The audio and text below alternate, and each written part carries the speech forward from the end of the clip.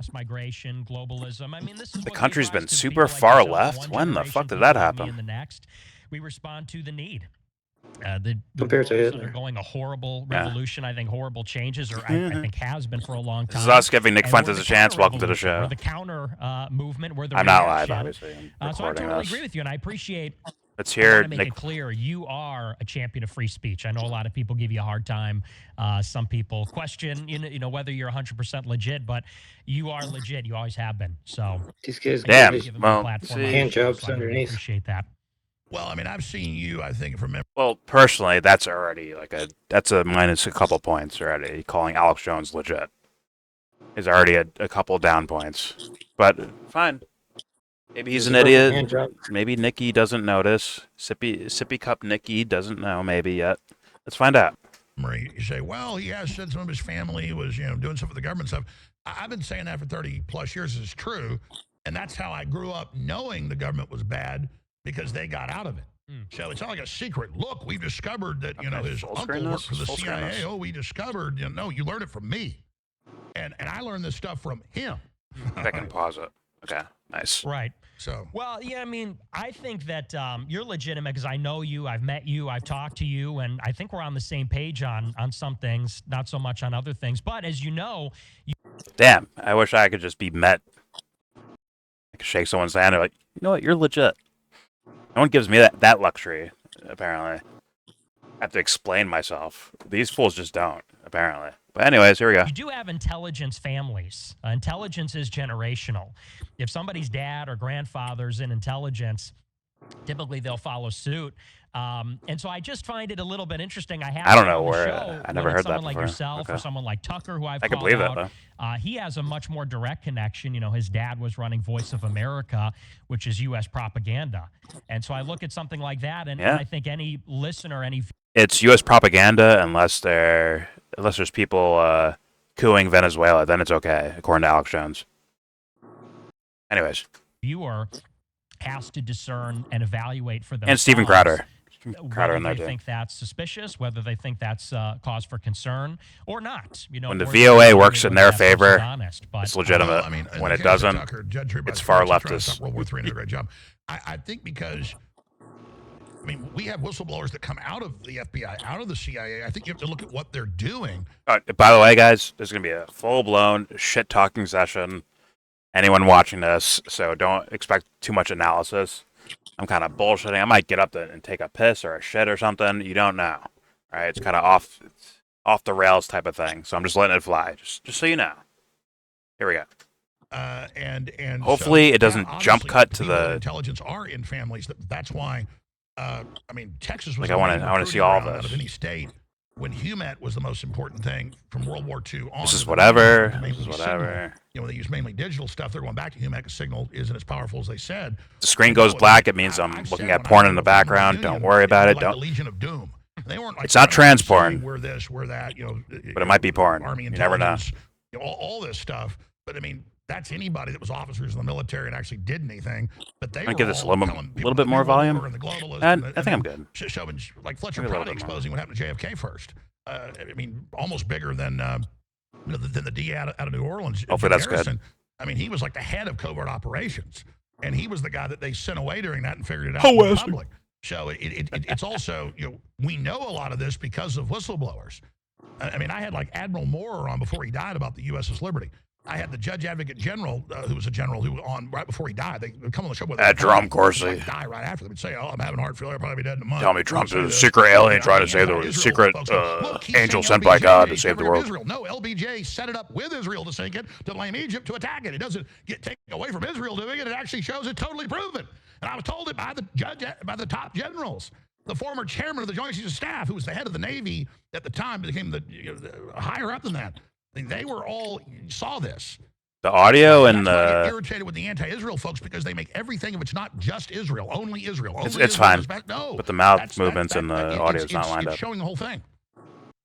Right. Well, and I agree with you, but we're also, as your show suggests, in an information war. And so I just try to give people the coverage as somebody that does not have that pedigree.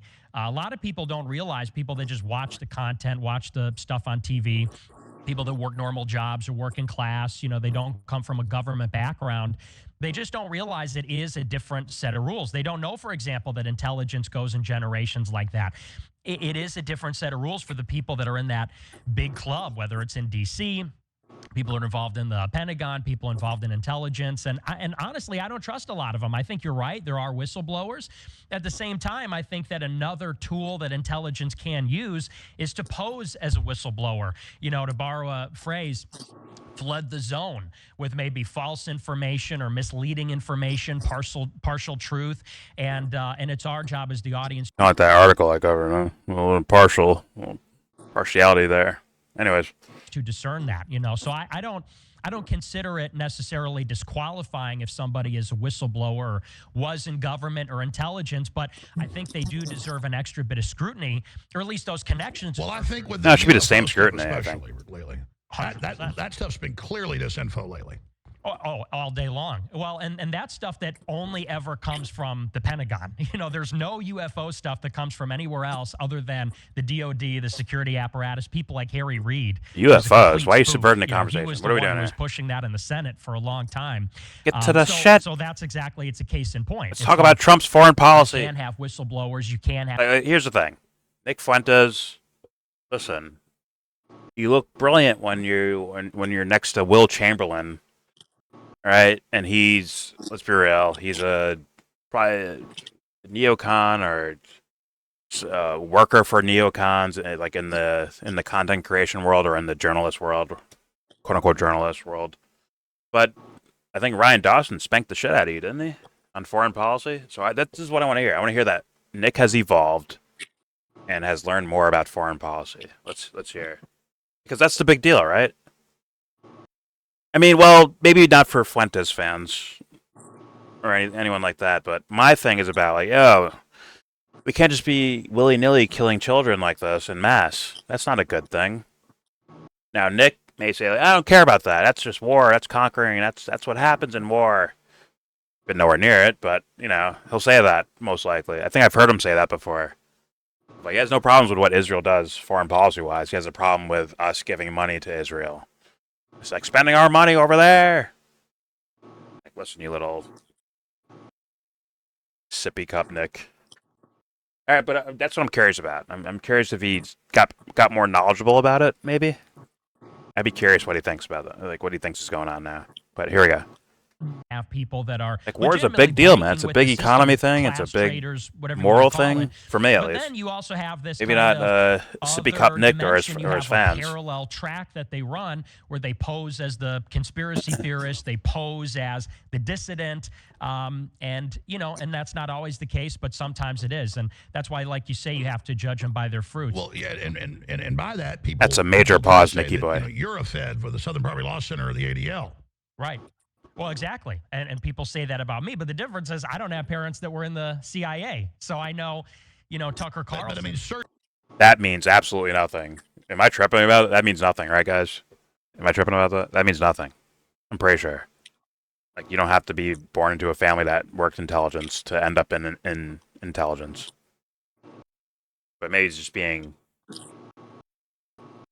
I don't know, joking. Here we go. Southern Poverty Law Center or the ADL. Right.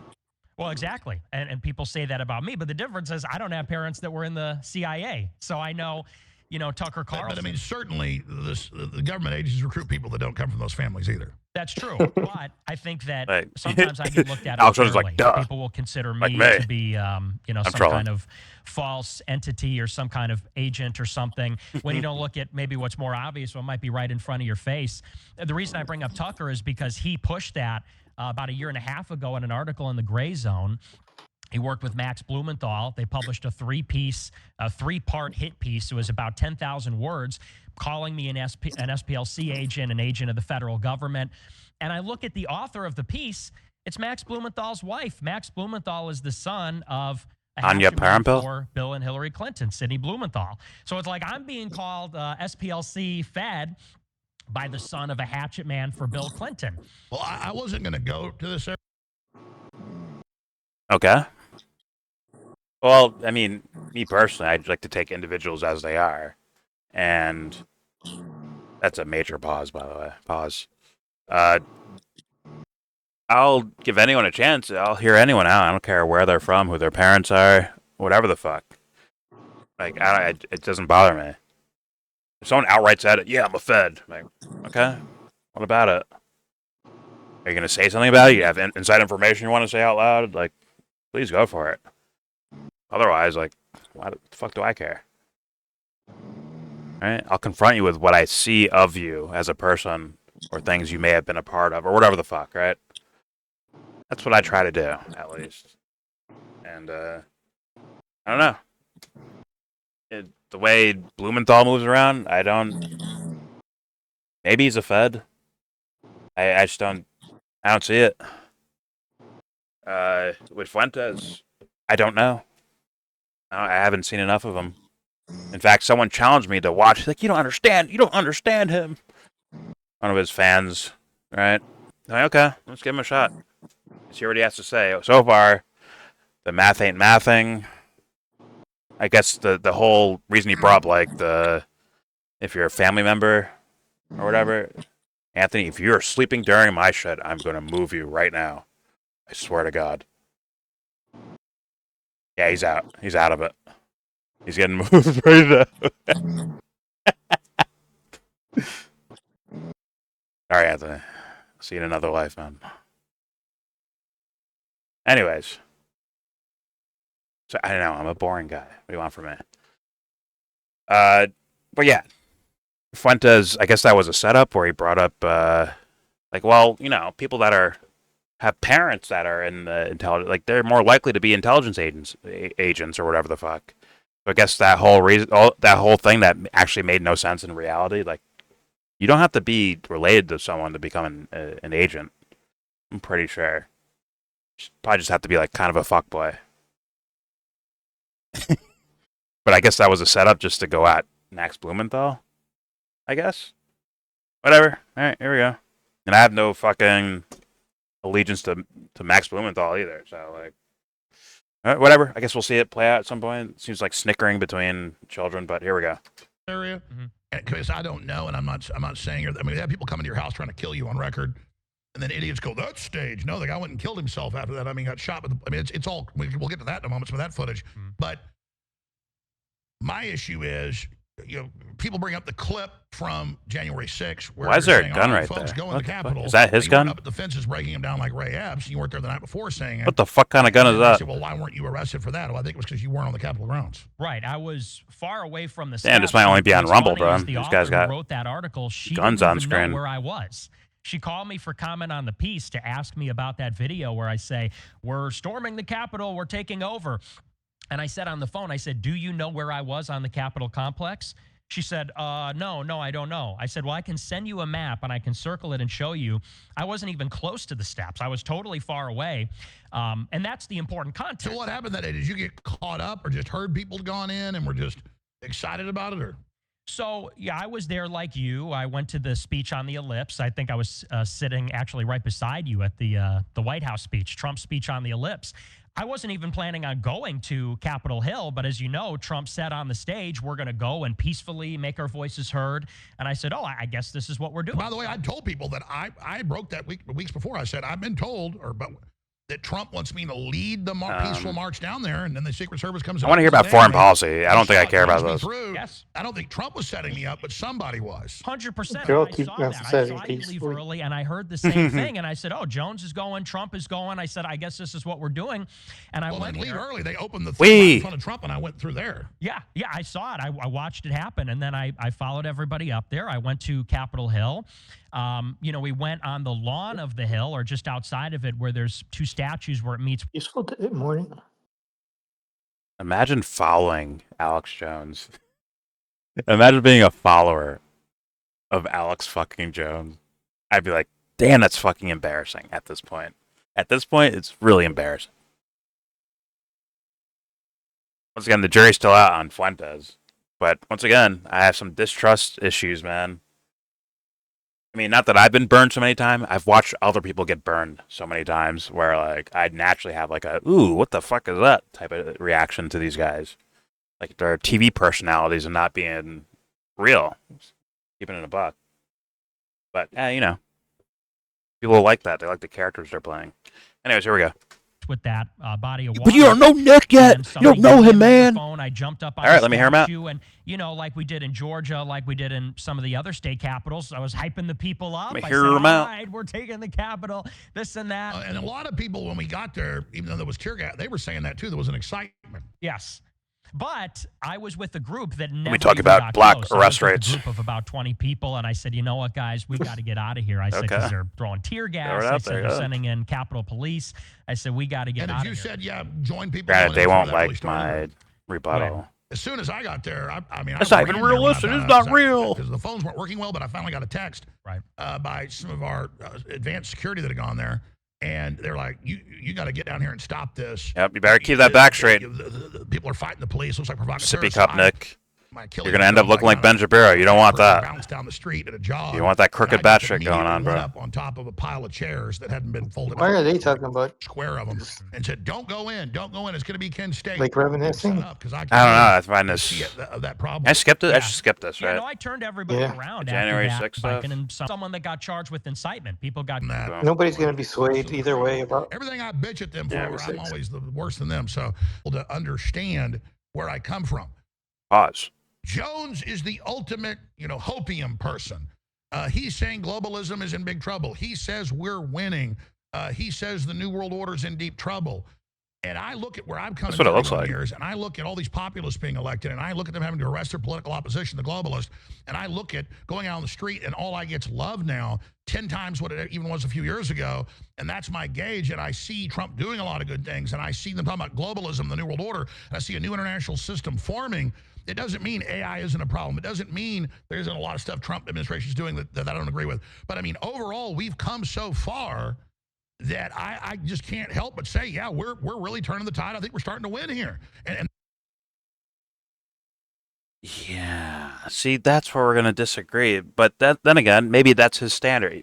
Let's say he might be the guy. Remember the Sam Cedar, Jimmy Dore thing with Barack Obama, where Sam Cedars essentially arguing, like, well, one less concentration camp. That's why it's better. It's one less concentration camp. That's what Alex is sounding like.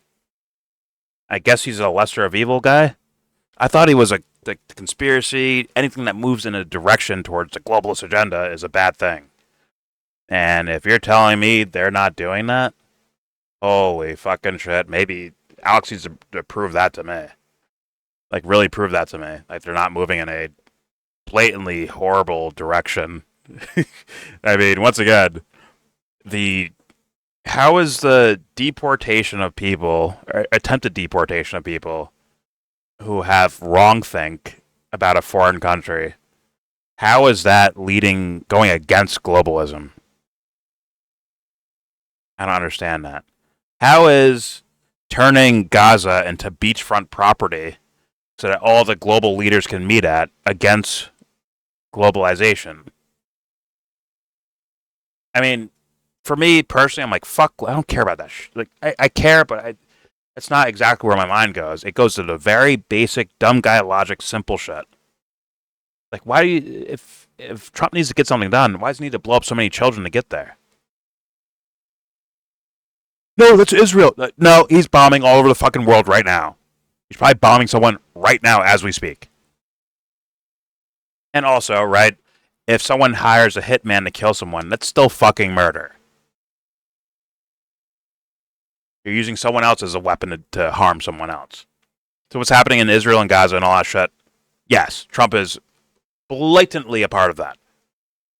Now, once again, if you're people who don't give a fuck about foreign people dying, I guess, but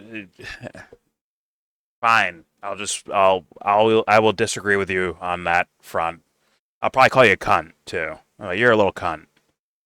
But if you're from that mindset, you've been brainwashed by dumb fucks your whole life, and that's where you're at, I understand.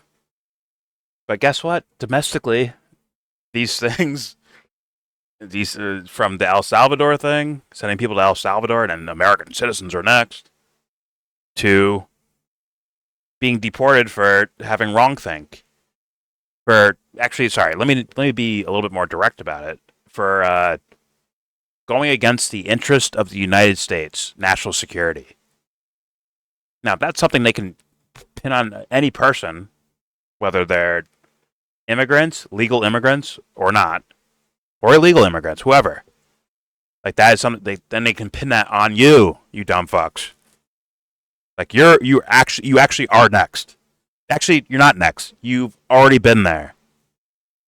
Right? Barack Obama killed American citizens overseas, killed 2 of them without a trial, without a jury, without a judge, without congressional approval.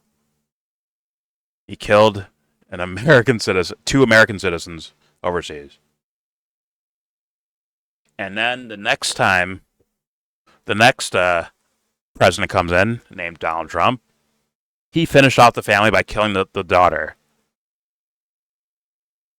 An American citizen. He killed a 9-year-old girl, I believe. American citizen, overseas. Not in a drone strike that blows up the entire square block, but in a direct military mission. I'm sure QAnon has an excuse for all of that, but fuck. I don't have one. It's like these idiots don't realize that. Just go back and look at each administration and watch how one thing leads to the other. The thing that once again, it goes before George W. Bush. But if we start at George W. Bush, if you watch the thread that has been continuing from those points on all the way to where we're at today, you'll see that the things that George W. Bush was doing led directly to what Donald Trump is doing today, without hesitation. And by the way, Trump had 4 years before this, right? This is not his first run at president. Oh no, he hired the wrong people and things got wrong. Is Marco Rubio the right person then? Is Hegseth the best guy? Sean Parnell? Like who? Where's the right guy at? Where are they? You watch Tulsi Gabbard just throw shit away and be in support of the things that she claimed to be against. Obama funds terrorist groups. Trump funds terrorist groups. Documentedly. It's there. In fact, so much that Rand Paul was like, I don't know why we're giving money to these motherfuckers, bro. What's going on here? Trump was already bombing Yemen. If you consider Trump being a part of the killing in Gaza because he's funding Israel so much and giving them weapons and all that stuff, then you have to say that Trump was essentially bombing Yemen all those years he was in office by funding and arming Saudi Arabia.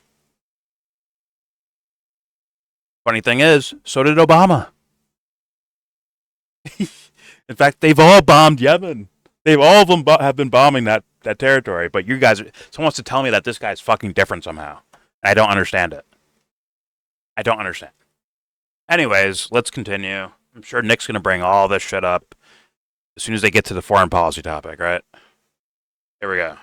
And I've been doing this a long time when almost nobody knew about this then, when most people weren't even born yet or were in diapers. And I don't say like, hey, sonny boy, I mean, I see how far we've moved the ball now, and I'm very excited. Yeah, well, you've earned it. I mean, you've been doing it longer than anybody. That deserves pushback, Nick. Because you're right. And that deserves a lot of pushback, Nick Fuentes. All right? That deserves a lot of fucking pushback, what he just said right there. Like, yeah, we're moving in the right direction. Where? Here we go. It's been going on for a long time, and I agree with you. I think generally there's a huge cause to be optimistic. There's a huge cause to be white-pilled any way that you can cut it. I mean, white-pilled? I think about 10 years ago when I was growing up. That's a fucking dweeb, by the way. I don't know why people...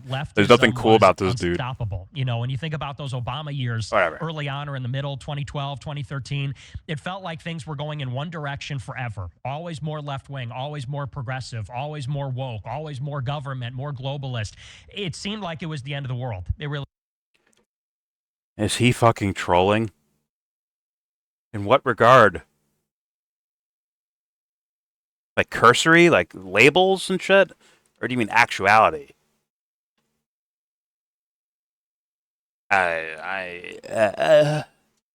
really did. And end of it the seemed like world. that was never going to change. Like there was nothing that could even push it off of that track. It wasn't even possible. And so for us to come this far where Trump has been reelected after January 6th, after COVID, the vax mandate, after the dark winter under Joe Biden, honestly, even though I had my criticisms of Trump and I didn't vote for him for reasons we could get into, it does, I think, give me a lot of confidence and optimism that he was reelected. It says something about how the country is fundamentally changed. Even on the free speech front, a couple of years ago, 3 years ago, it was the absolute apogee of censorship. And I remember thinking at that time, it's only ever going in one direction. More censorship, it's never going in the reverse. Non-government-based censorship, you dumb fucks. Holy shit. Non-government censorship. Like where like it's instituted like a law for like, oh, Twitter, you by law you have to ban people that do this. Now, are they trying to shake hands and influence people? 100%. 100%. But what we have now is they're trying to use the law, which they're setting new precedents for what can happen. Thus, like if they consider you a threat to national security, I'm telling you right now, man, what happens when Trump's gone? What happens? What happens if a Democrat takes over with this new precedent of what the president is able to do? Are we that stupid? Or are you actually just a fed? Like, I can't tell. Is this guy that dumb? There's no way he can't see that. Let's say you don't like Barack Obama, right? There's no way you can't see that the 8 years of George W. Bush didn't actually give him pillows of power. Like, yes, take it. Do what you want. Please do more and more. And then Obama starts writing some new rules. That gives room for what? For Trump to do. And he abuses them. And then Biden abuses them. Now Trump's abusing the stacking of bullshit policies.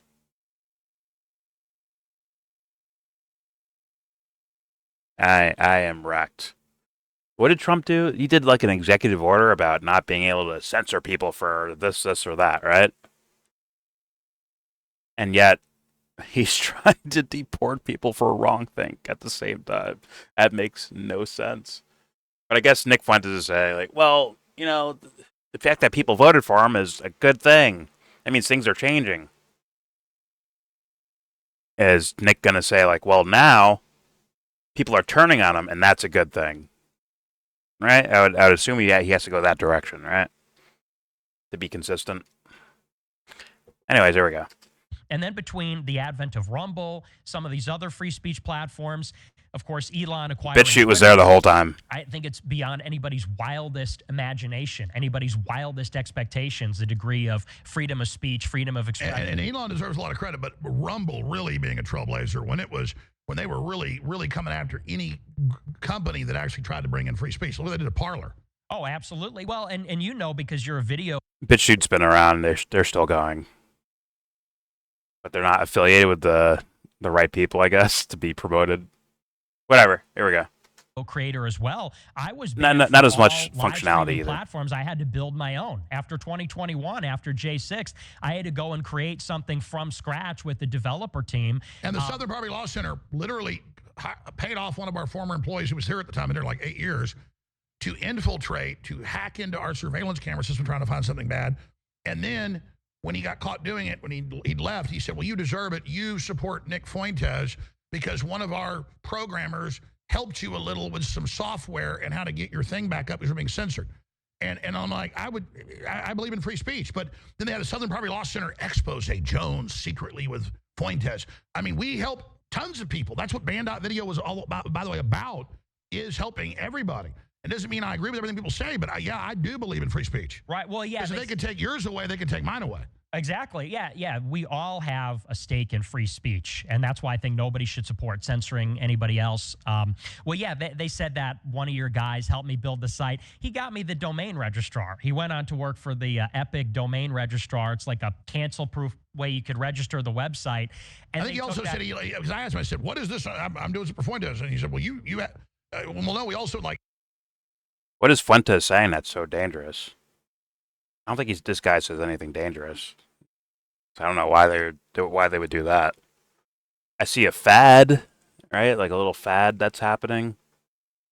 That will probably influence some young people or whatever. I don't see anything dangerous. I think it's like easily like walked past ideas, kind of possibly contradictory ideas. Like if you look at it in the bigger scope of things, don't make actual sense. Or if you actually use like logic, don't make sense. There's no reason to be like, whatever. It's this weird thing that happened. It feels almost like the what's it called? Pied Piper strategy with Donald Trump, where Hillary Clinton's like, okay, it's an easy W if we promote Donald Trump to win the nomination. Then boom, I'll knock him down easily because he's an easy candidate to defeat. I'm like, Nick Fuentes, I'm like, there's nothing threatening about his fucking state that I've heard before. I never heard him say anything that was actually threatening to power at all. In my opinion, like, just being real, like, if you say, like, oh, the Jews did this, or the Jews did that, like, that would help them, not hurt them, I don't think. I don't know. I don't see anything about the guy where it's like, oh my god, this is a threat to, our establishment. I think he maybe by accident reinforces it. Because if you diagnose it as owned by Israel, I think it leads to a not so solution-orientated place. But whatever. What do I know? Let's continue. And maybe I'm getting Nick wrong. I haven't heard enough of him. Here we go. Like helped you with like putting you with a video server group or something. I think they tried. But that's what we do. I mean, Right. we help. We have other I'll people be able to answer on, questions we do it real all. time. Let's see if 100%. Yeah. No, you guys are 100% in favor of free speech. So I'm with you. That's why I'm with you. I don't think people should always be questioning. Nick didn't vote for credibility. Trump. I heard that in the People video. deserve scrutiny, but Nick. I think people need to be fair. There needs to be some charity and honesty, have and this like you here. said, analyzing people by their fruits. If I'm the number one Can I do critic this? of Israel or a particular topic, and you're platforming me consistently over the course of 6 years, helping me put can my do website this. online, I think that's pretty clear-cut evidence that you're a true advocate of free speech. Well, can answer or questions I'm while I'm on the doing this. Israel thing, or people always Wait, say where this is guy it? works for Israel, or this guy. It's just stupid. I would be tired of hearing, the same Nice. bird outside my window go chirp, chirp, chirp forever. Try It's to nice to hear shrink some birds this chirp. a After a while, it's just the same Hopefully that's thing, seeable. same thing, over and over and I need to see over their and faces. over Don't and worry over, about it. and it's just retarded. Prime And- River. And so, I'm covering geoengineering. They admit they've been doing secretly. I'm Nick covering didn't the vote for poison Trump. shots.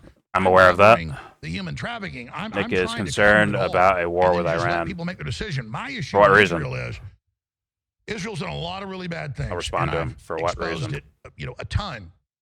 My issue is that I don't want to go after Israel, and sit there and make it about Jews, period, because I don't see it as one unified group. And I think it's more effective to criticize bad policies and get everybody against Netanyahu wanting to stay in power for 23 years. Watch. wanting war with Because these are, Iran. I think a lot of these guys Experts are agree young. it Like takes closer to nuclear they war don't than know even, so much. I don't the think. Ukraine disaster. And Trump They're is gonna saying show no, up here and no, get no, fucking no, no, spanked. blocking it. I know from behind the scenes, Trump is pissed at Netanyahu and really doesn't like him. And then I Wait. get Sorry. I don't want to miss this part. Yeah, no, you guys are 100% in favor. Vincent of free J- yo, speech, Red so Elephant. I'm with you. That's why I'm with you. I Goddamn. don't think people should always be questioning everybody's credibility. People deserve scrutiny, but I think people need to be fair. There needs to be some charity and honesty, and like you said, Not analyzing charity, people but by their honesty, fruits. yes. If I'm the number one critic of Israel or a particular topic, and you're platforming me consistently over the course, You're not the number one critic of Israel. You're not. You are. He's essentially a helper. PR wise, wouldn't it be beneficial for Israel to boost him up and say this is what these people are saying about Israel? It's more about the Jewish people, right? as far as the things I've heard from Nick Fuentes, he'd be a benefit. Like, yo, boost him, give him a platform, boost him up. Not saying Infowars, I'm saying like anyone in general, like make him a poster boy. He'd be helped PR wise. I'm just saying. Or even like BLM, right? Black Lives Matter. They could use this guy's fucking some of his statements as like cover art. They're like, see how bad they are? Now join my team. Sign up. We're over here. Good, sign up. I'm just saying. Anyways, here we go. 6 years helping me put my website online. I think that's pretty clear-cut evidence that you're a true advocate of free speech. Well, where I'm at on the Israel thing, or people always saying this guy works for Israel, or this guy, it's just stupid. Adam I would Green. be tired of hearing, the same bird outside my window go chirp, chirp, chirp forever. It's nice to hear some birds chirp, but after a while, it's just the same thing, over and over and over and over and over, and it's just retarded. And so, I'm covering geoengineering. They admit they've been doing secretly. I'm covering the poison shots. I'm covering the human trafficking. I'm trying to cover it all and then just let people make the decision. My issue on Israel is Israel's done a lot of really bad things, and I've exposed it, a ton. My issue is that I don't want to go after Israel, and sit there and make it about Jews, period, because I don't see it as one unified group, and I think it's more effective to criticize bad policies and get everybody against Netanyahu wanting to stay in power for 23 years, wanting a war with Iran, that most experts agree will take us closer to a nuclear war than even the Ukraine disaster. I have said such things. And Trump is saying, no, blocking it. I know from behind the scenes, Trump is pissed at Netanyahu and really doesn't like him. Hey, trust him. Trust him. Behind the scenes, Trump is pissed off at Netanyahu. He's so pissed, he gives him whatever the fuck he wants. Just finish the job, right, BB? Finish the job. And the cameras go off. I fucking hate you. But here's more weapons anyways. Because I hate you. You pissed me off. Does that not sound like full-blown bullshit? Now, Nick has to push back against this one. Oh, secret information from who? Well, they're a secret source. I can't tell who it is. If I tell you, it'll blow the source. But if you just say that, like, there's no substantiating it, right? So, like, can you prove that this is the case? Well, I brought in a body language expert that showed that Netanyahu was very uncomfortable when Trump said he's going to give them $28 billion. And Netanyahu, he flinched. He flinched because he thought he was going to get 30, but he actually only got 20 billion. All right? So,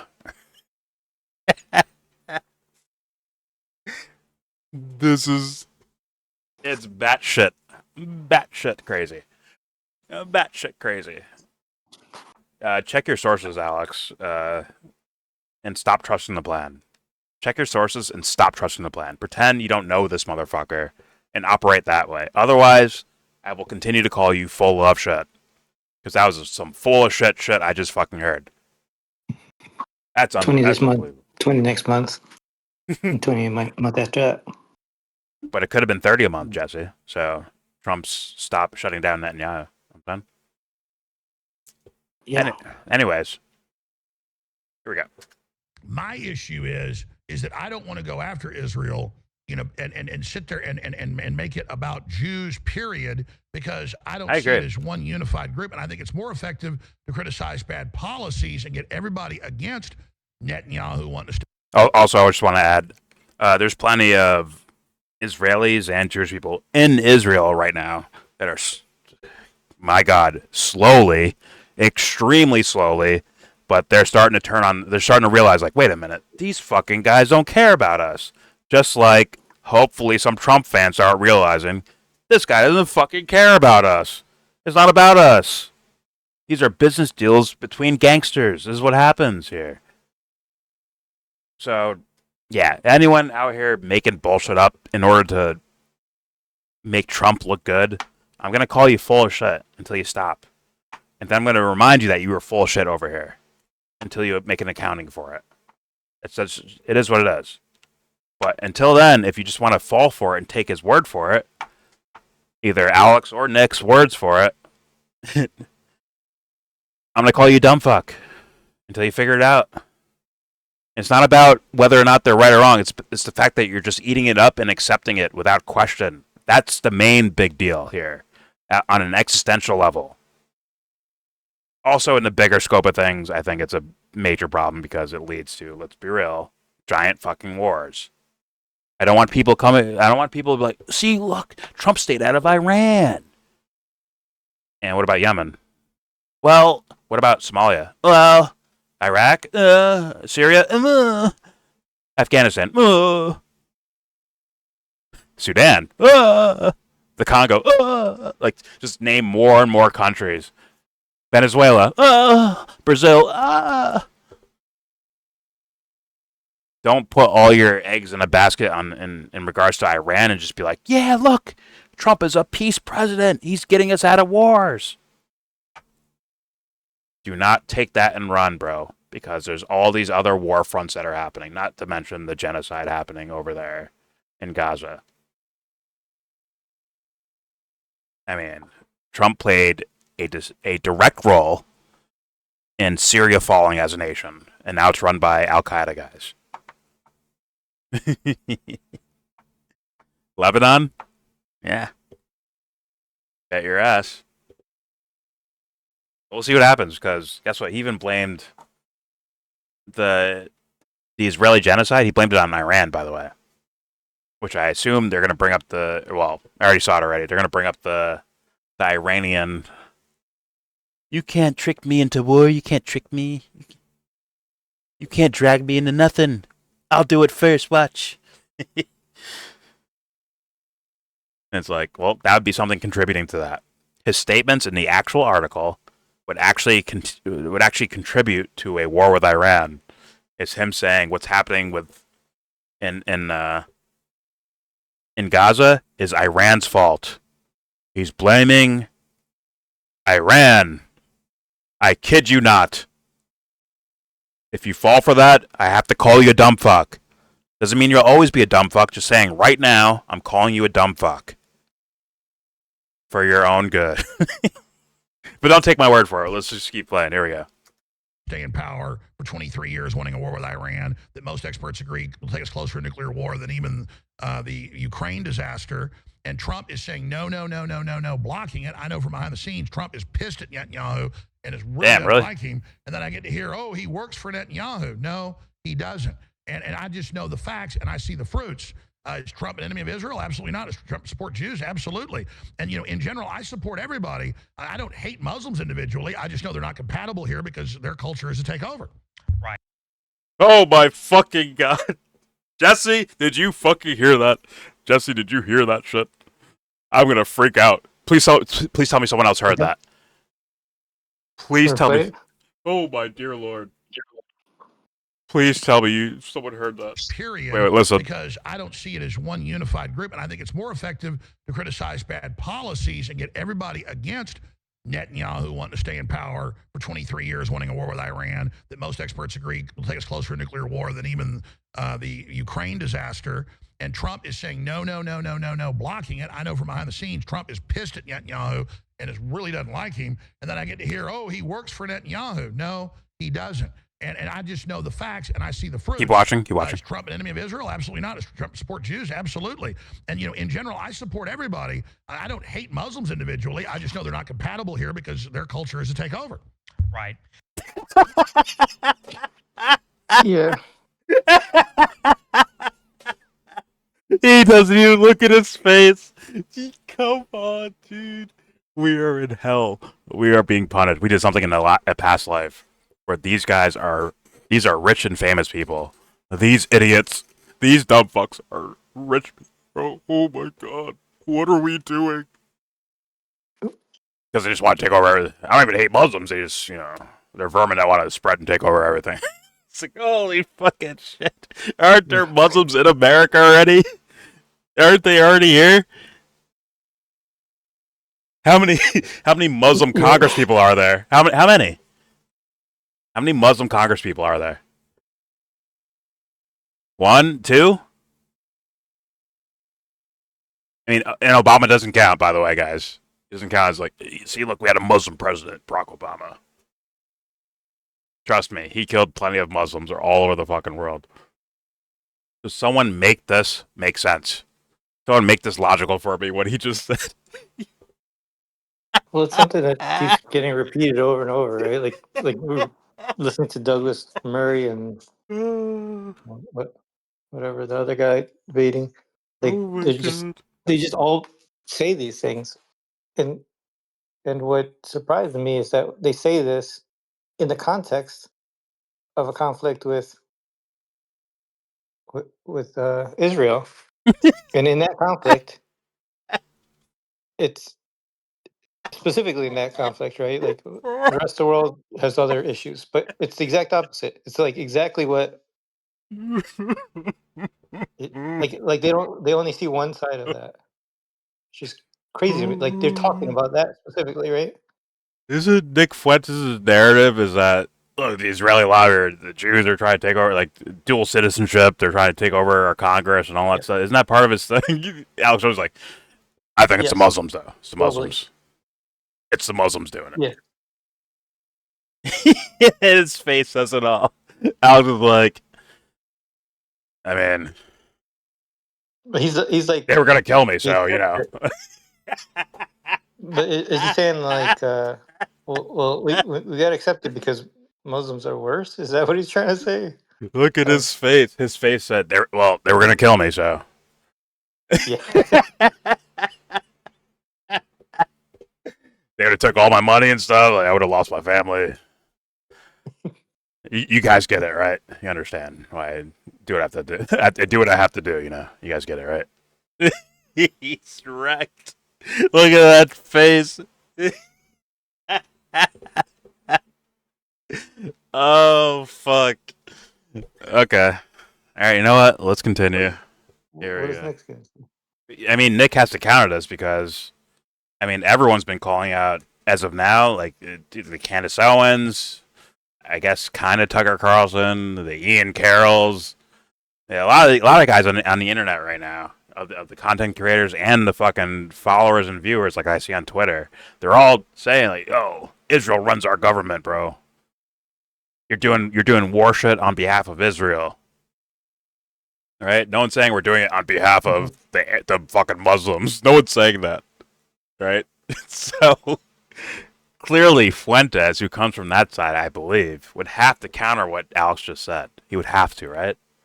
Just to be, once again, I don't agree with that. I don't agree with Fuentes, and obviously I don't agree with Jones. But as far as the characters that we see on screen, Fuentes is supposed to directly counter that point that Alex Jones just made. Let's find out. Characters, you mean like W? Hey, listen. Everyone has a persona, right? They have a mask they put up for the world. Yeah. Everyone has that. So I'm not trying to shit on the, like, I mean, Alex Jones to me plays like that idea of like wrestling character guy, but Fuentes, I don't know. Yeah. I haven't seen enough of him, so I don't know. As far as my best guess, I don't know yet. I need to like observe more and find out. But something like this is like, as far as what we understand about Nick Fuentes' logic, this is an IQ test for him. You know what I'm saying? Where it's like, okay, you have to have a counter for this, right? As far as what we're used to hearing from you, possibly. All right, but let's see what happens. Let's give everyone a fair chance here. Alex is looking to a mirror right now. He's like, "Fuck you." Here we go. I disagree a little bit. There we go. About the Jewish and Israel topic, the reason that people are preoccupied with it, the reason why I'm preoccupied with it, is because we do believe that the system fundamentally has a Jewish character or a pro-Israel character. And so I was thinking about that, actually, because I hear that a lot. People say, oh, all you talk about is Jews, Israel, this, that. And I think that would sort of be like saying if somebody lived under communism, if someone lived in the Soviet Union, all they talk about is how the communists are bad. All they talk about is how the Bolsheviks are bad. Can't they talk about bread prices? Can't they talk about something else? And I'm thinking, well, if that's the character of the regime, if the regime is fundamentally of a particular character and we're living under it and we want to change it, then we do have to talk about that. I talk about politics. Politics happens to be colored by a Jewish mafia. And you're right, it isn't monolithic. It is a bit more nuanced. And I agree, some people take it too far or it's reductive or overly simplistic. We do have to acknowledge, though, that there are two sides of it.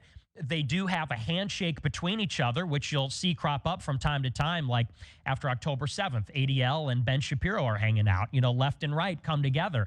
But I've been seeing major conservative sites, they're so-called conservative. See, look, he said it. I think I saw them on both. Or he has to, I would think, to be consistent. Red State or was it Town Hall? And they were like, literally, the head of the ADL. Not saying he's acting, I'm saying he has to say that to be consistent. What?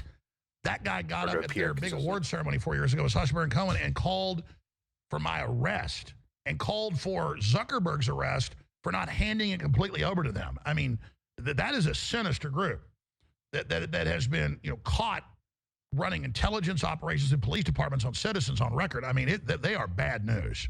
Oh, yeah, I don't think anyone would disagree for the most part, except for, there are certain elements. I remember a year ago, a friend of mine, Keith Woods, got this hashtag going on Twitter, ban the ADL, ban the ADL. They're the ones doing the censorship. They're the ones doing the banning. Why don't we ban them? Why do they have the right to call for other people to be censored, especially, like you said, when they're involved in foreign intelligence in San Francisco and other places?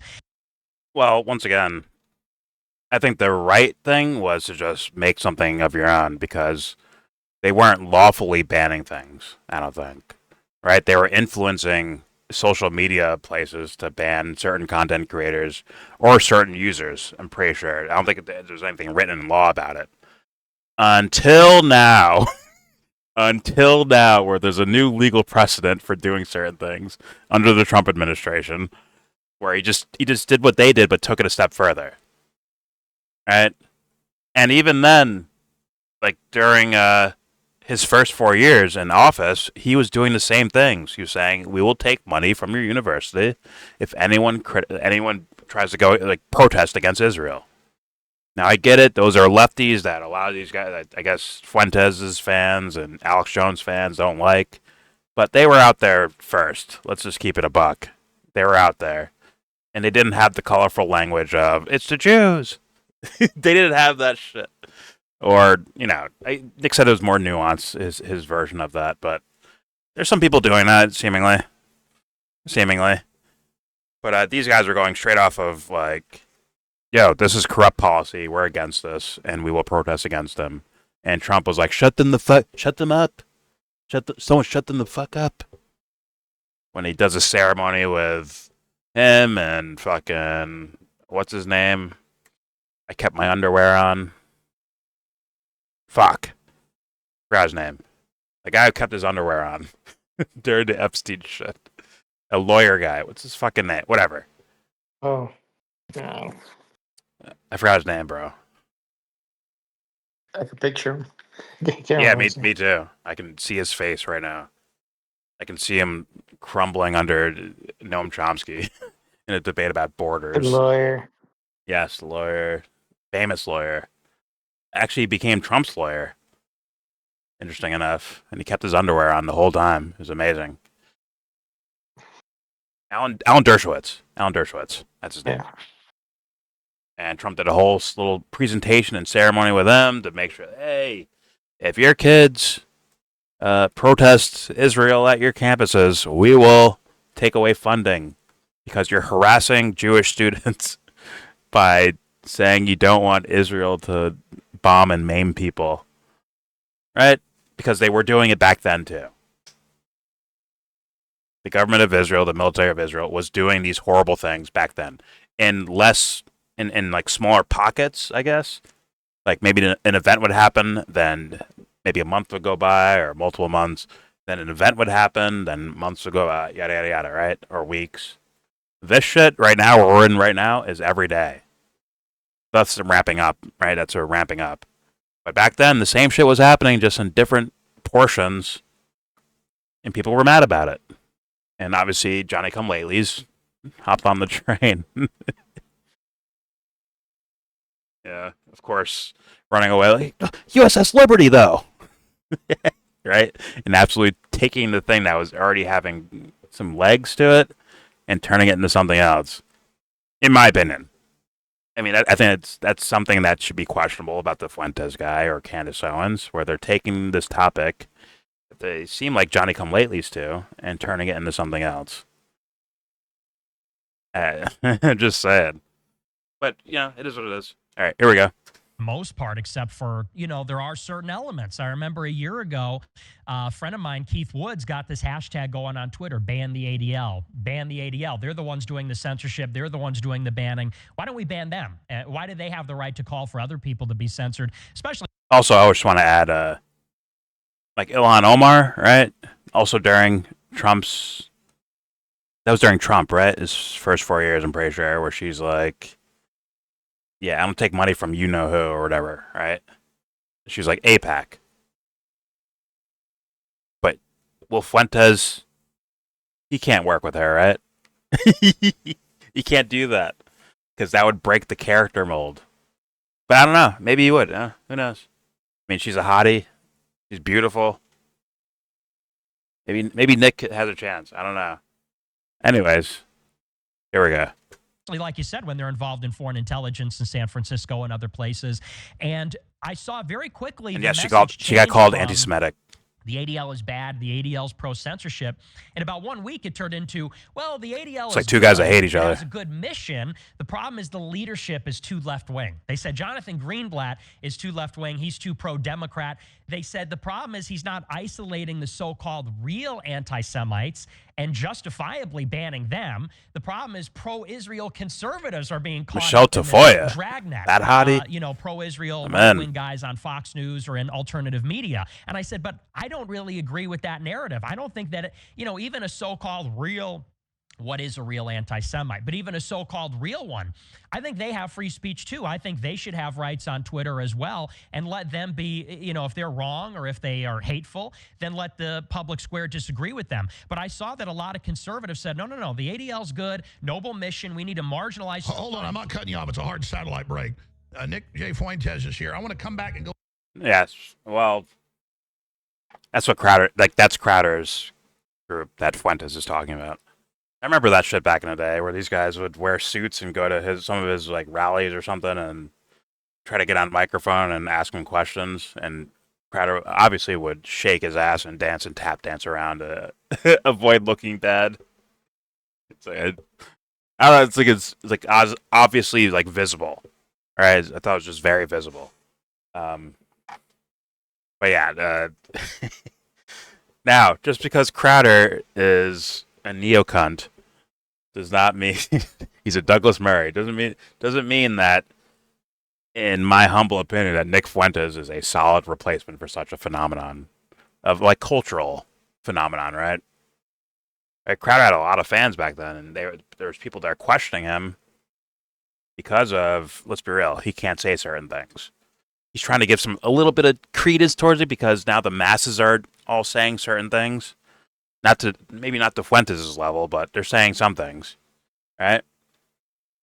And because you're not, or because you are allowed to say that now, Crowder has to like lean into it a little bit, at least. But back then he didn't have to. Thus he could just dismiss you all as anti-Semites, right? But once again, I don't think Fuentes is any type of replacement for that. Just saying, I think he's kind of a dumb fuck, but he could be a genuine dumb fuck. That's possible. He can be genuine about it. I'll give him room. But let's hear it. They got commercial breaker. It's like, how long do we get into this? But it's not like I don't want to get into it. It's just like. Wait, what was that? Was that Alex Jones? Nick J. Fuentes is here. I want to come back and go into this a little bit deeper. It's like, how long do we get into Israel? It's not like I don't want to get into it. It's just like. Oh my God! But it's important because I got a bunch of angles I want to go into on this and try to. That's another pause, Alex Jones. It's a major pause. I mean, I'll play music. I'll go with it. It's fine. Ladies and gentlemen, acts that right where Guys, don't sell me pills, Alex. I don't want to take your fucking pills. Not taking your fucking pills. This shit ain't legit for me. Nick J. on Rumble as well. Fuck. Okay, Nick. Back to Israel.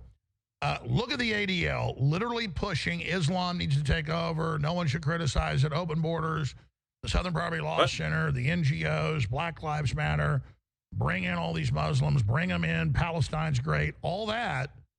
And then on a dime after October 7th, when Netanyahu stands down for 7.5 hours, they have a great military. We know that's pure crap. Look what they just did to Hezbollah in all those areas.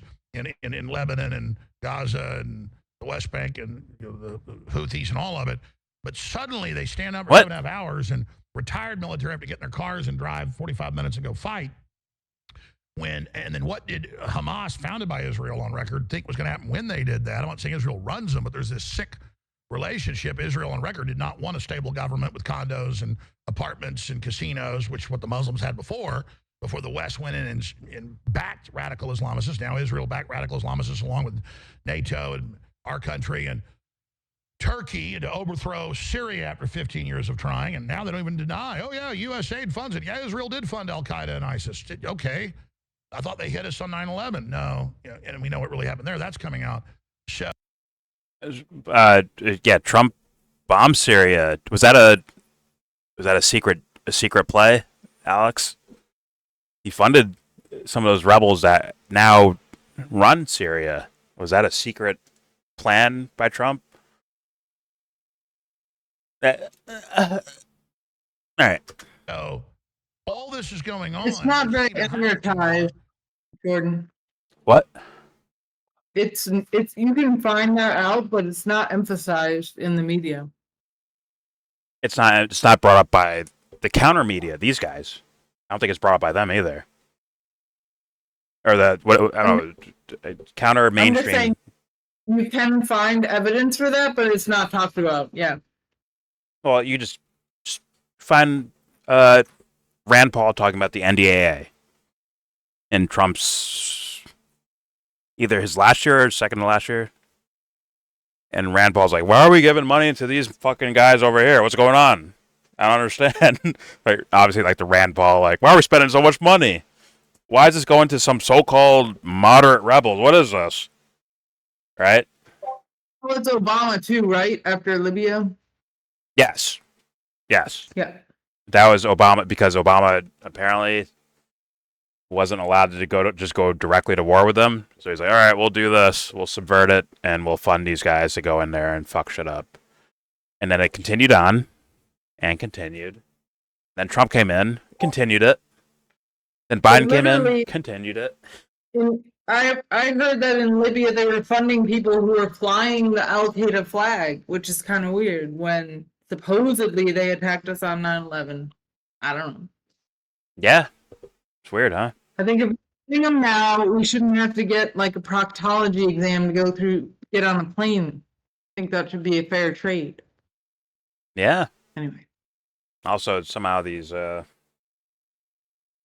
Gaddafi chemical weapons, who knows where those went? Some people say it ended up in Syria, and then they blamed then Trump and his administration, and Obama, and all of them blamed Assad for those gas attacks, which at least some of them, look like, doesn't look like Assad did those. And in fact, it wouldn't even make sense logically. But another story. Let's keep it moving. Here's more Alex Jones and Sippy Cup Nikki. Here we go. And then suddenly the ADL and Greenblatt, whatever his name is, suddenly, oh yes, we're right wing. We're all for the war, and we're against what's happening on the college campuses. And that was all pre-planned. And Trump went with it. It's crazy. Dime. And then, in fact, he overextended, actually. You know what it is. They want censorship. Europe, all of it. That's the model.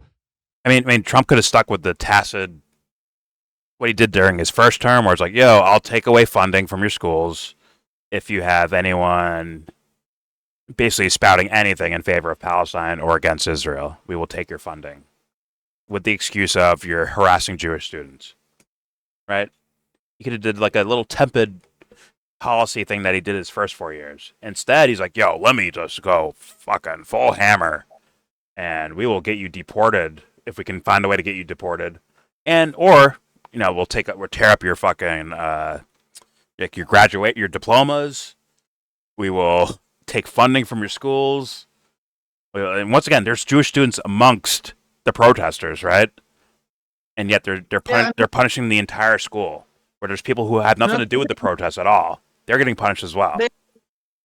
Right. They also want to reshape the Middle East Studies Department and make sure they're Zionist and get rid of anyone who's like so-called Arabist. That doesn't mean you necessarily take the side, but you try to understand their grievances. You know, if you're going to have diplomacy, you need to really understand the reality, the facts, and then how it's perceived by the side that you have to negotiate with. So, you know, having people who know that isn't taking sides necessarily, and getting rid of people is just really blinding yourself or trying to make negotiation impossible, which I think is the point. But you know, it's not even just going after students and repressing speech, it's shaping the government coming in like North Korea or something and shaping who can work and who can't work in a Middle East studies department. It's super creepy. I agree. And if things like that get normalized to where, let's say there's people fighting now, right, who are like, yo, fuck you for banning these kids or trying to deport these guys or tearing up diplomas or kicking kids out of, or expelled or kicking them out of PhD programs and all that stuff. Let's say they're fighting now, but let's say they just get worn out. And then 10 years goes by to where now it's just normalized that you don't say this or you don't say that. That is, to me, setting a dangerous precedent.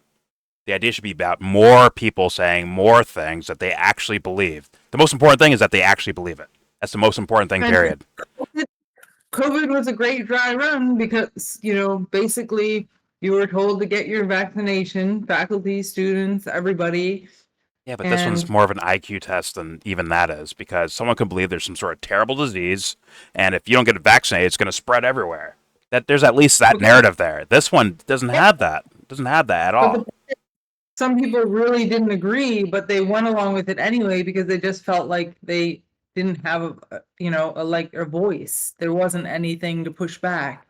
And Fair so enough. that's tyranny already. And then, you know, even before COVID, there is this whole domination in the medical field where if you don't believe in vaccines, there's no place for you in the field. And during COVID, there's a researcher in, I can't remember the school off the top of my head, but it's in England. And he was known for looking at aluminum toxicity. And one of the sources, not the only, but one of the sources is vaccines. Another is from certain deodorant or antiperspirant products. You know, so he's looking at aluminum in the body as a toxic agent, and he got his ability to receive funds taken away for some reason. You know, so they politicize scientific research, and that's the end of science, really. If you go along with, okay, well, we're not allowed to talk about this, and we're not allowed to study that, you know, it's not really science anymore. So that it's been a building I agree with process. that, but work with me on a dumb guy level. Let's go to the dumb guy level, right? If the idea is that there's a dangerous virus that will fucking eat your flesh and fill your lungs with fluid and kill you, right? It'll kill you, it'll kill grandma, it'll kill everyone if we don't get this vaccine. That's a different scenario than, hey, if you protest this war without committing any actual crimes, we get to get rid of you. Like that's kind of a more blatant IQ test. Not dismissing the other one. I'm just saying for regular people on a dumb guy level that doesn't look into politics at all, one might be more easily tricked for people versus the other where it's like, I don't see an actual reason for this. Someone explain this to me. What did he do wrong? Wait a minute, this person's a doctor, or they're trying to get a doctorate degree. This person was valedictorian of their high school or whatever the fuck. They've been in the country for 10 years or whatever. Like, this doesn't make sense. Like that's but if you know, dumb guy logic IQ test. If you want to know why people go along with it, it's because they've been conditioned for how many decades that Islam is trying to take over our society. Qatar is funding everything. There's a there's a Muslim complex that secretly runs DC and blah, blah, blah. I mean, it's fantasy. There's a lot of people not going with it, though. Right? Like, Joe Rogan's audience is a bunch of dumb guys.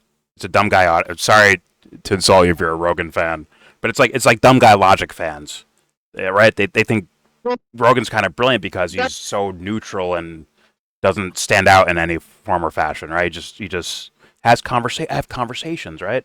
But when they heard Douglas Murray talking, they're like, wait a minute, this guy's full of shit. On their dumb guy logic because of the scenarios that are brought up in front of them. It's just patently obvious, right? Versus, every left, right, and center, up and down, they're all telling you this crazy disease is gonna fuck your whole life up, and it's so dangerous. We have to shut off your job, like shut you down from going to your job, or if you own a store, you have to shut that down too, and on and so forth, right? Where it feels like more official, versus these scenarios that we're seeing here, where it's like there's no way around it. It's clear as day. It's very blatant. It's in your face, and yet it makes no sense. And even the regular dude who doesn't pay so much attention to all the politics recognizes something's not right about this. Something is not right. I would just argue that, especially in the right wing circles, which I think you're less in, there's this, and the religious, there's this currency and this idea of the left is bringing in all these immigrants, including the Muslims, and the Muslims are taking over this thing and taking over that that's thing. Mainstream Republican Party.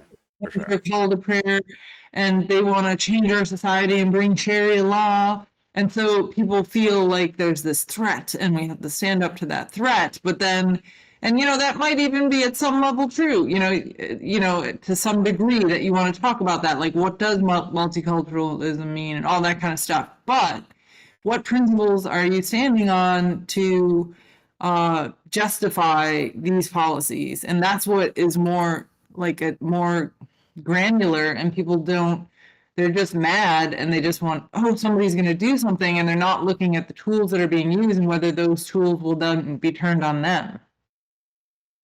Sure, but I think I think those type of voters or people involved in politics is just a minority. Like, Trump didn't get elected from those fools. It was from people that maybe voted for Obama at some point, switching sides because they're like, this makes more sense right now. He's going to get us out of wars, man. This makes more sense. But now it's starting to not make sense anymore. And I think that's what's happening. And he might go down as one of the most unpopular presidents. Not that he actually deserves that. I think they should all be considered the most unpopular presidents. Like, from not just from now, but from years and years and years ago. I think that should be the case. He did blatantly lie to people, like he did sell himself as one thing, and I think he knew So he did was gonna Obama. do the opposite. It's just Trump just openly breaks it. He openly breaks it versus Obama that kind of quietly breaks it. Right? He quietly breaks the idea of like some sort of well-meaning peacenik.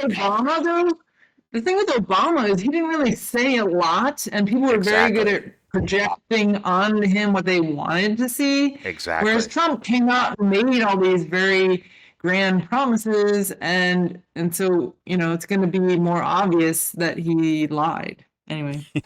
People think we got better. I'll move on after this, but people thought we got better after Bush because, like, look what, Iraq, Afghanistan, some other Middle East things, right? Not realizing that Obama expanded to Somalia, Sudan, Libya, Syria, Lebanon. Like, he expanded to all these other, as far as the war on terror protocols. I mean, I'm sure things were going down under Bush too, but he expanded even more as far as like on the surface stories that we were hearing. And it's like, but somehow after all his 8 years, somehow people think that he was more peaceful than George W. Bush. And I'm like, that doesn't make fucking sense. That doesn't make sense. It doesn't make sense. And then they did that with Trump after his 4 years. They're like, he's more peaceful than Obama was. Like, how? He's doubling the drone strikes in 4 years that Obama did in 8 years. That doesn't make sense. But they... And then it's a Abraham thing. Accord, people thought that was like a peace thing. Oh, he's making peace. It's like, no, that is to crush the Palestinians and anyone who supports the Palestinians. That's what that is. That's a war accord, That was Hyman Roth in The Godfather 2, where he's cutting up slices of cake. And he's like, you take this territory, you take this territory, you take the... Like, it's gangsters dishing out a deal with each other. And negotiating, like, where the people that actually live there, the people that actually live here, have nothing to fucking do with it. It's just up to these gangsters negotiating. Forgetting that Palestinians are human beings and whether they should have any rights. It's just, who cares? Oh, it's more than Palestine. It was all regular people across the planet. Granted, we physically got way less of a, right? We didn't get bombed or anything, right? But we were under attack as well. Like, everyone was. Every regular person, I think, civilian in the world was under Like, these are gangsters carving up the fucking pie. It's nothing to do with us. But all right, let me continue. Here we go. Now, we're going to deport Hamas and Hezbollah. By the way, shit talking video, just let it fly. But I'll be right back. I'll let it keep playing. Here we go. Supporters who aren't citizens, great. I say good. But then it's, pass a law in New York they're trying to pass bipartisan. 4 years in prison for Hamas or Hezbollah flag. Well, next is the American flag. And, all these other laws and now raids on U.S. citizens that are pro-Palestine. So while the left backs it and supports it, then you've got at the same time the ADL supporting the censorship along with Republicans. They're creating a dialectic to get the censorship through. And I'm very concerned about the Trump administration supporting this. And this is definitely another sales pitch for censorship. So I totally agree that people have their right on these campuses to do whatever they want as long as it's not illegal. And so they're conflating foreigners here, hyping things up and doing things. So I think it should be sent out. But moving that into citizens, very dangerous.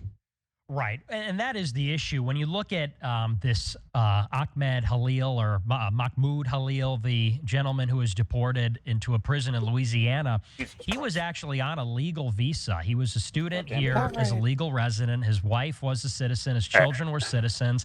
And this guy is now being deported, not because he broke a crime. He's not being charged with anything. Never was convicted of anything. He's being deported only because he was involved in organizing anti-Israel protests. Well, he was saying we've taken over the campus and the police aren't going to stop us. But he didn't commit a crime.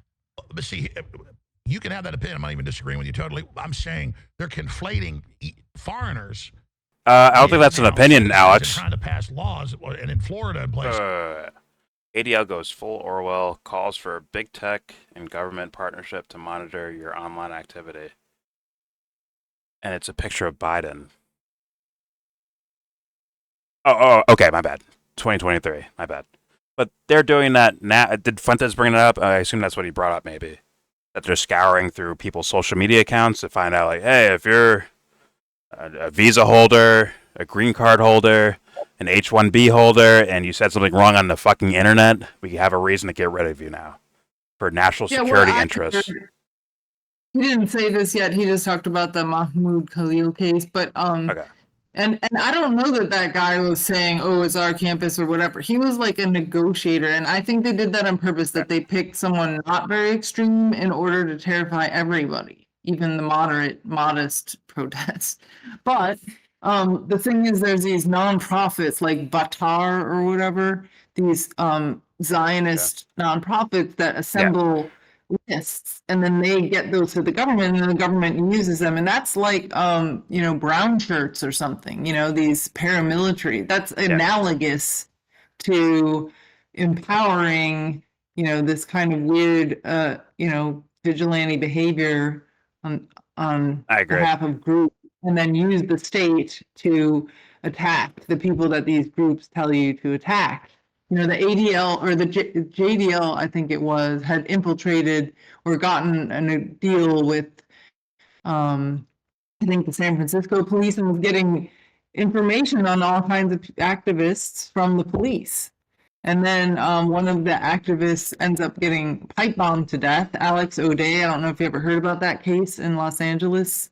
No. And that was never solved, but the JDL was found to have like a floor plan of where he worked, his offices, and so it's very suspicious. And then people wonder if they stood down on the investigation because of friendship relationships or whatever, or political agendas, and that's very chilling. Anyway, Yeah, I get that point. And the thing you just brought, the Batar, and what was the other, the Canary Group or whatever, where it feels like it's a little eerie when it's a little eerie when it feels like direct names that these fools are marking out are somehow reaching whoever's in charge, I guess Rubio's desk or something like that, and then they're actually taking action on those lists that are formed by these guys.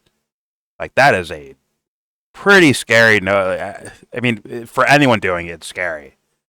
But in this particular scenario, it's like, imagine if Saudi Arabia had that, the ability to do that, or some other country, right, was able to get a direct list to the president, essentially, or to the administration, and they start banning, blocking, deporting people on that list, kind of without question. It's almost like they were making it up after the fact, right? Like, oh, we'll arrest him now, and then we'll come up with a reason why he needs to leave.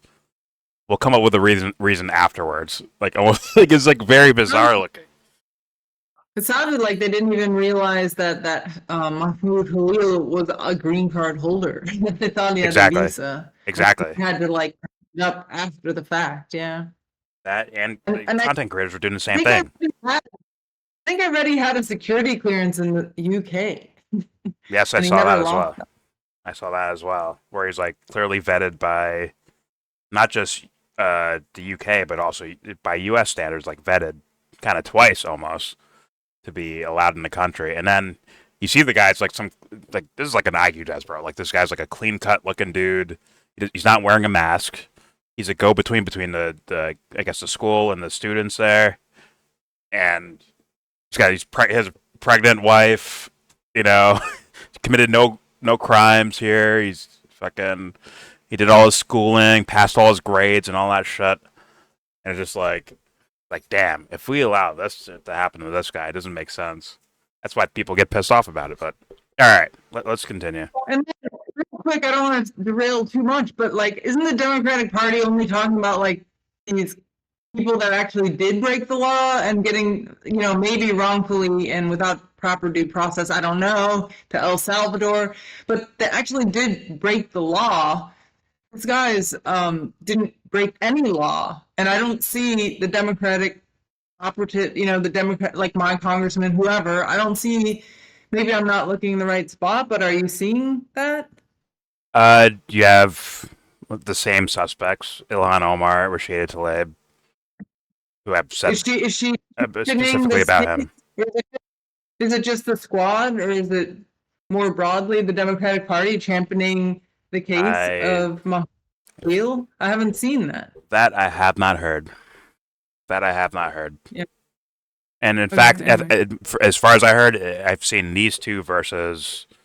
I'm sure AOC said something, but I haven't directly seen her say anything. Like my eyes seeing her saying something, and also I guess Bernie Sanders did a whole thing about like, yo, is this?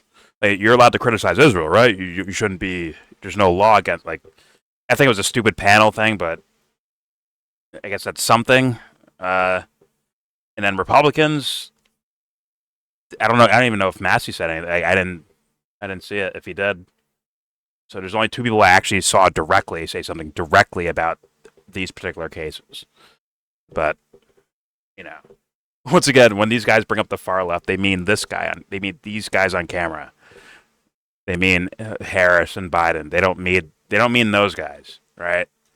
Because they might outflank them on certain topics, like straight up. But all right, let's continue. To throw citizens in jail for speech. That's what I see the play being.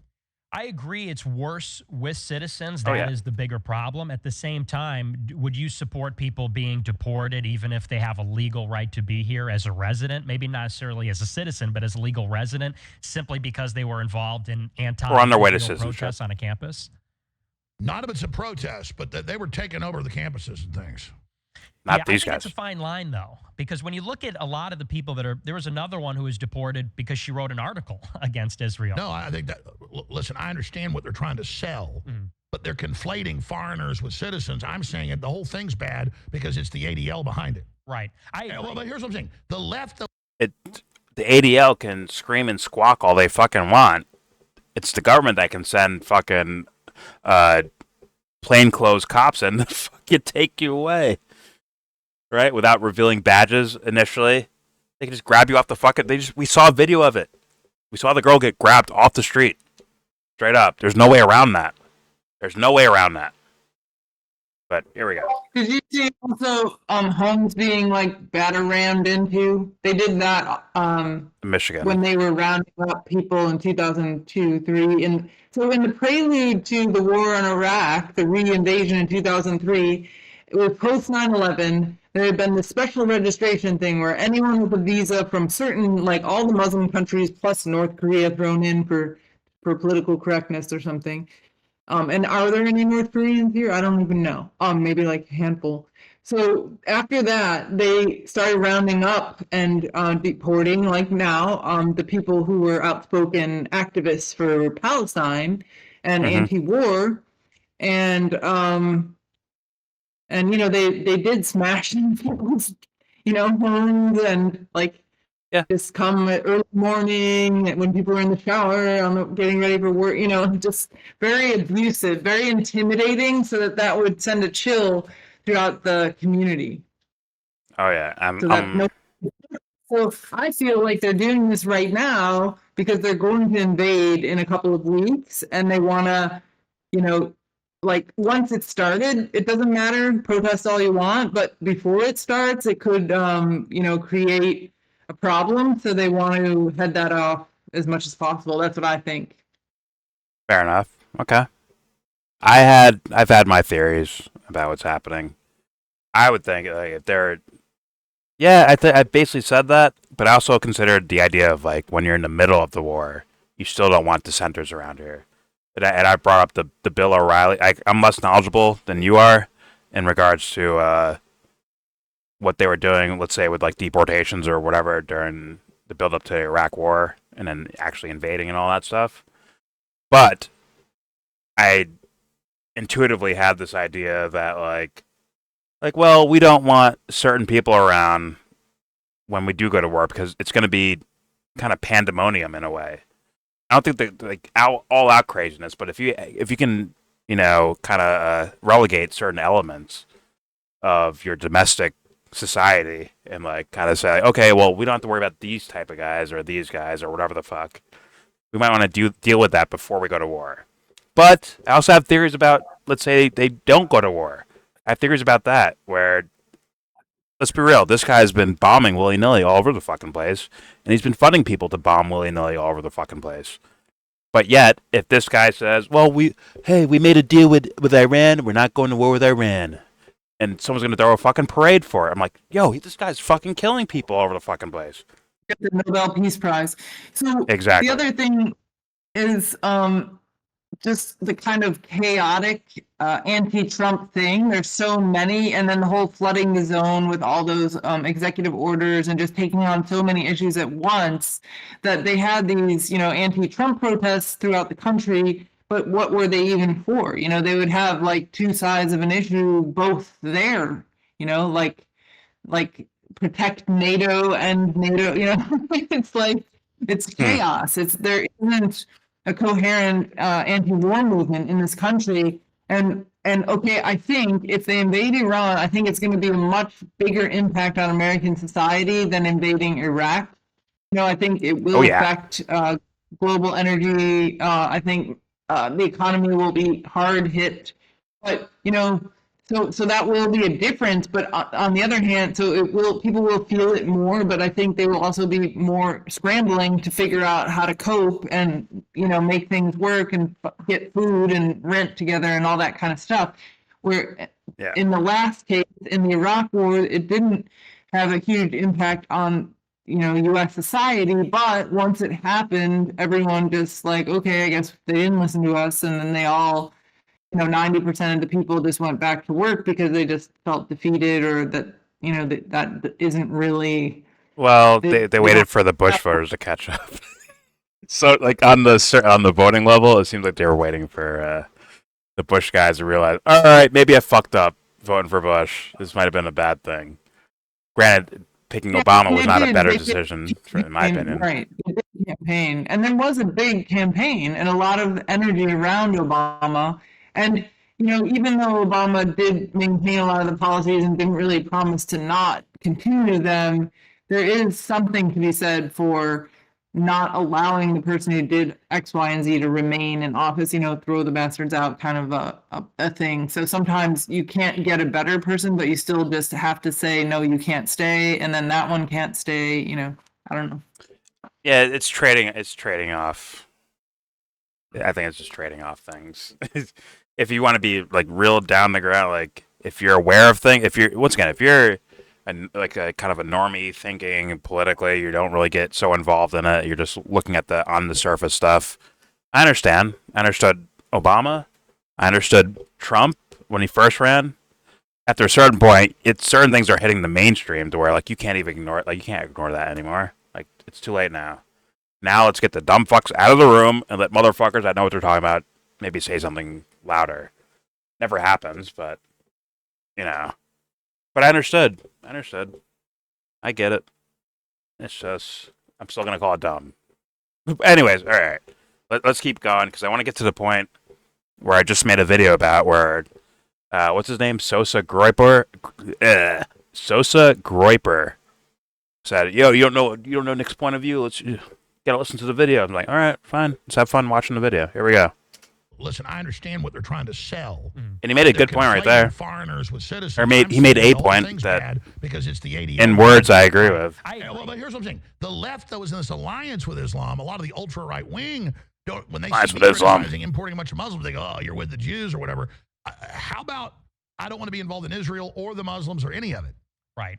Like you understand where I'm at. I do, absolutely. Once Israel, once the Muslims. You know, people say we support deporting the foreigners who are supporting Hamas and Hezbollah, and that's this big problem. And they say that's part of mass deportations. The issue is we're not really getting the other deportations. 1,500 students have been served a notice by the State Department. It's being run by Marco Rubio. That's who's behind this. 1,500 students who are here on a visa have been served a notice. The visa's canceled because they criticized Israel. They were involved in a protest. And people say, well, as long as we're getting them out. This is happening at the same time that Trump says we need to slow deportations down for migrant workers. He said twice, first in a cabinet meeting, then he said in an interview, he said when it comes to these migrant workers that are on farms, in hotels, in hospitality, and other important sectors of the economy, he said we actually don't want to actually physically remove them. We're going to ask them to leave. We want to get them back on a visa. So it's like the people that came here illegally. Someone write them a nice hall pass note.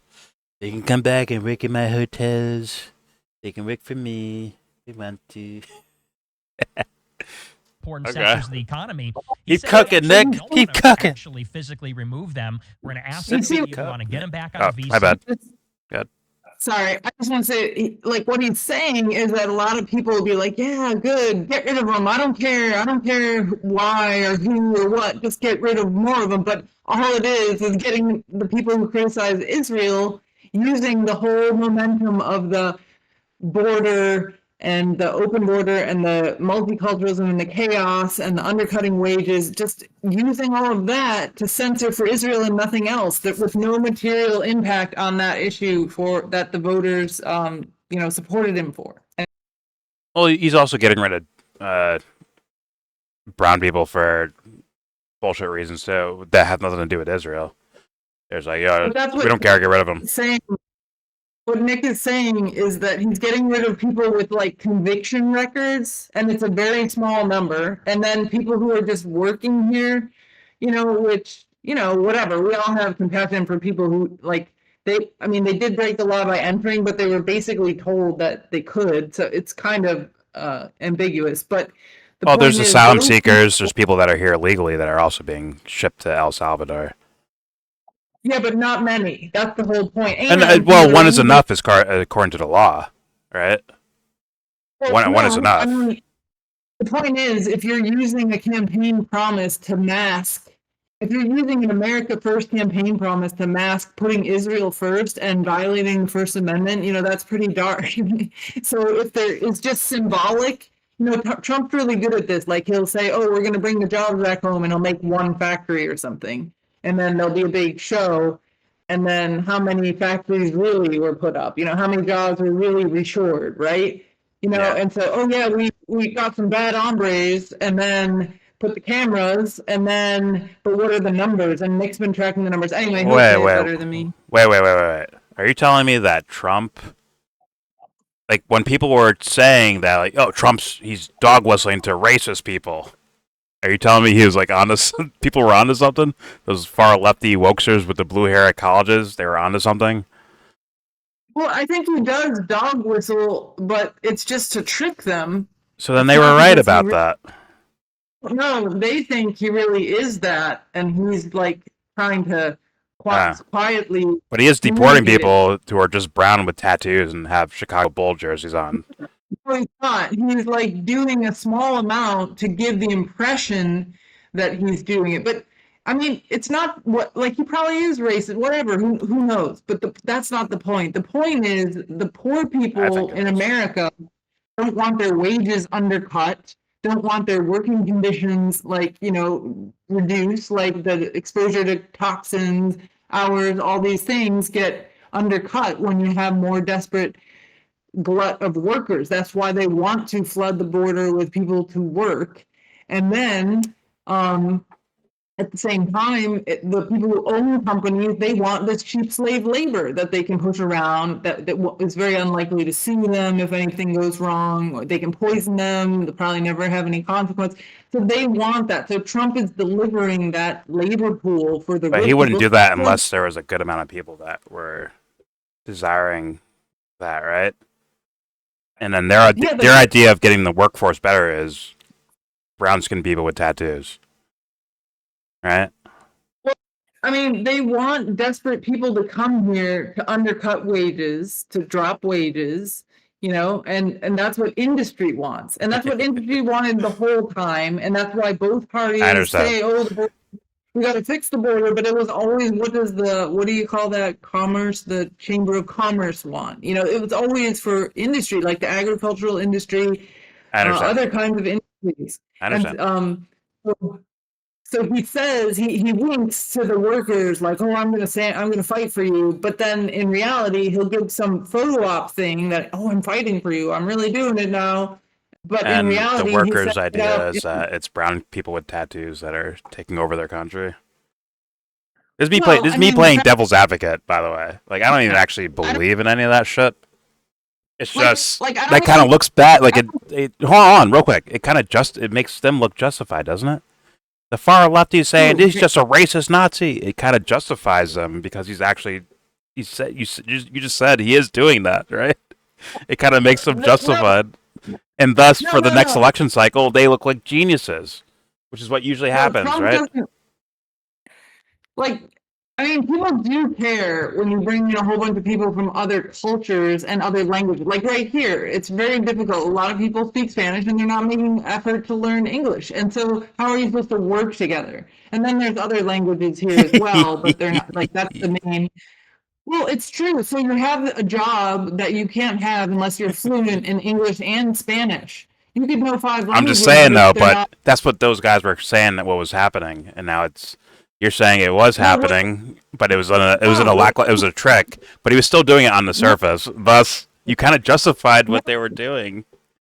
No, it was always a talking point that corporations put out there because they want to protect the access. Okay, but the kids that were doing it, those aren't corporations. The kids that were like, "Yo, this guy's just racist, yo." They were kind of. They probably feel justified. They're giving them woke talking points to actually protect corporate interests. Yes, they're scamming the left. And then the left is going around like, oh, and this guy's justifying it. We shouldn't have borders, blah, blah, blah. Well, the left doesn't, have, like, most of the people who are doing that are young people who don't have practical things that are being harmed by not having a border. So, and they don't understand that there's other reasons besides judging someone's race. I understand that, and you can argue that all you want, but these guys are going to feel and look justified to a mass audience. Right or wrong? Yeah, they were always going to say having a border is racist. That's right. And then I don't know if that's the case. What I'm saying is he's blatantly doing it with people who, yo, you're brown with tattoos, get the fuck out of the country. You're Arab, get out of the fucking country. On the surface, that's what it fucking looks like. And guess what? Now they're going to run with a counterpoint. We're just going to build some other bullshit. We've been seeing AOC out here campaigning with Bernie Sanders, right? And a lot of her rhetoric sounds like identity politics. It really does. Thus, she's going to, hold on, real quick. She's going to look like a genius next to this fucking fool. Like, they're almost like building each other, almost. Ironically enough. Well, I guess the way I would say it is they each have their narrative, and then they frame what the other side's doing to justify their narrative. So nothing's new here. I'm not saying I disagree with you. It's just been going on. Exactly. No, but I'm saying, like, if some Fuentes fan is listening to this, they may not realize that's been happening for a while, where these guys pass the baton to each other. And guess what? AOC, when she's talking about identity politics, looks credible now on the surface next to this fool who's banning people who are brown skin blatantly. Yeah. Right? He's almost building a case for them. For the AOCs of the world, right? He's like almost building a case for them. Right? Don't you think another part of the agenda of the powerful people is just to make the weak people angry at each other and blaming each other? Isn't that always been part of it? Isn't that why we had a race pass system for slavery? For sure. If it's for bullshit reasons, for sure, yeah. For sure, yeah. Well, it's to divide people so they're easier to control and manipulate and not take into But consideration. people do that to themselves. I've had people in this Discord from these guys were like, they're not the cream of the crop of indie media, but they're all aware of each other, right? They're kind of they're popular, at least amongst themselves and with some of the bigger content creators, right? And these fools all ripped apart to different directions. Not all of them, but a lot did. And it's like you can watch that happen. There was no government influence as far as I'm concerned. There is, because certain narratives get elevated and certain get suppressed. And then the thing is, another thing that's been done to us, I feel like, yes, we have to take responsibility for what we're going to do about it. But another thing that I feel has been done is that people have been encouraged to shun. That's not Christian values. The country, I mean, you could argue the Puritans did do that, but depends on what you mean by shun. Well, like, oh, you have that position, you're a racist, I'm not going to talk to you anymore. Oh, I'm not going to work with you. Oh, I can't be seen with you. Like, no, I disagree with you. Let's talk about it. Let's debate and boring. it. Didn't need Christianity. Okay, but shun means that you're holier than thou. I'm good, you're bad. And then that mentality is very divisive. But I don't know what went down with these people you're talking about, but that is a problem that we're facing. Oh yeah. It also comes calling people feds and all that shit. Yeah. For sure. Yeah, like, oh, that's a racist position. You think there should be a border? I can't work with you anymore. Or you think that men can't play in women's sports? I can't talk to you anymore. You can't be in the Green Party, Georgia, because you think women should not have a person with a penis as their prison cellmate who's actually raped people with that penis. But you should be fine with that person as your cellmate because they said they're a woman. You shouldn't put people in the cell with booty warrior either, bro. You can't have that guy in that, male or female. Actually, he doesn't like women. He likes male booty.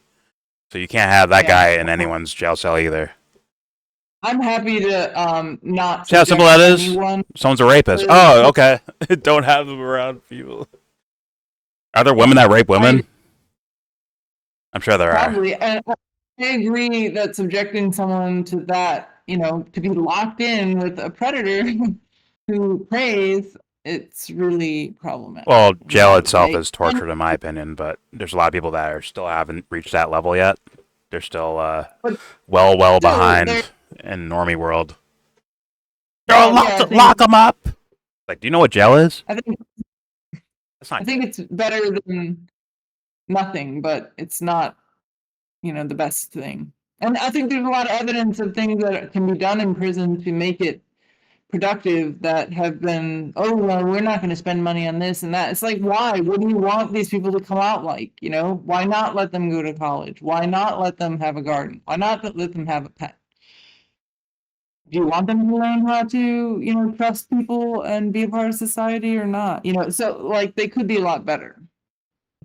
A lot is an understatement. But let's keep it moving. Let's stay on topic here. Jesus agrees with me. Anyways, here we go. So it's like the people that came here illegally, who have been here illegally for a long time, who actually have no legal standing to be here, they don't seem to be a priority. They're trying to slow it down, if they're trying to get them out at all. At the same time, you have very high priority, 1,500 people with a legal right to be here. They're being expedited, their removal is being expedited for no reason other than they criticize the fact that, we're supporting this foreign war. So I think... Well, here's where I'm at, though. in general, I see the whole. Well, once again, they could probably criticize us bombing Yemen, but not Israel's genocide in Gaza. That's what I've seen on the surface. You're allowed. You can criticize apparently America's bombing of Yemeni civilians, but what Israel's doing, you can't do that one. Can't do that one apparently. Now, once again, maybe someone can hold me to account on that if you've seen evidence otherwise. But everyone I've seen has had some sort of tie to protesting Israel. But I'm not trying to get stuck here. But here we go. Amy, real quick, Amy. Have you seen otherwise? Have you seen otherwise? Well, no. But I was just gonna say, do you know who Helen Thomas was?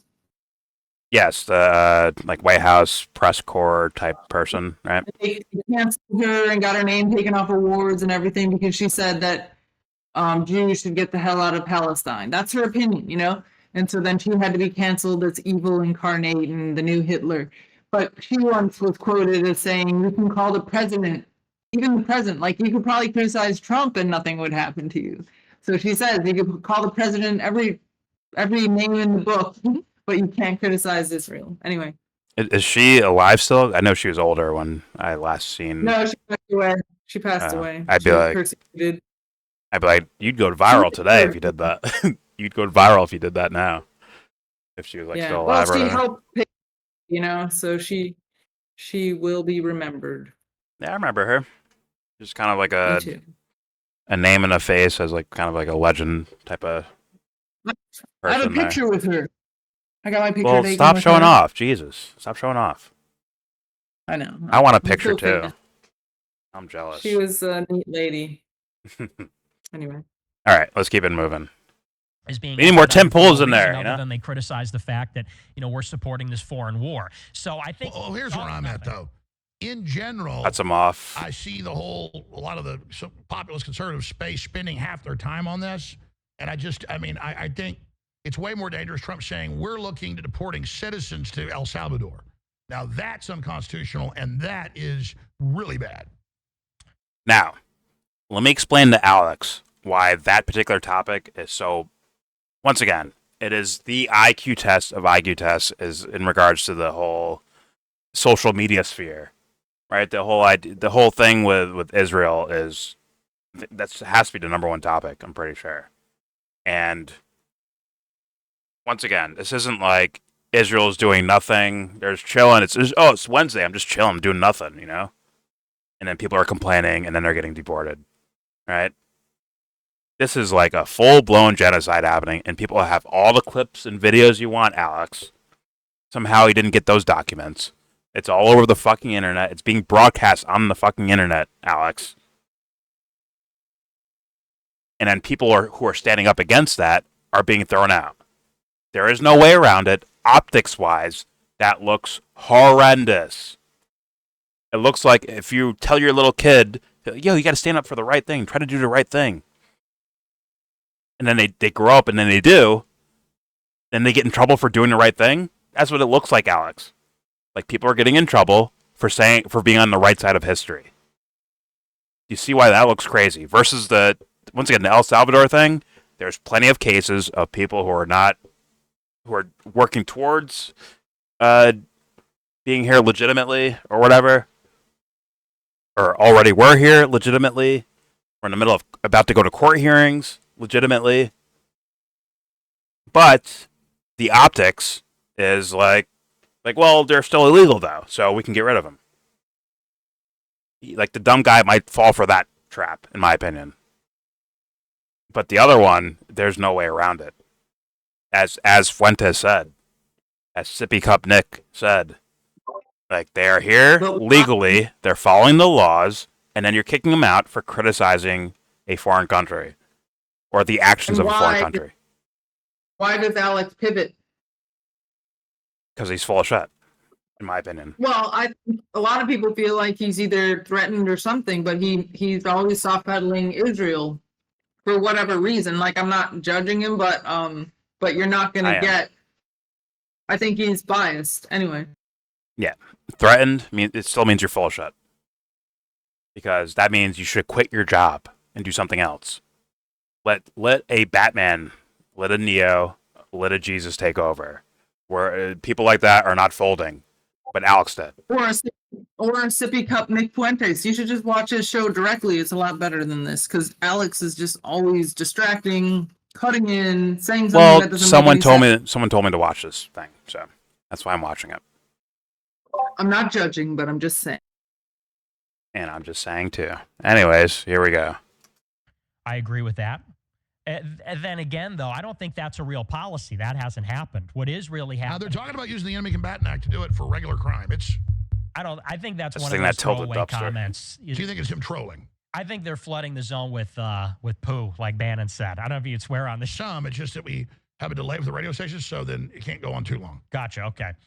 The audio, I think they're something they're happened with the audio putting out there. hats to say 2028. They're saying we're going to violate the 22nd Amendment and run a third term. I think Those a are lot the, of those the are the stuff they're distractions for sure. tricking the media, distracting the media so that they can't focus on a particular thing. Oh, I think there's no doubt.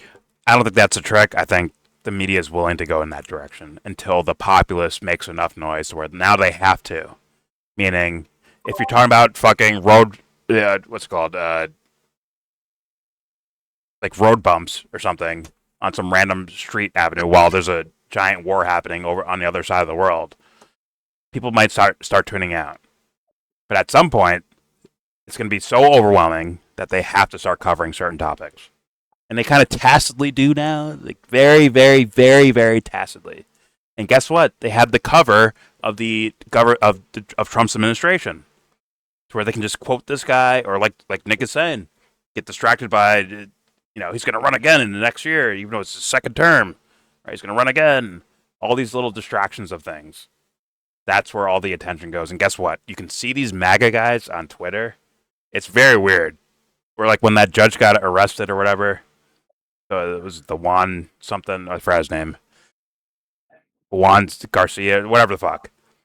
Some judge got arrested for harboring a Venezuelan gangster or whatever the fuck was the idea.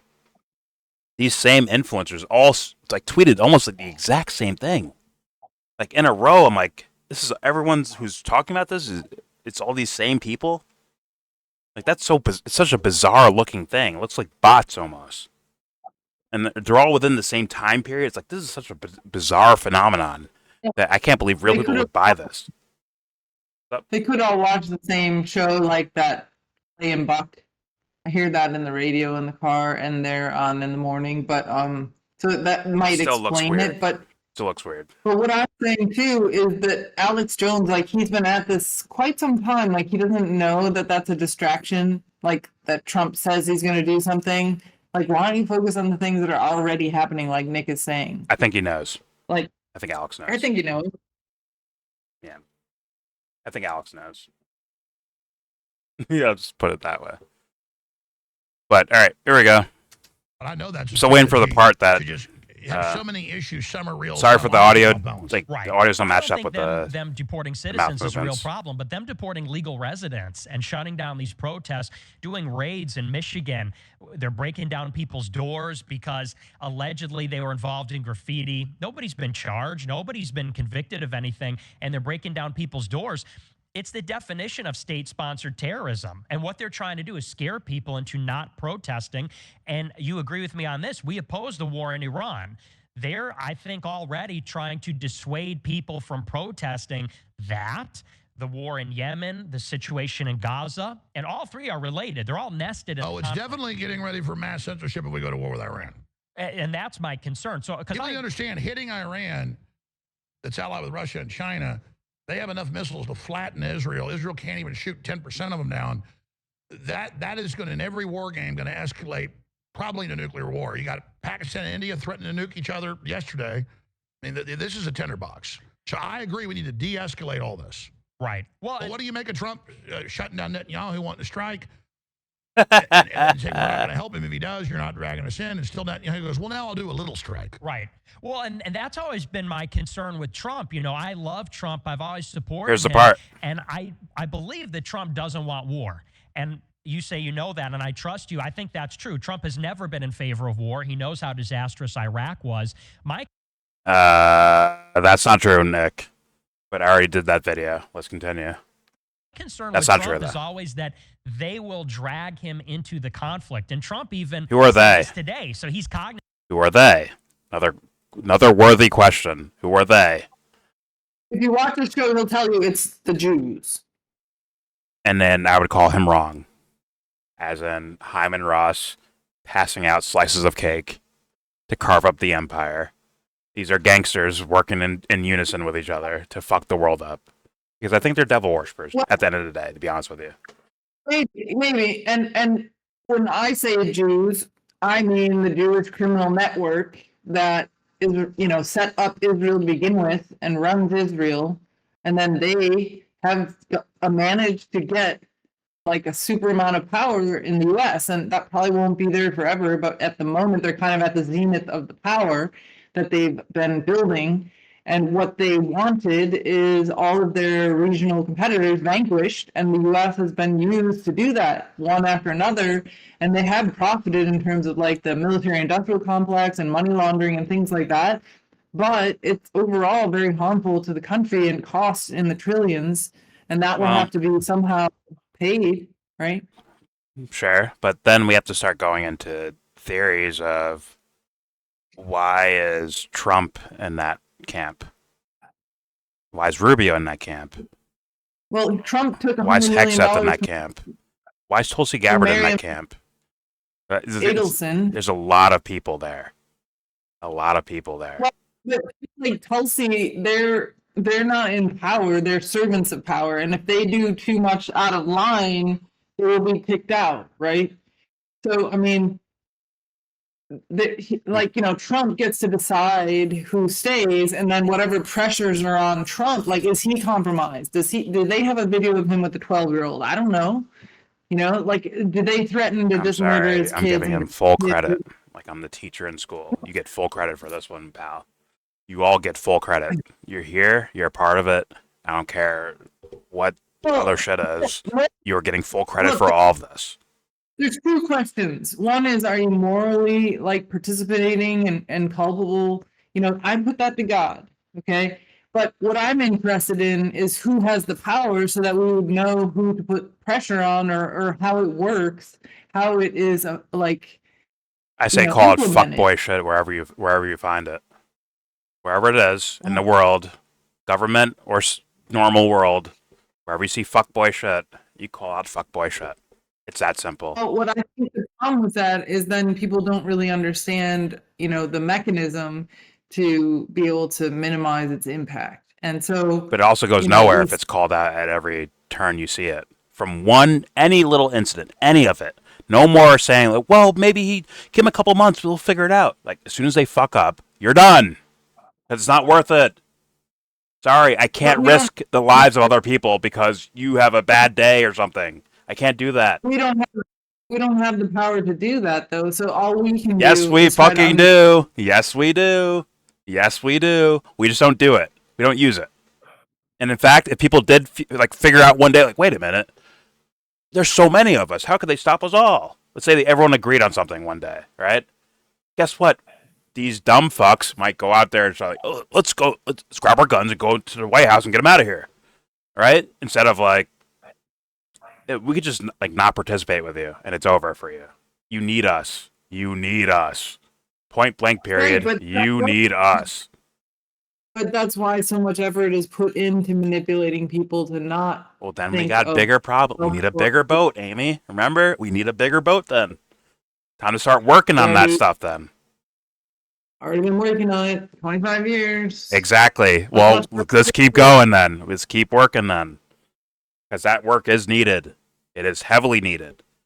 Just to have someone think of something differently than their normal radio station that they're used to. To hear some different tunes, some different vibes, some different something. Make them have a just noticeable difference of one idea of the world versus another. That can be enough, but it has to happen. Otherwise, we go nowhere. We just trade off leaders for someone else, and we go nowhere. Until they crash us into the ground and we burn, which is probably going to happen. But yeah, we try not to. Well, did you call me nihilistic and jaded? I'm out here with hopium. Christ Let's already do the work. won, so there is that. That's the ultimate white pill, the Eucharist. Yeah, and Batman won too, and But all right, let's keep going. For those that don't get into religion, they find Neo or Batman or some hero like that, and they get inspired in the same direction to try to do the right thing. Look at that. Anyways, let's continue. This is where I did my video already, so we're gonna get more context. So I heard the prior context, which is okay. All right. Let's see where they go here. That Nick didn't. Huh? You know that Nick didn't vote for Trump, and he told people not to, right? Yes, he says it within this portion here. Here we go. Actually, a commenter said that to me.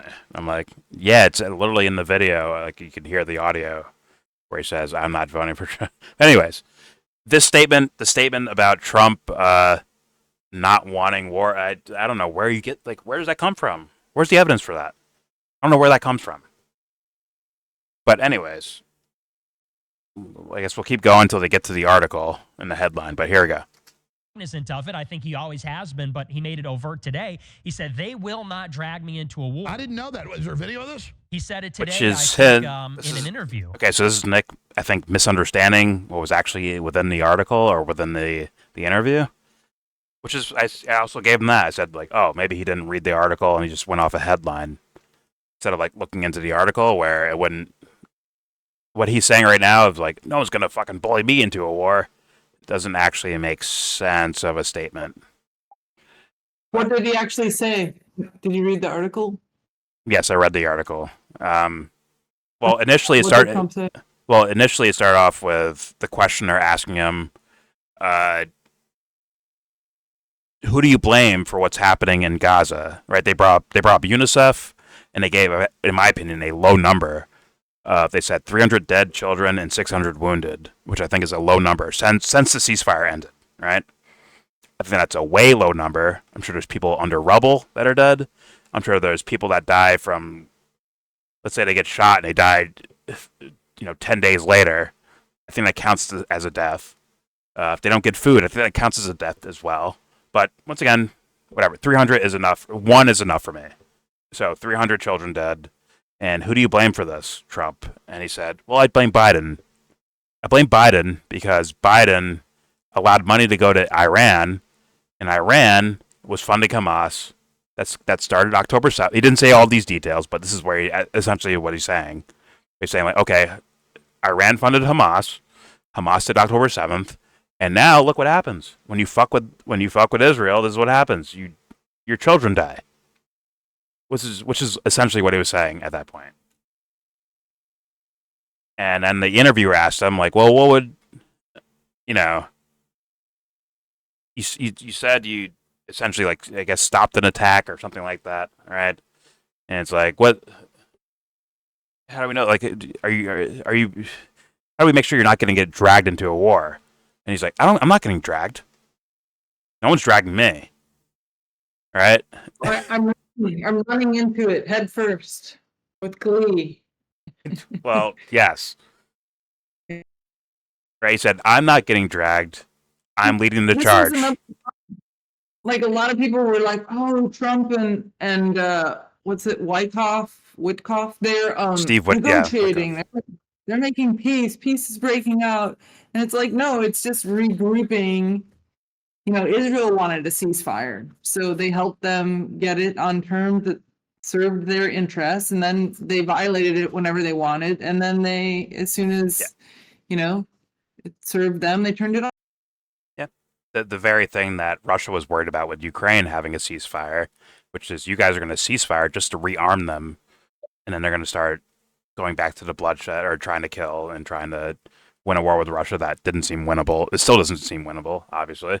But I think that's what maybe Israel was doing. Like, okay, we'll accept the ceasefire. Yeah. We'll give you PR for that, right? People will be like, damn, Trump is anti-war. Look, he caused a ceasefire, right? Exactly. And then they'll rearm and all that shit. Vote for Trump and not Harris, and yeah. Yes. Like, oh, see, you guys were justified. See? Yeah. He is the peace president. Meanwhile, all they did was rearm them with 2,000-pound bombs, a shit ton of them, billions of dollars. Yeah. And then they went on to break the ceasefire. They broke it before the ceasefire officially broke, right? They were already cutting off water, electricity. They're already shooting and killing people. They just did an all-out kill. God. What other thing that people don't realize is that it is a drain on the Israeli military, even though they're way stronger and wealthier. But these kids are not used to fighting anyone. They're used to policing. It's a very different thing where you go into a building and you get your head blown off, and or you're in a tank and it's blown up. And it doesn't happen all the time, but it happens, and people are freaked out by that because they just think that it's all a video game or something and that only the other people die. And so, and then there's the political, differences within Israel and all that. So, there was a need for a regroup. Yes. And as far as the bombing campaigns that have pushed them all to Rafah, right? Like on the Egypt border, basically. They bombed and bombed and bombed. Now they have them all canned like sardines into an area, and now you can go one by one. Like you can send actually troops in now. Because let's be real, you leveled the fucking place. You leveled it. And that re-up, when they broke the ceasefire, and they re-upped, and they started bombing again, now after that, now these guys are slow walking through buildings where, like, bro, you killed everyone here, or they ran. You either killed them or they fled. And that whole bullshit narrative that Douglas Murray gave of, like, every second or third house has Hamas weapons, Hamas traps, or Hamas themselves in it is bullshit. There's no way I buy that. There's no way I buy that.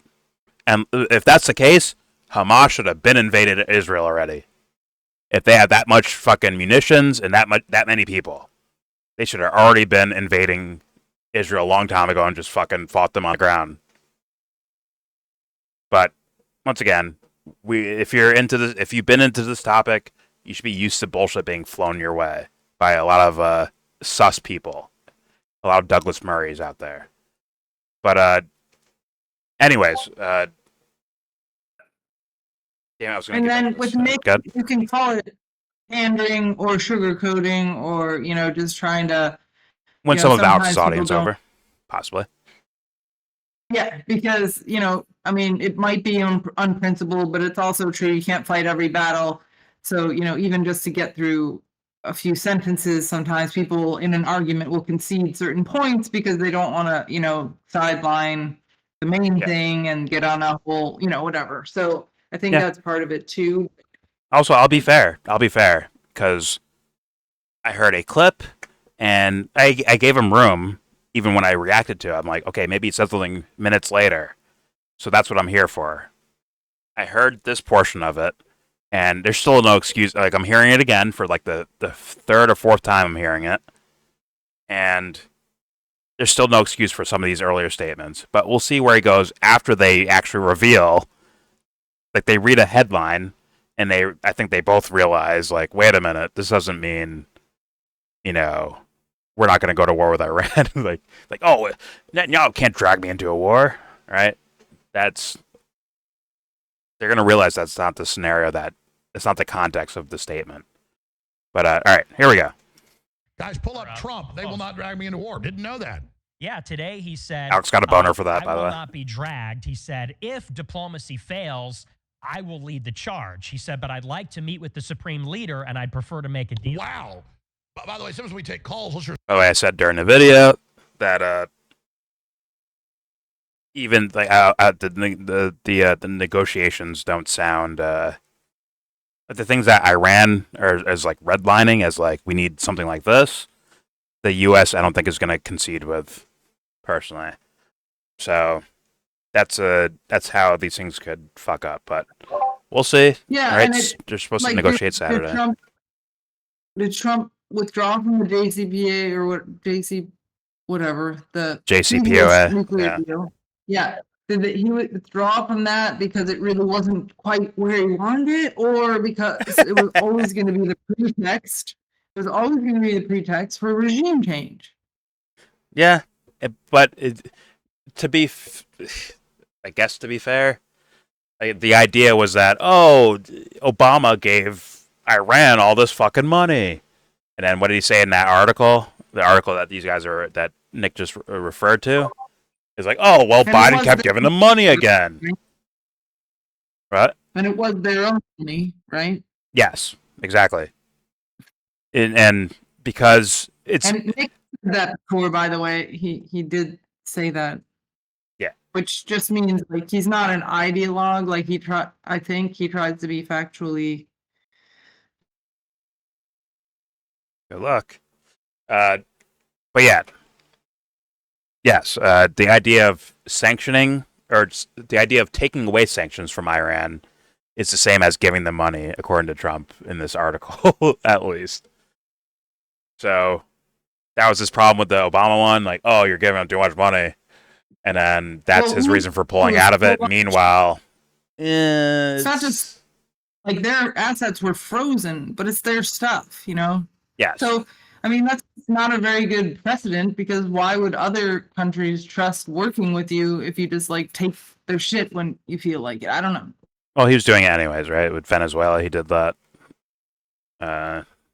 With other countries, he's sanctioning. He does that.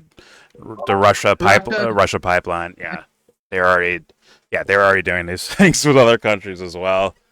But a lot of people are focused on Iran right now. I understand that, but do not get, once again, like Amy said, do not give this fool a fucking peace prize, or forget about a peace prize, like the public's peace prize. You know what I mean? Like the people's support of being some sort of anti-war, pro-peace guy.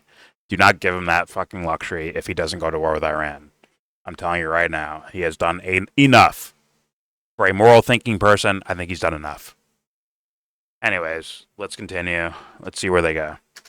Go, why aren't you covering this? It's because once I get on air, I get some stuff, but it's kind of like, an hour is like a lifetime. Look how happy Alex Jones is. Show, so. Oh, guys, go to X. I'm sure it's there. Trump, now wait till they go to the article. Or wow, not. It isn't the article. It's a headline about the article. During the election, I said I'm not going to vote for Trump because I think they'll drag him into a war, and he. Well, that was him definitely acting. There's him saying I didn't vote for Trump. He might. That was a manipulation.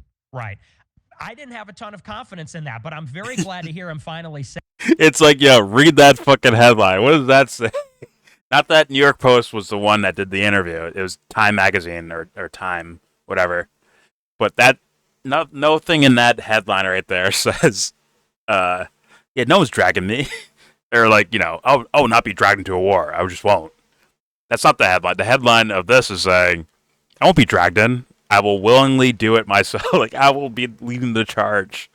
I will lead the charge into Iran. So I just found that absolutely hilarious as like a parallel compared to like what these guys were just saying.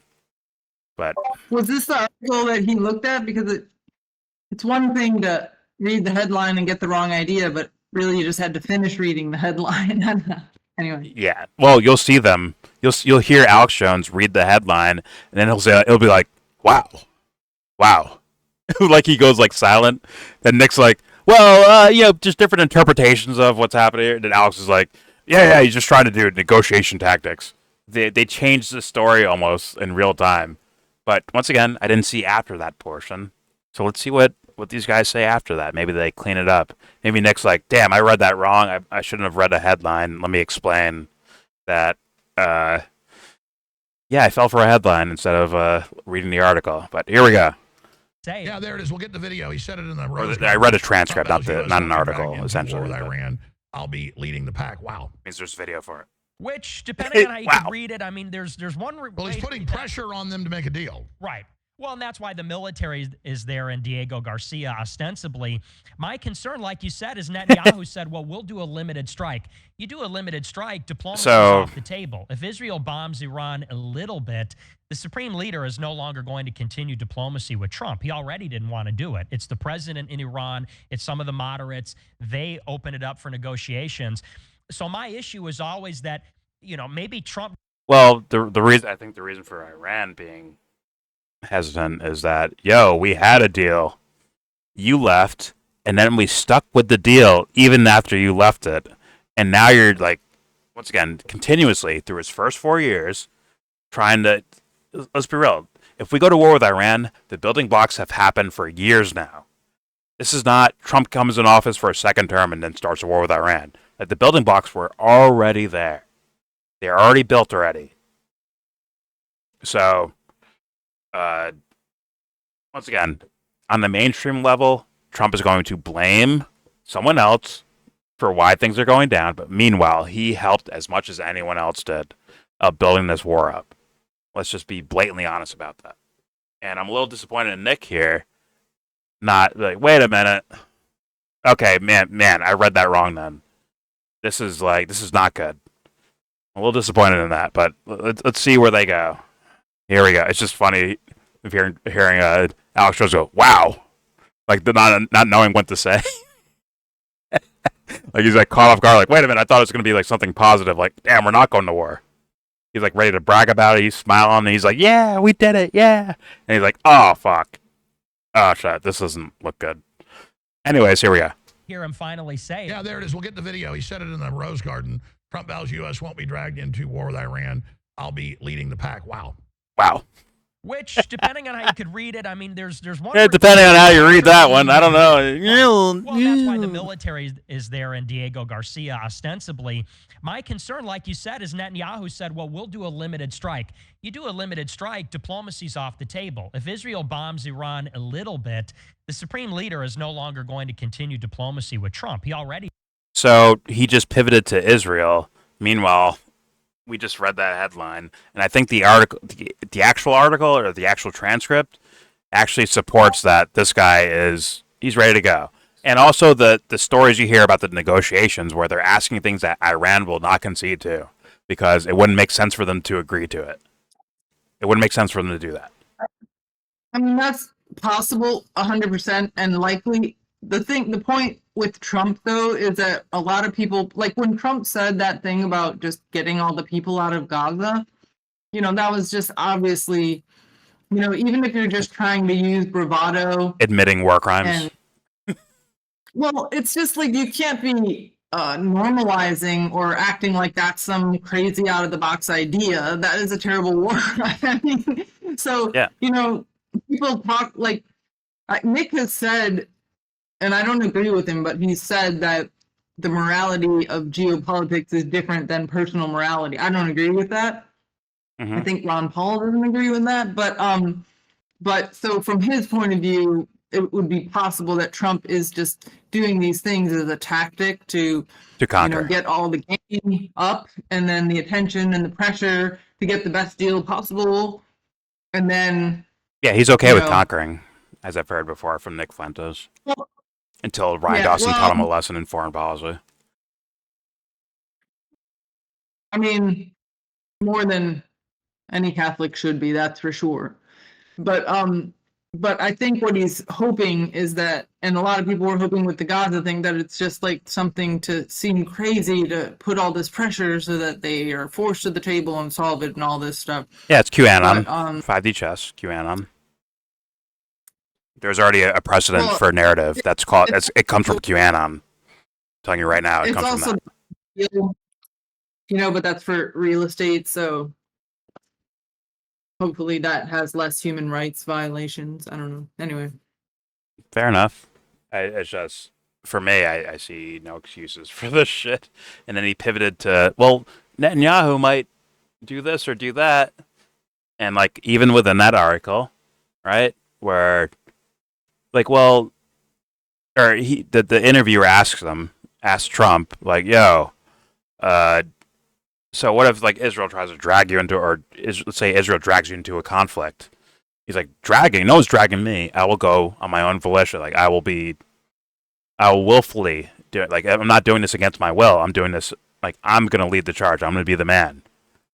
Right? And then the guy follows up with a question saying, like, or no. Sorry. Trump says something like, I will not be dragged by anyone, essentially, or something like that, right? And then the guy responds with a question like, wait a minute, so if Israel goes to war with Iran, you're not going to jump in? He's like, I didn't say that. Like, he's basically like, yeah, if we go in, I will be leading the charge.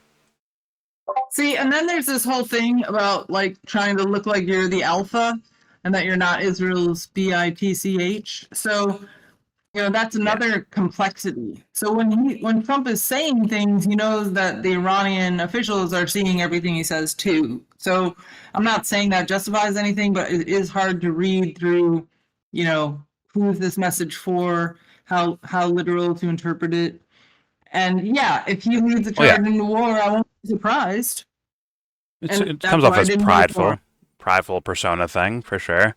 But he did the same thing with Zelensky, right, in the Oval Office, where Zelensky's like, "There's going to be blowback if for whatever Zelensky was arguing for, right? I'm sure for more weapons and money and all that shit and more support." He's saying like, "Yeah, there'll be blowback," which I don't agree with Zelensky, but I do agree that there will be blowback. It sounds like a riddle, but trust me, me and him don't mean the same thing. But I'm saying like there will be blowback, but the Trump's like there'll be no blowback. Nothing's happening to America. Nothing will happen. It's like a spokesman making sure like there's no dents in the car. There's no dents in the car. Look, leather seating. Look, see that? Everything's fine. Everything's perfect. Right? It's like that's what it comes off as like a cheerleader spokesperson rather than someone actually behind policy decisions.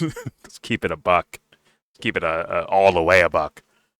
Anyways, yeah, Fuentes. That's a disappointing pivot to, I guess, Netanyahu in that scenario. It's like, yo, give Trump some fucking credit, man. Give me my credit, man. It was me. I killed those kids right there. Give me credit. It was me. I did that. No, Trump's controlled by Israel. No, I did that. That was me. Give me credit for this. He keeps begging for credit. No one wants to give it to him, bro. With the Zelensky thing, it was weird that, like, Zelensky, clearly he thought he had a power structure behind him that entitled him to speak the way he did and act how he did, He did, though. He knew what I think most of us knew already, which is you are going to give them support or weapons or whatever the fuck. You're probably going to do that, Trump. Now, if you can make a deal with Russia, too, and get something out of that, I'm sure he might do that as well. Possibly. I don't know. But I mean, the way I see it is Trump wanted to pivot to, the Middle East and things. And yeah. And there's a lot of resources tied up in Ukraine. And so it's like these two, two camps asking for support. And he wants to take it from one and give it to the other. And then Zelensky just seemed like he felt pretty sure that the people behind him could make sure that Trump had to give it. Which he did. He is giving it, so maybe that's true. Maybe. But what is that? What is that mechanism? I'm not sure. Western powers, the gangsters, whatever you want to say. Like Europe, yeah. More gangsters over there, too. I think it's this other faction of organized crime that's more closely allied with the left in the U.S. That's anti-Christian, that's anti-Russia, that includes the Jewish leftists that nurse ancestral hatred to the Soviet Union or to the Russians. That's why they formed the Soviet Union. And gangsters versus gangsters, yeah. Power plays and shit. Yeah. So I think that there's actually like a civil war within Jewish, that they have different crime little syndicates and they're kind of vying for the same resources. That's what I think. Well, Russia's in favor of Israel. Ukraine's in favor of Israel.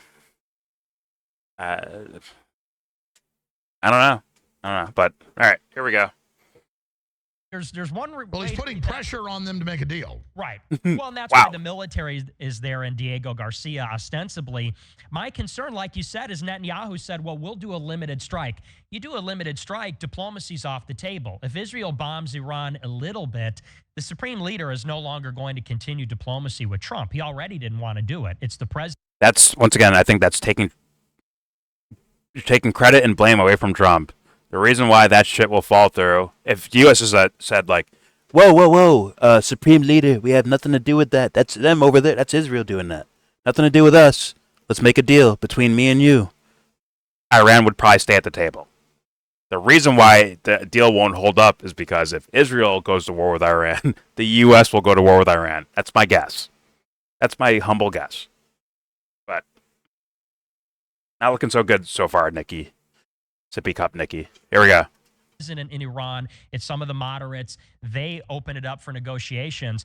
So my issue is always that, you know, maybe Trump doesn't want it. He's doing brinksmanship just like he did with North Korea, just like he did with Venezuela. Maximum pressure, brinksmanship. But when you have an actor in the Middle East, a third party. What? What did he do with Venezuela? Didn't he just sanction him? Like, yo, we're not just going to sanction you. We're going to sanction anyone that buys your fucking oil, too. We will sanction them as well. It's like, that's some like aggressive, fuck that country tactics. I'm just saying. Did he ever have a meeting where he shook hands with fucking Maduro? Like, fuck no. Fuck no. So, all right, Nicky boy. Come on, you can clean this up, man. I'm not saying he's being full of shit. I just think he has some bad information, in my humble opinion. But I could be wrong, too, so. All right, here we go. And again, to me, it's not about being mean to Jews or Israel in general. Right. Now he wears a suit and tie. Right. Yeah, what the fuck happened? Now for optics, and he's going to have a diverse government and elections and all this. And they go, oh, we're going to let you have... That's Sholani they're talking about. Did the fucking feed skip, I think? Fuck. They're live for 10 years. What the freak? I'm going to try to go back to something. This is not going to go well. Damn it, dude. Because they find out we've been lied to about every development in the Middle East going back 70, 80 years. Okay, well, is Israel behind the geoengineering? I don't want to skip anything so people feel like I fucking cheated or something. I want to make sure I'm at the right parts. Can I'm sure the show re-looped already, right? Did I do this? Fuck it. Okay. And the eyes bugging out. Yeah. Call themselves globalism. That's from their own documents. Remember, I was talking about 30 years ago? It's like the live thing. You can talk about who runs it and who the top people are. People go look at that for themselves. But I'm just saying, I oppose these big unelected banks and corporations taking over. You know, I want to abolish the private Federal Reserve, or I want to nationalize it. And I don't. Yeah, man, because I want to find the actual thing. And his show, his website, like, kind of fucks it, where it just like, Jesus Christ, he has 21 million viewers. If you go to Nick's channel on Rumble, he has it for an hour and a half. He does? Okay. Mm-hmm. The clip. I just saw it. Okay, there you go. Jesus, Alex.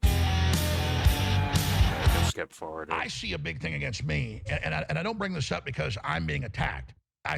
And they were like, literally, the head of the ADL is so good. He's so wonderful. We need to support him. What? Today, so he's cognizant of it. I think he always has been, but he made it overt today. He said, they will not drag me into a war. I didn't know that. Was there a video of that? Deal. Almost moderates, they open it up for negotiations. So my issue is always that, you know, maybe Trump doesn't want it. He's doing brinksmanship just like he did with North Korea, just like he did with Venezuela. Maximum pressure, brinksmanship.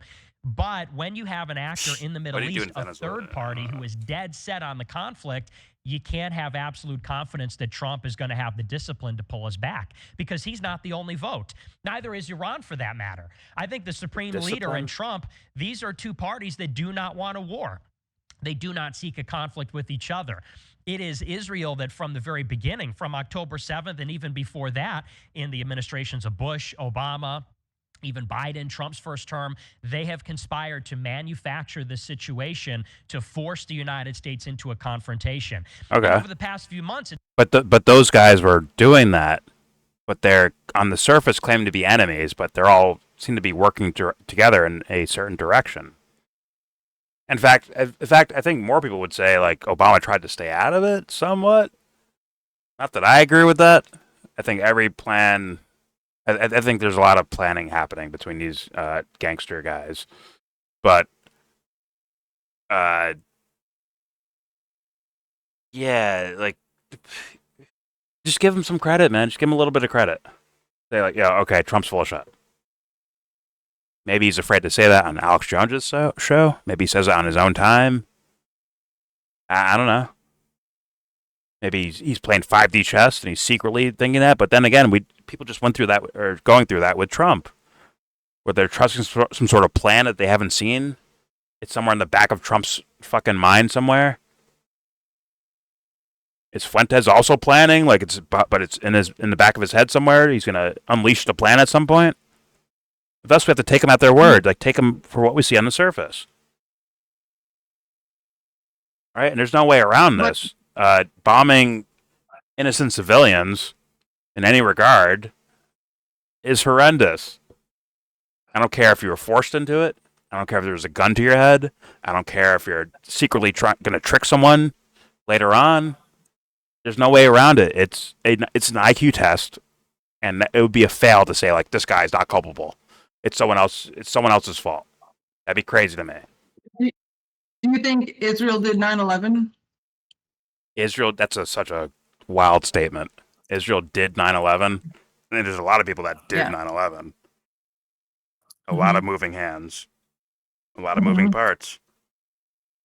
Almost just like October 7th. A lot of moving parts. Things that have been built years in advance as far as logistics, personnel, faces that they want to put in the public eye as far as like, here's the one responsible. I think that's built up over time by a bunch of different hands. So saying Israel did 9/11 does not make sense to me. But saying a gang of criminals did it, fuck yeah. Now we have to start defining criminals, right? Because some might think some gangbanger from Chicago, right? But no, I mean like government gangsters, criminals. Go ahead. If the CIA overthrew, say, Mossadegh or whatever, can you say America did that? Do I think America did that? Yeah. It's once again a bunch of hands involved in overthrowing a government. You're talking about Iran, right? In the 1950s or whatever.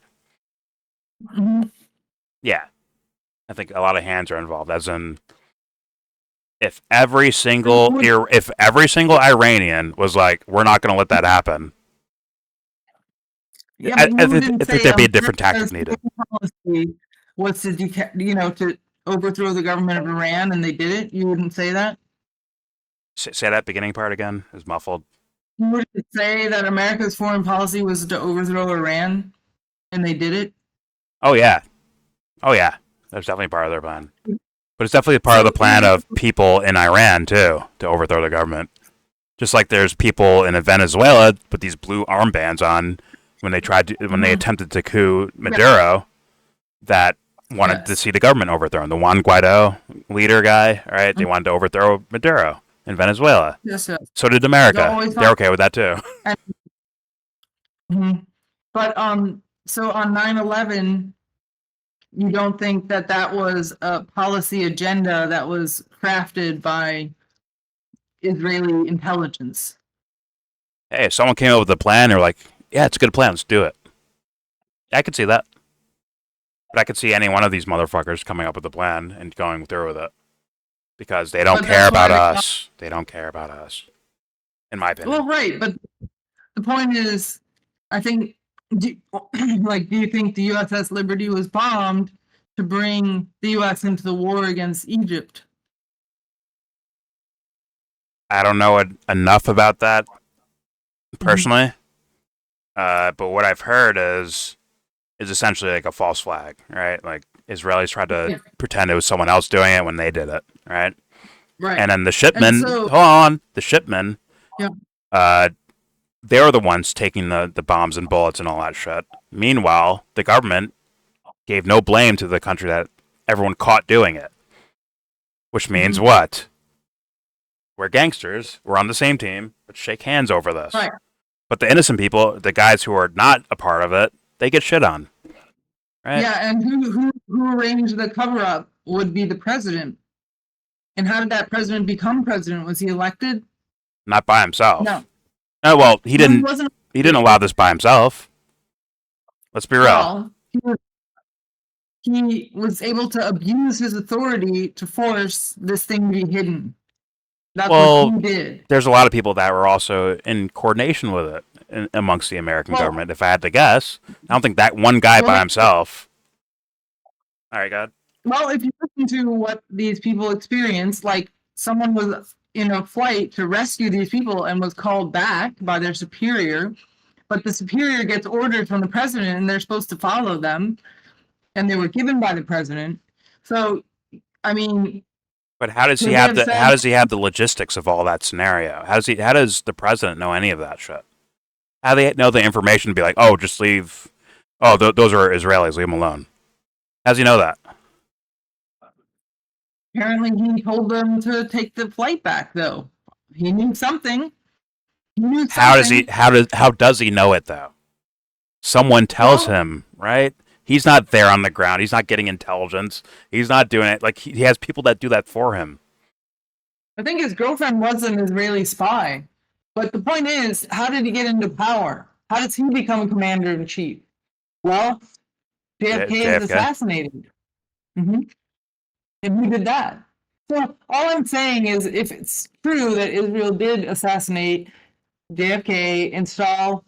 Not by themselves. That they, whatever, yeah, not by themselves. And they work with the vice president, and so they see him as someone who will do their bidding, and then they're trying to do this false flag to get the U.S. And Alan Dawes looked over the commission, who was CIA.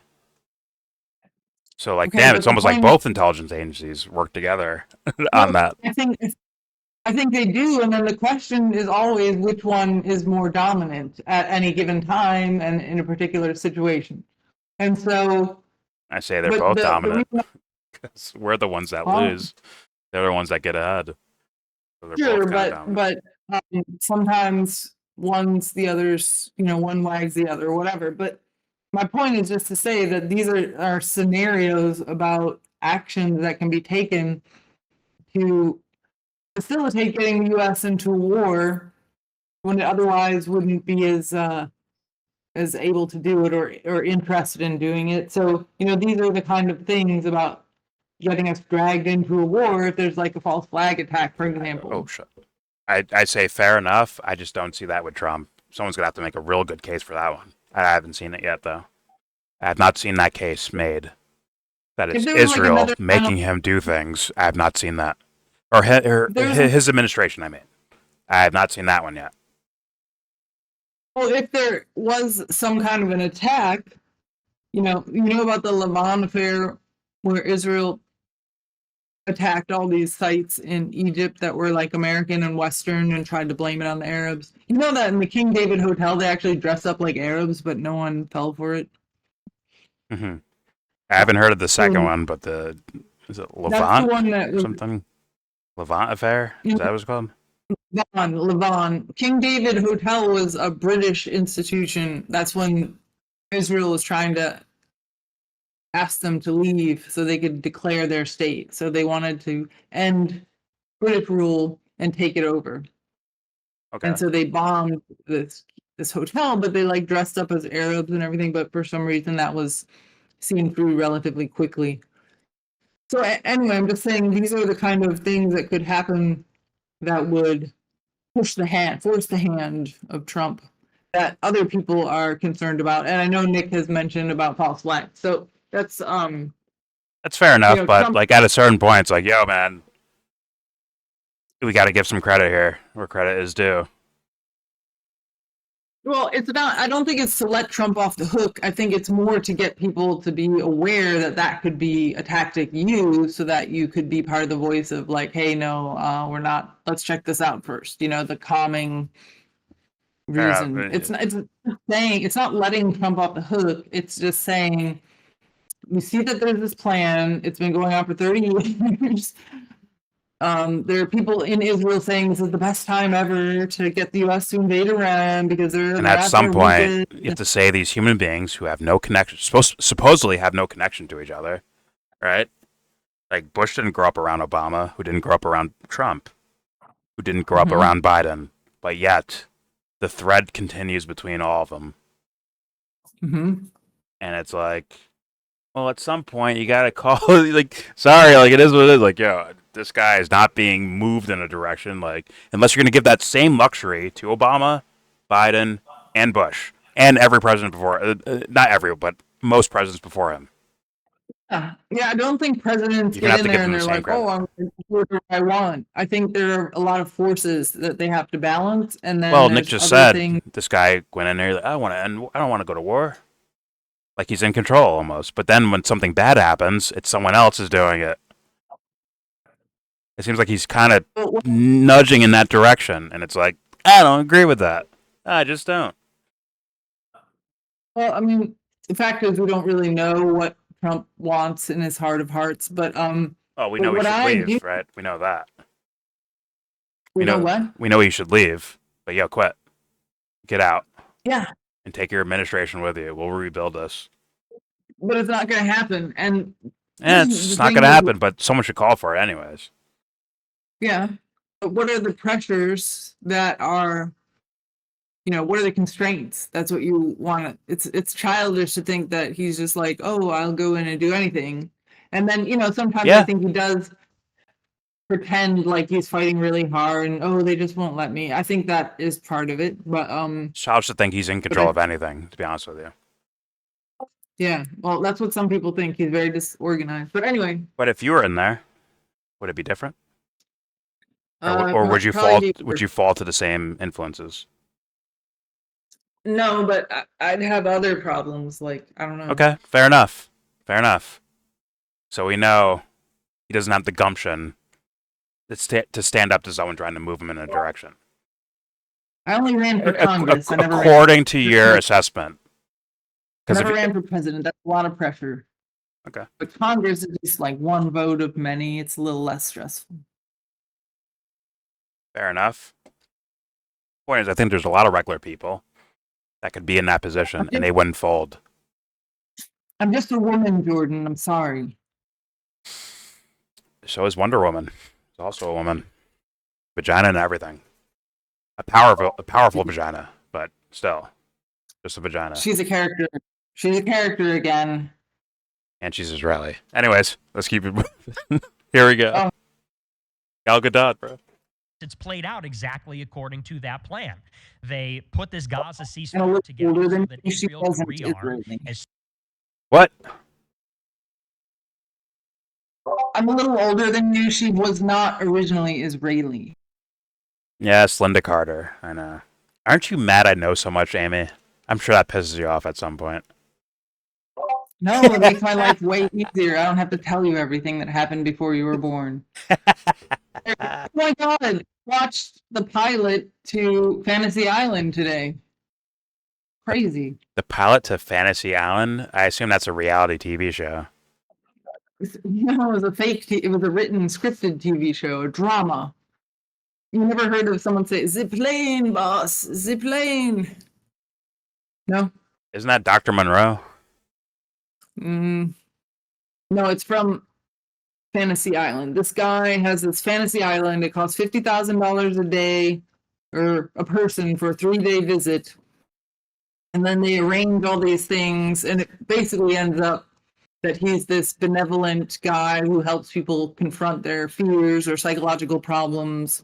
Ooh. And they leave better than they were. You'll love it. You should watch it. What's that on? What, do you have like a channel it's on? Well, I found the pilot for free on YouTube. It's a very old show from the 70s. Old? No! I can't do that. I need HD and blood splatter and CGI. Dang it. This is funny. One guy arranged to have himself hunted. Another guy, this lady arranged her own funeral so she could spy on people and see how they reacted. Anyway, it was pretty good. Listen, I will consider... It's psychological. You'd love it. Right up your alley. That's a major pause. But I will consider Fantasy Island if you consider Angel, the spinoff of Buffy the Vampire Slayer. Consider it. Yeah, I remember Angel. I was alive when that came out. And you loved it, right? Not really. I never really got into all that stuff. I had friends who did. Go watch it. Go watch it. It's about redemption. Anyways, let's continue with Nick Fuentes. And even before that, in the administrations of Bush, Obama, even Biden, Trump's first term, they have conspired to manufacture this situation to force the United States into It goes a well before confrontation. Bush, I think. And over the past few months, it's played out exactly according to that plan. They put this Gaza ceasefire together so that Israel could rearm. As soon as the first phase of the deal expired, Israel reneged on the deal. Once they had their money back, they went back in, and that was the on-ramp for Trump to restart the conflict in Yemen. Now,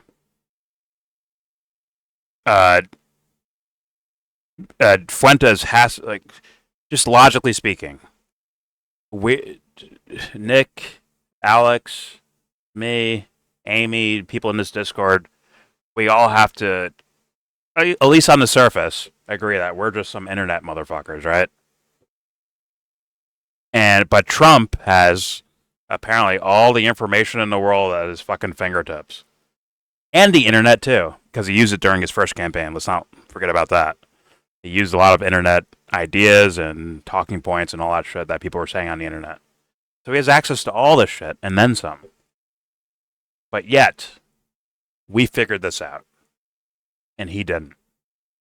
I find that hard to believe. I find that very hard to believe. In fact, I have a little story here of Trump before election talking to Fox News saying they asked him about Julian Assange. Not saying you should love this guy, but it's just a little like IQ test, in my opinion, where this guy's like, yeah, he should be arrested and then put to death. I'm okay with I think we should seriously consider the death penalty. He said that in the back rooms of amongst some Fox News people before he's about to go on stage or do an interview or whatever. It's like, yeah, Assange should be dead. Even people start giggling. He's like, no, I mean it. We should kill him. Death penalty for that guy. And then he runs for office and he's like, I love WikiLeaks. I love it. I love it. He gets elected. Then what happens? Assange gets arrested and put into prison for a long time. I think he just got out recently. I'm pretty sure. And it's like, well, there you go. He's claimed to be a part of it.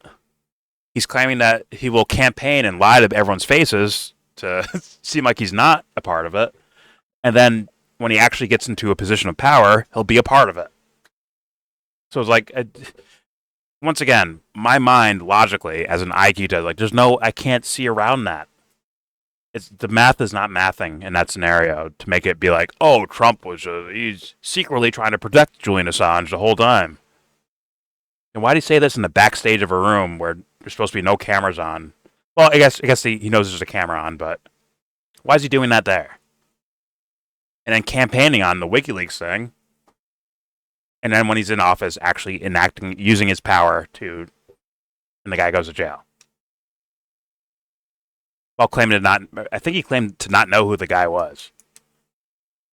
Funny enough. It's like, damn, isn't that like snake-like? Whatever. Let's keep it moving. It's just like more examples of things that kind of kill the credibility that this guy's being tricked into something versus either he's apathetic, like, yeah, do whatever you want, or he's a part of it. I'll lead the charge. I'll lead the fucking charge. I'll do it. Here we go. Phase of the deal expired. Israel reneged on the deal. Once they had their money back, they went back in, and that was the on-ramp for Trump to restart the conflict in Yemen. Starting the conflict in Yemen creates all these problems because Iran is allegedly backing and some say directing Yemen. So, Mike... Oh, there's no doubt about that. Trump is saying that. They're giving them ballistic. Yeah, Trump is saying that. Trump is definitely saying that. He said Hamas is controlled by Iran as well. So Hamas is controlled by Iran. Everyone that Trump wants to get rid of, whether it's armies or people that are in the region where these armies are, people he wants to get rid of, yeah, he will say Iran is backing you. Hey, if you're backing Hamas, that means you're backed by Iran, which means those students here and at these colleges in America backed by Iran, essentially. Anyways, here we go. Missiles. And training them and giving them everything. And of course, we wouldn't have mullahs today if our government hadn't overthrown Mohammed Mossadegh at 53, who was a major pro-Western reformist with Operation Ajax, and that led to what we saw in 79, 80. I mean, again, it's the CIA destabilizing things on purpose. Right. Well, and the CIA has worked with Israel closely for many years, and they've worked. He with tries other to bring it back to intelligence Israel. agencies, I need you, Alex, to It's not even I'm defending recognize. Israel. It's like this game. I'm talking about 53, Operation Ajax, Mohammed Mossadegh, and of course Israel is working with it. It's the same thing basically. But I'm just saying, I was talking about the history, what led us to this, and how Israel wants to destabilize Middle East. They admit that. That's why they really back radical Muslims and groups. I mean, the Muslims before Israel got founded, let's just say it. I mean, in almost every area other than Saudi Arabia, now they've modernized, it was like the Riviera. I mean, it was casinos and women in bikinis. And then the CIA and then Israel. Yeah, we need to bring that back pronto. Destabilize it. Look what they've done in Libya. It's sick. Well, they create the crisis so that they can deliver the military action. And that is what they have done in many different ways in many different countries.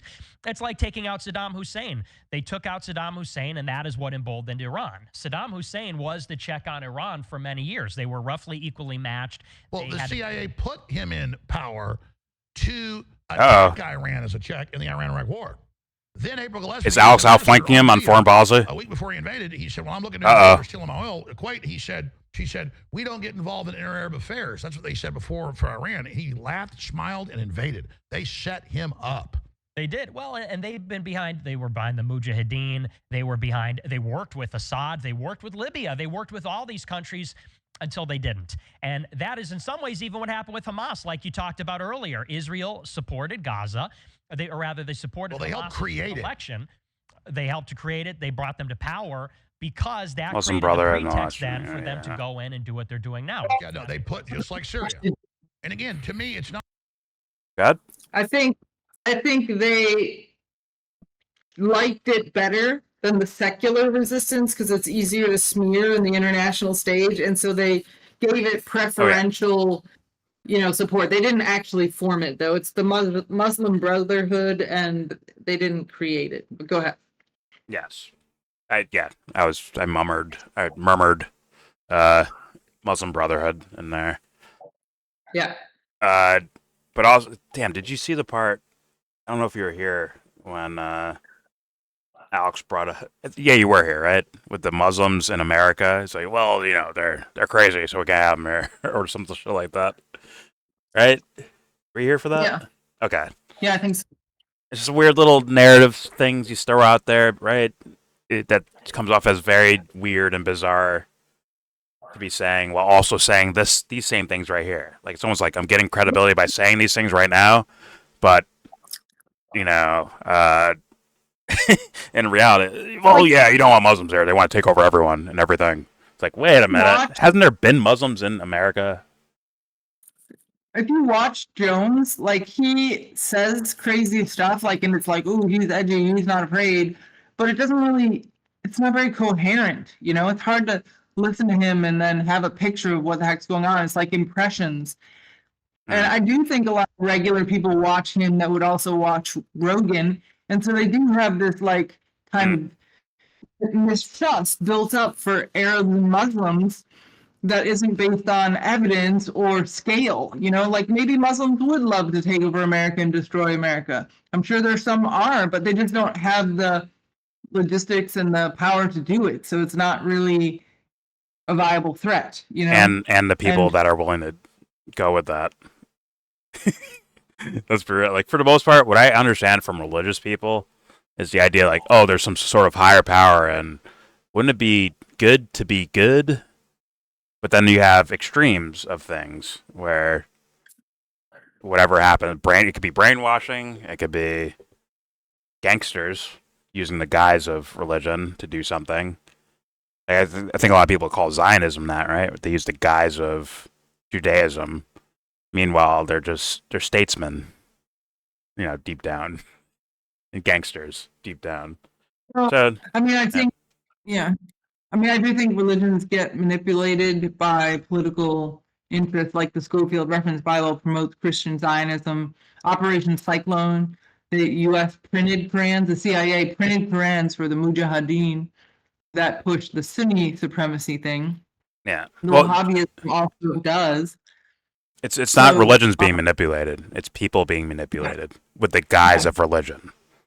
In my right. opinion, So, I mean, you could make people angry, but the point is controlling the U.S. requires these sophisticated networks that have influence. And how does, like, for example, Israel have influence? Well, one way is things like Epstein blackmail operations, okay?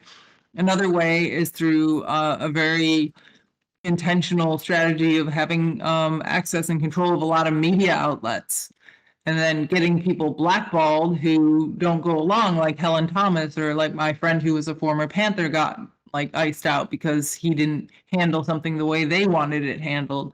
He didn't even go against them. He did it his own way, and then he could never work again in media. So, that's one way. These like Hillel centers and all the universities spy on the professors. That's where you get like the Columbia Unbecoming and stuff. So the they keep Batars and track of, Canaries groups. yeah, the Canary Project.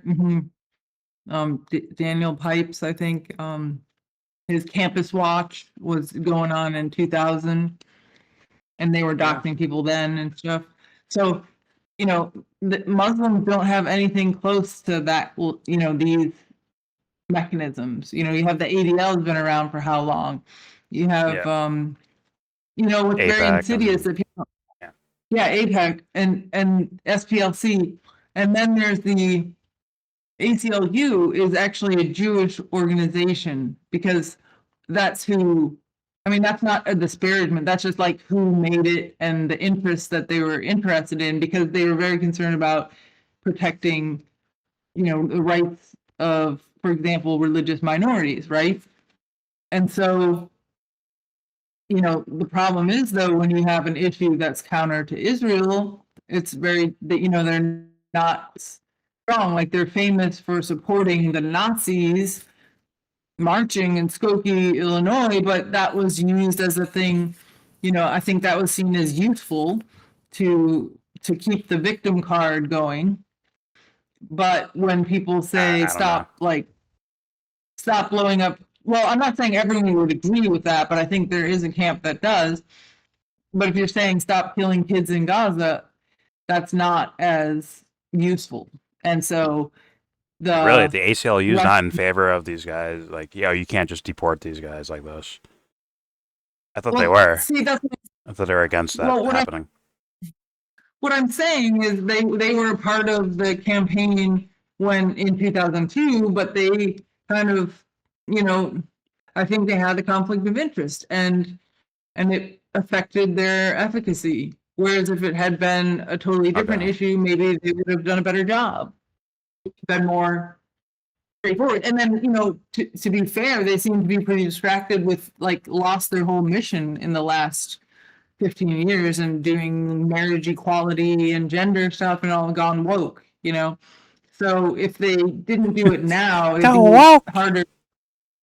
It'd be harder to know if that was because they had the conflict of interest over Zionism, or they just lost the plot with all these other issues. But in 2002, they weren't doing that stuff yet. I always had this weird thing. Sorry to go off topic here, but the whole the woke thing, I always felt like is a bunch of, not all kids, but a lot of kids that are like, wait a minute, but what I learned in school, like, that's wrong. That's like, you're supposed to like be in support of everyone. Like, there's some sort of good intention behind it. Not everyone, obviously, but I'm saying like a lot of the like young people were like, we're just trying to follow the rules that you projected for us, right? From your TV shows to your to everything, to teachers, to everything. Like, you're supposed to be like tolerance and care for one another, and they just went to that degree, I guess, and just took it to the fucking moon with it, right? It's just like, I don't know. I don't get so hung up on the woke stuff. They're subverting us. Like, because some Well- kid wants it okay to be gay or something. Like, so, like, isn't that supposed to be what you're supposed to be asking for? Is to be okay with, like, oh, you're still a human being. I care about you as a human being. I don't care about your identity or whatever the fuck. But then obviously the corporations adopt it and turn it into yada yada yada. And some, let's be real, people with megaphones that always get the main stage turn it into whatever, and they get subverted. But meanwhile, I think the core intention that people maybe were going with was maybe something different. It's just weird. Well, and like a power agenda move can never happen without something good, to get at, that will be appealing to the goodness of Wait, a are certain people segment of. naturally good? Is that what you're saying? I think we have a lot of good impulses, and yeah. Yeah. I do. And so to be sold, it has to have, something good to market it by. And, I think, like 30 years ago, there would be training, like my advisor in my PhD, he worked in a place that was not a university, so it was more professional. So, he was pretty good about working with people from all different countries and being respectful. And I think that's really good, because then you can, and I think he benefited from it too, because you could get, and everyone did, you could get more things done if you can get more people to work together and have less conflicts and all that kind of stuff, and just enjoy and be, Yeah. collegial. So that level is perfectly cool. The problem comes when you get to the word equity, which means we're going to force outcomes to get an equal outcome, instead of, look at, well, who's not getting as much support, or how can we help people meet requirements and all that kind of stuff. Like when you put the front end stuff to support people and do Okay. programs, that's good. You're just empowering people. You're just giving them opportunities. And if, they're still going to have to work and use those opportunities, but you're putting it out there so that more people from different backgrounds can achieve. And, that's good for everybody, because you're going to have talented people that are not going to have that talent tapped. So this isn't a bad thing. But when you say, oh, well, we have to, like, at the back end say, oh, well, we need 50% women, so we're going to just not hire any more men for a while. That's not good, because the women who get hired feel like they were hired for being a woman, or they'll have doubts about it, and other people will have doubts about it. You didn't have that competitive environment that makes everyone work hardest and everything. It's harmful in a lot of ways. So that's where the woke thing went crazy. It's The woke and went then the crazy. Sorry, Tim Pool. Yeah, the sorry. other thing is, He abused it and used people like- through that narrative. By God. by saying inclusion, it's been dishonest the whole time, because, well, you have to include gay people. It's wrong not to include. Well, and then by doing that, you've excluded Christians. You've excluded people with traditional morality. And a really good example of this was like, If you do that, you do that a different way. Like, I accept you here, and I accept any gay people here too. let me give you an example. So like the ACLU, during all this this stuff was happening. I guess the woke was coming in even then. In 2004, or 5. Oh yeah, this has been They around were- for a long time, but people pretend it started in They were- 2016. For sure. It just got more controlling, but they would got allow power. Muslims. They got power, right? And the loudmouths, when they I get power, sometimes abuse it. Where they sold this strategies, and I think the social media was used really to help. But a Muslim could be in the ACLU but wasn't allowed to be a spokesperson because they don't support gay marriage. So you're discriminating now. So I have to have that morality to be a full participating member. And so it was sort of a underhanded way to discriminate against people with traditional morality, which would be Christians and Muslims and Orthodox Jews. And YellBro And- Church. Mine goes before yours, so you know. Mine's And maybe- more traditional. maybe Hindus and other people too, but YellBro Church is way more traditional than your religion, just so you know. Morally speaking. so you see what I mean? It's like it's including a different set. And who are you including? People who identify by their sexual practices, their kinks, you know? Is that really so noble? I don't know. No, it's neutral. It's neutral. It's not though, because well, it doesn't decide whether you're a good person or not. It really doesn't. Just like having money doesn't decide if you're a good person or not. It doesn't. In my world, in YellBro Church, that outflanks all your religions. By the way, so everyone knows. Go ahead. it might make it harder to be a good person, but if you have money, but that's what the Bible says, I think. But no, I mean, like sexual morality and I don't know what that means. directing the sex drive at one relationship, to be in the protection of one committed relationship for the purpose of forming a family with a man and a woman is I think a healthier way to be. I think it's less chaotic. I think it's But chaos is fine. That's what learning is. not necessarily. I mean, because, that's literally what learning is. Literally chaos, because you have no standards. You don't know, so you're trying to figure it out. You don't have to become a heroin addict to find out what that kind of chaos is like and what harm it does to your body. And you can you don't. Like, but it's not immoral to be a heroin addict. I think it is. I think it is immoral to be addicted to anything because it controls you and enslaves you. That's going to open a can of worms. I don't think you want to go down. I do, but we can go back to the video. Well, I'm just saying, like, if someone in the Catholic Church make sure they condition their kids to follow the Catholic Church and they turn into heroin addicts, that makes the Catholic Church equal to heroin addiction. If they're like, yo, you've been forcing religion on me so hard that I became a heroin addict, in their minds, that means that thing is responsible for that. If we go down that rabbit hole. But I don't think anyone wants to do that because I don't think that's fair, right? I don't think you can prove that claim. I think that's a nice idea, but I don't think you can prove that claim that that's what caused the heroin addiction. It could play a role as far as what you're saying. You just said about particular sex choices. Well, is this? You can do that the same thing with anything else.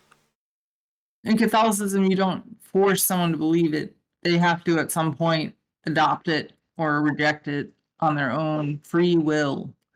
Even children? Well, to get confirmed, yes, they do. And that's whatever. How do you know they're choosing to do that? How do you know they're not just following mommy and daddy's to please mommy and daddy, which is another version of game theory with relationships between parents and children? Well, I would be very shocked if. Anyway, you don't know for sure, but that is what is encouraged. Well, I just go more on the action. Whatever. All right, let's get back to the video. We'll talk about that another day. Yeah, I'll wreck you another day. Anyways, let's continue. Not about being mean to Jews or Israel in general. Like when I criticize the communist Chinese in China, I'm not criticizing Chinese people, but you have to look at what Netanyahu's done and what's currently going on, and it's bad for everybody. Alex Jones just flashed a gay flag. Look at the X. Chinese in China, I'm not look at the X on Alex Jones' name. You have to look at what Netanyahu's it's a gay agenda. Gay agenda. And it's bad. There it is right there. Gay agenda. One more time. I'll let it play though. Like when I criticize the communist Chinese in China, I'm not criticizing Chinese people, but you have to look at what Netanyahu's done and what's currently going on, and it's bad for everybody. I mean, overthrowing Assad and literally putting groups now murdering the Christians, murdering the Alawites. Say that again? Sorry. The gay mafia Chi-Coms infiltrated InfoWars is what you're saying. The Chi-Coms, the black helicopters, Peruvian death cults. It's Ryan. It's Ryan. Why am I fucking his name up now? Ryan. The guy that wrecked Ryan Dawson. Jesus Christ. It's a Ryan Dawson impression of Alex Jones, and it's hilarious. The black helicopters, Peruvian death cults. It's fucking hilarious. There's no planes on 9/11. All right, here we go. And again, to me, it's not about being mean to Jews or Israel in general. Like when I criticize the communist Chinese in China, I'm not criticizing Chinese people, but you have to look at what Netanyahu's done and what's currently going on, and it's bad for everybody. I mean, overthrowing Assad and literally putting in a group that's now murdering the Christians, murdering the Alawites, literally doing all of this, and CNN's like, Okay, oh, the good Jelani Al-Qaeda's in there. charge now. So the TSA is grabbing my balls, supposedly. Yeah, Trump was a part of that. He to funded those stop guys, Al-Qaeda, yada, yada. And then Israel and NATO and Doesn't get Turkey credit are for it, literally though. put them in charge. That's disgusting. Assad was absolutely preferable to Ahmed al-Shara, who is working with ISIS, working with Al-Qaeda. Allegedly, they flew planes. Well, he's the former lead. He's the former main leader of Al-Qaeda. Now he's not. Right. Now he wears a suit and tie. Right. They mean Jelani, right? Now for optics, and he's going to have a diverse government and elections and all this. And they go, oh, we're going to let you have.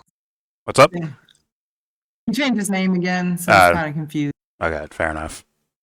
Christmas, and then a month after that, mass murder of Christians. Right. Then they It get pisses slaughtered. me off, man. It's Yeah, infuriating. you seem so pissed, Alex. It's the information war. It's all these lies they heap on us. And that's why people are furious. That's why people get preoccupied, because they find out we've been lied to about every development in the Middle East going back 70, 80 years. Okay, well, is Israel behind the geoengineering? That's when they're trying to blot out the sun. I mean, it's going on since '94. It's totally poisonous. Damn, it's you killing just the soil. turned the conversation to Aluminum's like 50 times what it was on average. I mean, this is bad. chemtrails. I'm saying, to me, the mad scientist group above it all is What? Sorry, your audio does not come through when the video is playing, just so you know. That's why I pause it. Okay, sorry. Let's not talk about Israel. Let's talk about chemtrails. Absolutely, like, he Douglas Murray'd this topic, just like, all right, pivot over here. Oh, man. really who we're dealing with. Mm. And their philosophy is transhumanism, eugenics. And so, to me, They're going to bring up Elon here. oh, it's not globalism. I can almost end this video because the portion that I made my video about seems to hold up. Remember, I'm talking about 30 years ago. Nobody My statements that I made during my video, they said, play it. Oh, you haven't heard Nick Out, right? It's, I think that isolated video and that little portion, I don't know what he was doing. Maybe that's what he actually believes, or he believes Trump he wants to be against war, but someone keeps pushing him into it. Or that he didn't read the article and misread it and then kind of ran with it and then didn't take it back when the opportunity presented itself. So people that are telling me in my comment section about, like, you don't understand Nick. You didn't.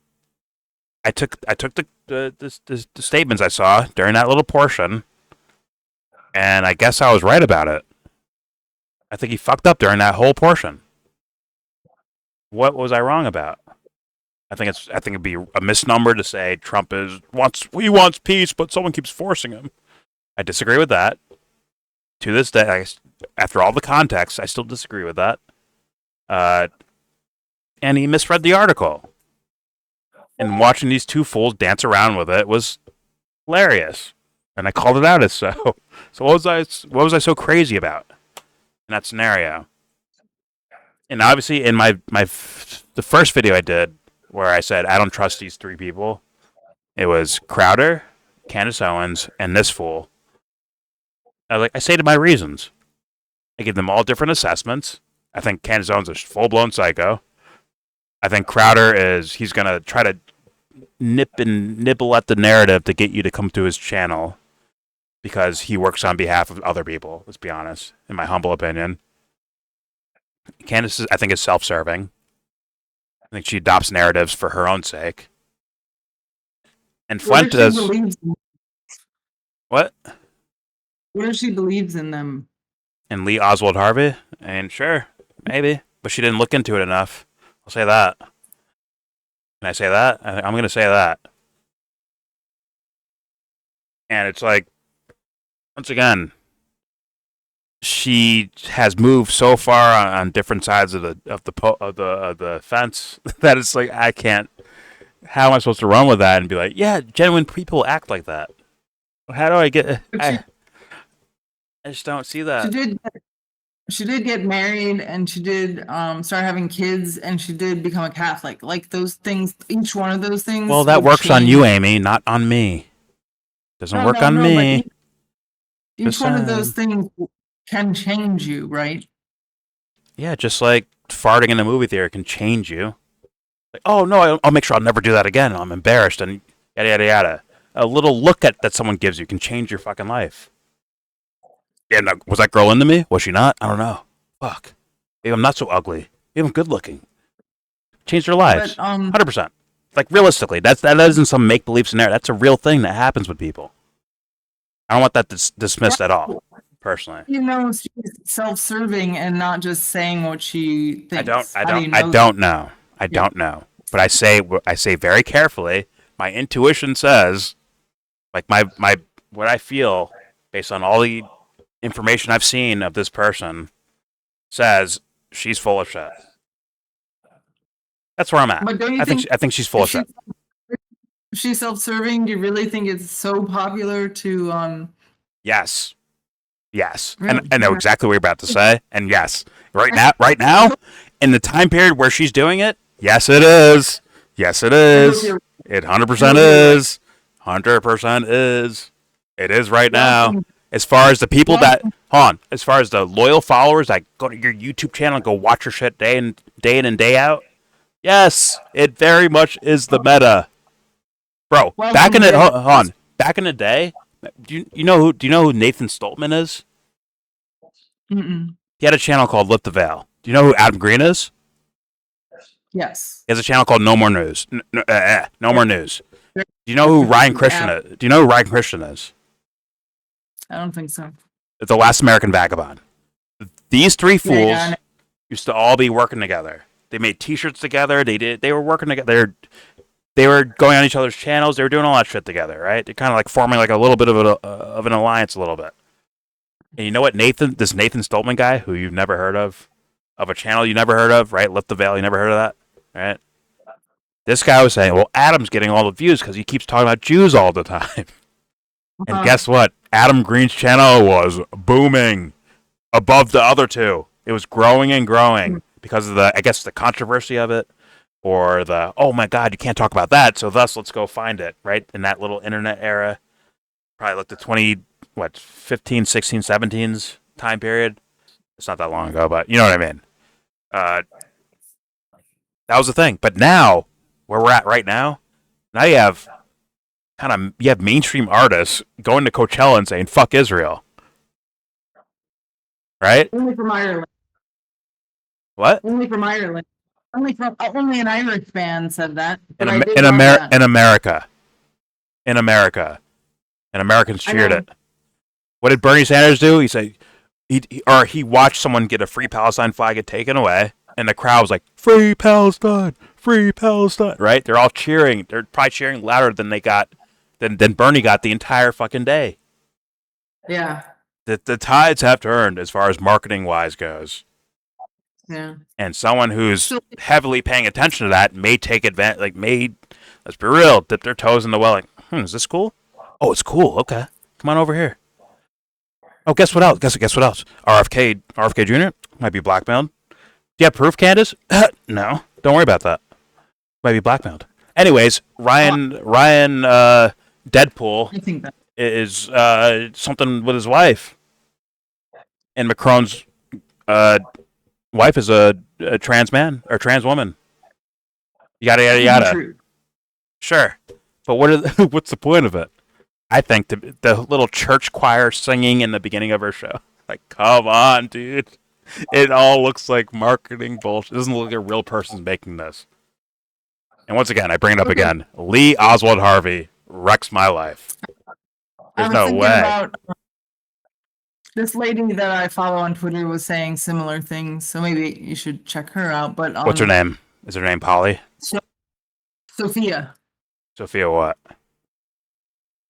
Or Dina? Whatever. It's whatever. I don't know. I don't know any Sophias. I thought you were going to say like Amazing Polly or David Icke or someone like that. Okay. I don't think she's very big. I think there's plenty of people that are sus of that woman for many reasons. It's like, yo, how'd you get this long? How'd you end up here? Like, after all this time, you didn't know what was going on? It's the way people looked at Jimmy Dore sus when he started complaining about the TYT got $20 million from Katzenberg. Like, you were working there when that happened, Jimmy. So you knew this whole time, and you waited till Cenk Uygur pissed you off before you started saying anything about it? Huh, that looks kind of weird. Almost like it's self-serving. Kind of the way Candace is kind of looking. Like, yo, I'm seeing the marketing. I'm seeing the tides turn. I'm seeing my old bosses and all that shit. Even though I kept my fucking mouth shut back then, now I'm letting it go now. Now I see the truth. All of a sudden, now I see the truth. And Christ is king and stuff. She may see the audience like, yo, let me what's it? There will be blood. Let me go drink their milkshake. Pause. Like, sorry, it's like I can't not see that stuff. I can't not see it. But anyways, with Fuentes, I didn't give that same exact assessment. Good. Well, I just think that, you have people that go on, and then some people are, just they capture people more, and then they get elevated, and of course the algorithm has its own agenda. Yeah, but it likes Candace. It really likes her and Tucker. She comes from like a marketing background, kind of, right? Like, And the she woke, worked at and the woke stuff, I think, right? She worked at Vogue, but the fact is that someone could. I mean, I first heard of her when she was coming out to her parents as conservative or something like that, right? And that was like a joke, but it struck a nerve. So sometimes people do strike a nerve. So this is like Nick's problem, that he's suppressed, I think. I mean, he serves in some ways, but in other ways he doesn't, and he's suppressed to some degree. But then to overcome that, he says these edgy, annoying things. But then he's like annoying, and it undermines like his credibility. So I didn't get to Nick, but he's fair enough. Yeah. But does he like the edgy things he says are usually jokes? Like, he's counting how many that doesn't bother cookies. me. If you've been around this Discord, you already know I had no problem with that. In fact, I laughed quite a bit. The jokes are then taken out of context and taken seriously, and then people panic and everything. And I guess somebody came to his house with like weapons and everything, and ended up getting. Yeah, that doesn't make him good. And Trump got shot. It doesn't make him good. Yeah, well, he might have got shot. But I guess that's the whole point, is that this is a weird circus, the social media thing and the influencer, and it's hard to know, who's real, who's a fed, who's just saying whatever. Fair enough. And I will not sit up here and say I know exactly what all these people are going through. Right. But at the same time, I will not throw away my feelings, my intuition, my subconscious thoughts. I will not throw these things away. They don't get thrown in the garbage because they're not rational enough. Where's your evidence? Like, I kind of consider everything, but I also make sure I say I don't know. And then in my video, in Nick's case, I said, I haven't seen enough of the guy. I honestly have not seen enough of him to say one way or the other. Crowder, I felt very sure about. Like, this guy's full of shit. So Candace, I felt very full of shit. Him, I was like, I don't know. Who knows? God. The Face in the Crowd movie that I told you about, that was like a radio guy who went viral, right? And he became this like tent preacher. He was like discovered, and then like this hobo guitar player guy put on the radio, and then he just went viral. But then he was like a total, didn't respect people at all. And he got exposed at the end, like his girlfriend exposed him or whatever. Okay. So that's from 57. It's called The Face in the Crowd. I put it in the fan request. Okay. I literally use a pen and paper, just so you know. Okay. Teddy yells at me. But so, like in some ways this is new because of the weird social media, but in some ways it's not new. Like most things, human being. Also, you wouldn't like your Side note: your Irish hip hop band or hip hop group, you wouldn't like their movie. Put it that way. Or maybe you would. Maybe you would. I don't even know if I like the F Israel thing, to be honest. Yeah, there might be too many boobies in that movie. Yeah.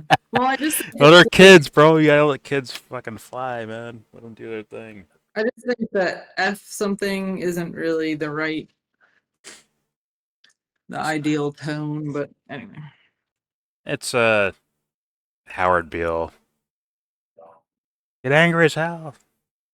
You're not gonna take it anymore. Right. Whatever. It's a passionate plea, but They released a statement that was very cordial and well written. But I already, for some reason, intuitively, I already felt like I knew what they were saying anyways.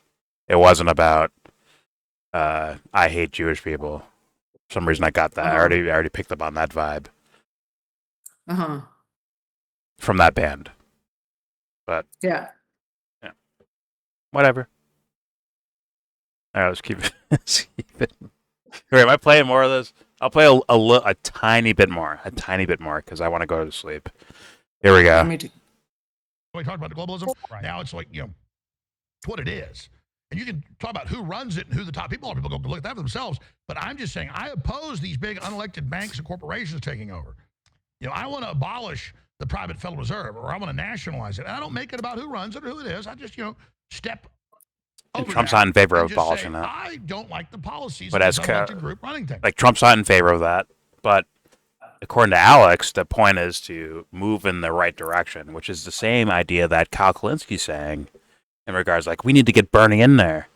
And if we can't get Bernie, get Kamala so that we can get Bernie one day, and then those guys will move the thing in the right direction. Which means where do we end up as regular people? On a fucking seesaw, being abused by both parties for years and years and years and years. Which is why I think everyone agree. I think most people agree. Like Alex Jones, well, not most people. He has a large audience, but a lot of people are like, Alex, we can't go in your direction, man. And I think he's actually just phony at this point, personally. But whatever. All right, here we go. Right. And then I can have a big tent. And there's a lot of people in Israel. God dang it! I sneezed, and now my nose is just running. Don't want war. No. See, why not reach out to those people and say, like Trump? Tired eyes. I criticize Trump when he needs it because I'm not just a cheerleader for him. I support what he does. It's good and bad. Our hockey team's going to kick the Canadians' ass. We're beating the Canadians' asses. No, he should be like, the globalists are screwing you over. They have monopolies. The 300% stuff on our dairy and food. Here's the cartoonish part. And rip you off. Give examples. We're going to liberate Canada. Instead, he's energized. Carney and the globalist party is going to win now from them being totally unpopular and Trudeau having to leave because Trump went and did that. Okay, so I can end it there. We know what Alex does. He's going to turn this into a situation where it's the globalist versus Trump because obviously Trump's not a globalist. Clearly not a globalist because he's not. Because he said so. Not his actions. If you use his actions, like all of his actions, that story doesn't square. It doesn't work. But if you just want to go based on words he may say out loud, like, well, hey, maybe he's not a globalist because of words he says. Go ahead. It's like the Democratic Party. How come they weren't standing against all these wars, which have a huge environmental footprint, if they're so concerned about the carbon footprint of everything, right? Like, we got to get rid of all these things, but you're still doing wars. That's kind of undercutting your claims. And then with Trump and Musk, like Musk was putting up all these rockets and this whole like Starlink and all that kind of stuff. And what are they doing to protect, are they building the database right now that's going to track every single person in the country, maybe the world? That's what's going on a lot in Israel, is that they know exactly where all these people are, and then they just blow them up with their family when they go home and stuff like that. Yep. Like for particular people. So it's like a cancel list like Qatar, but not take their visa away, just kill them with the, drone strike or whatever. So it's very likely that Trump is fine with this technocratic system being put in place, and they just aren't talking about that. Like the whole Doge thing is very unsettling because what's the independent verification that it's doing any of the things that it claims to be doing? Twitter. Hmm. The fans. And Elon Musk himself. Yeah, you drop a screenshot of like, yo, here's the amount of millions saved. Then you get a bunch of thumbs up for it, and then boom, verified. You know what I'm saying? Yeah. Not that comfortable with that. Yeah, me neither. But hey, that's the way the world works, apparently. Also, Well, we're talking about... right? That's all part of the show. I And guess that's so. what Trump is a showman, but what's the measurable? What's the, when you actually at the end of the day say what was done, what wasn't done. I'd say devil worshipping it's- is the name of the game for that guy. But I'd say they don't do it. enslavement. What? Human enslavement. Which is devil worshipping. Yeah, Where I'm perhaps. from.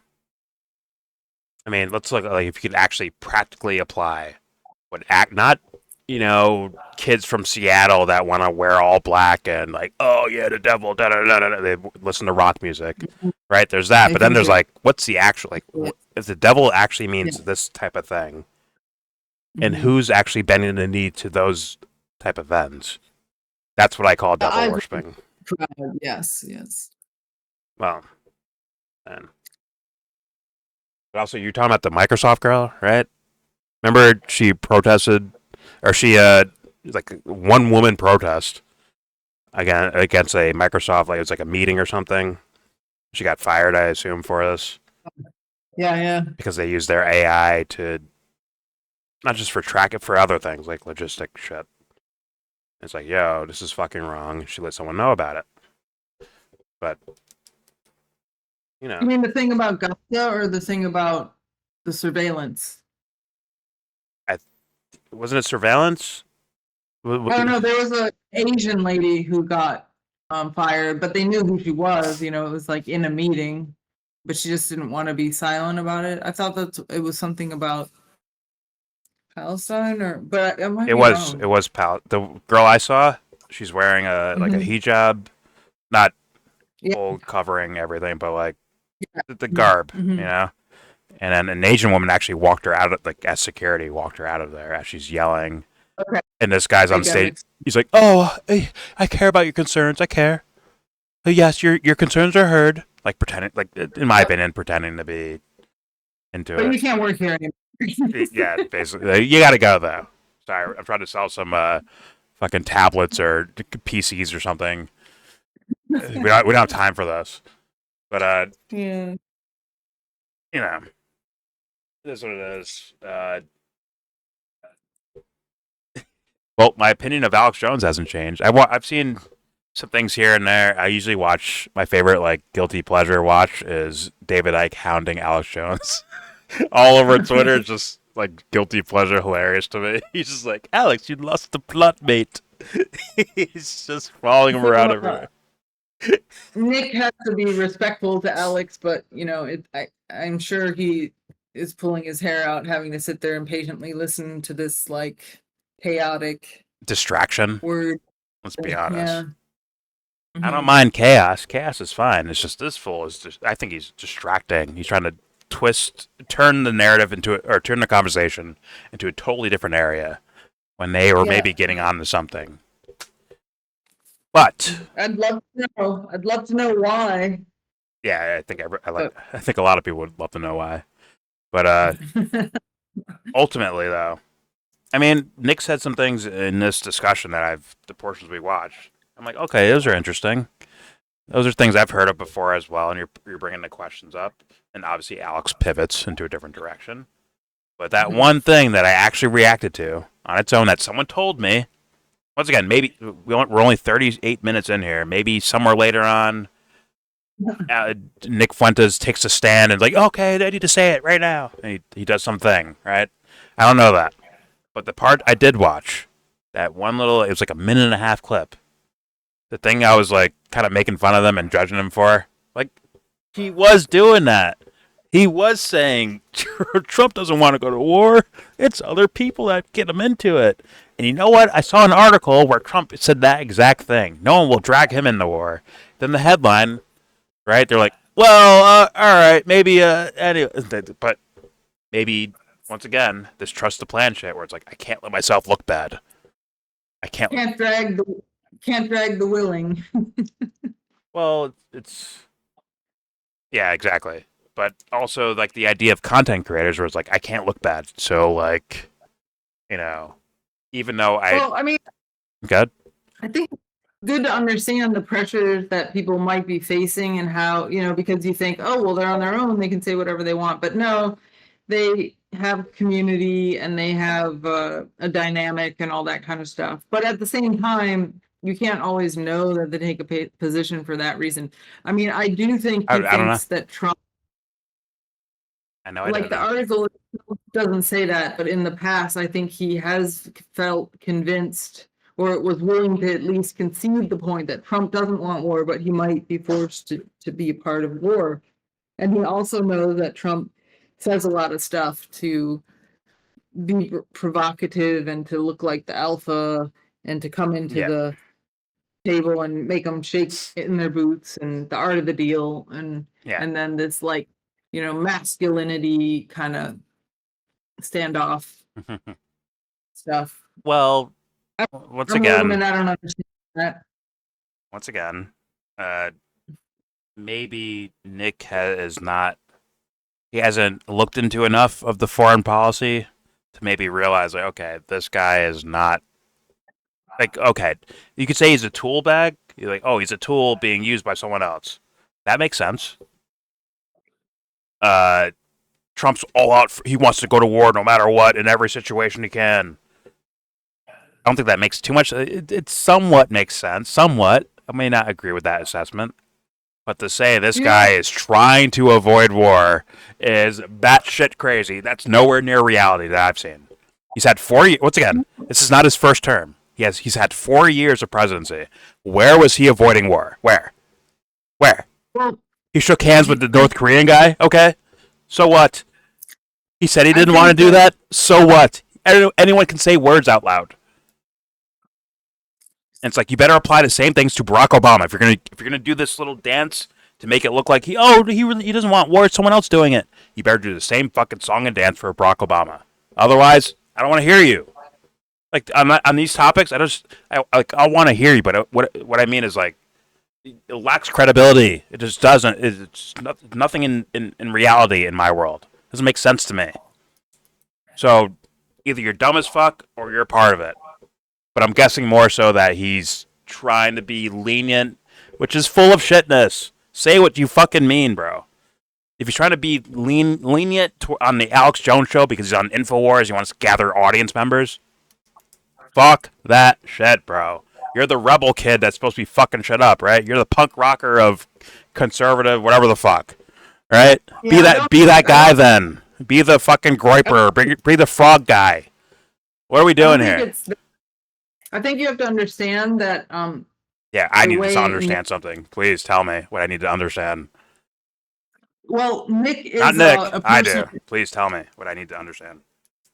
No, he is a person who has this like respect for the elders kind of thing. Oh, So he okay. really actually a lot of respect for Alex Jones as an innovator and a media, What about Netanyahu? independent media person. What about He has a lot of Netanyahu? respect What for about you. Netanyahu?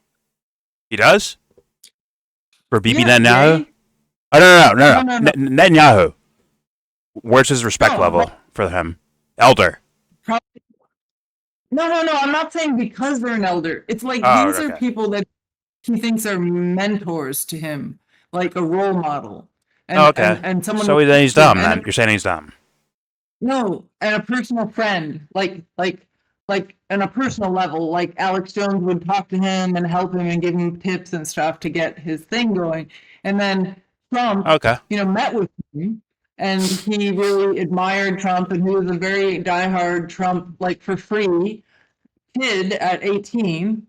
And he debated in front of the whole school for the Trump side when everyone was getting beat up for, no one would even admit they liked Trump. Yeah, what a at the fucking time. hero. It was a little Well, I'm just saying it's you're not doing it for your health, right?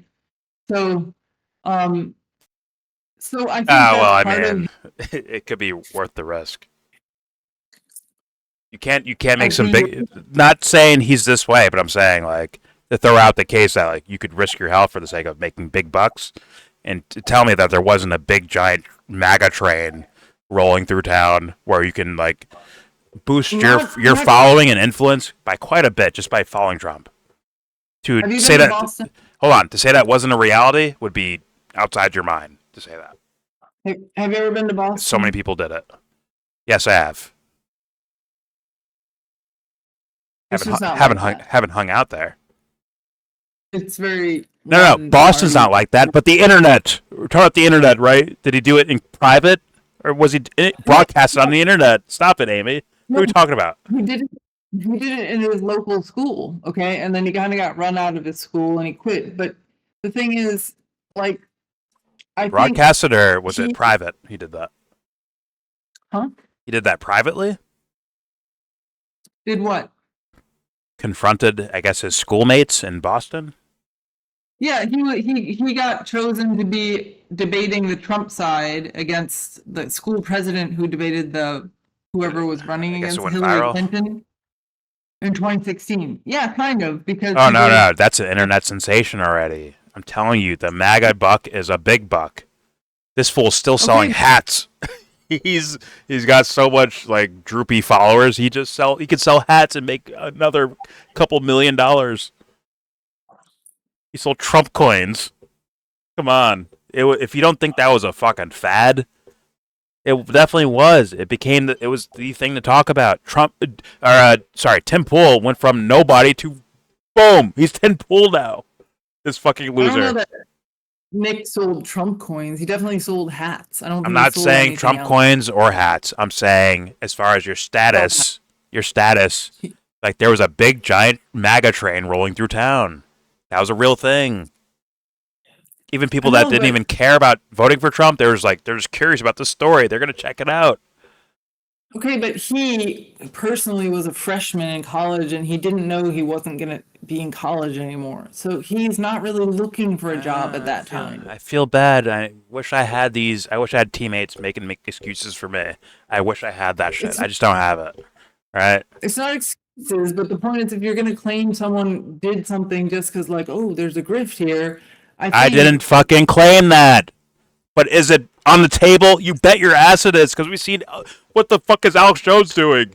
The conspiracy 9/11 guy is now supporting a Republican in the fucking presidency who's doing the same neocon shit that's always like, what's he doing that for? Yeah, so like, it's the same thing happens here. He was riding with Trump at the same time period. He was riding with Trump that time period too. He was. Okay, is Trump more cowed because of the lawfare that he experienced? It's many factors. One, the biggest one is the internet, and he abused it during his first run. He started quoting things that were on the internet. Is Alex Jones cowed because of the lawfare he experienced? I don't even know what that means. Cowed? Well, like he can't really say what he wants. He has chains on, maybe. I don't know. Maybe he does. I don't know. Either way, it's like, yo, quit. Yeah.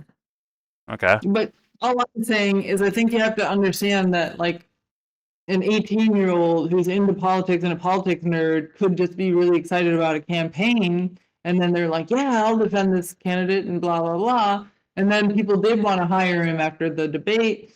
And then he's like saying, well, why do we give all this money to Israel? And then they're like, we don't want. Sure, that could happen, but there's also a big, giant MAGA train rolling through town.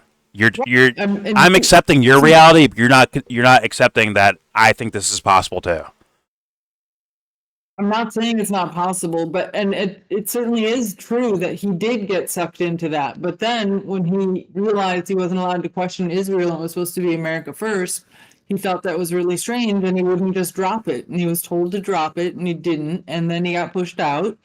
And that's kind of how he got launched as, not. Is it empathetic on your own personal experience, Amy? Is that what it is?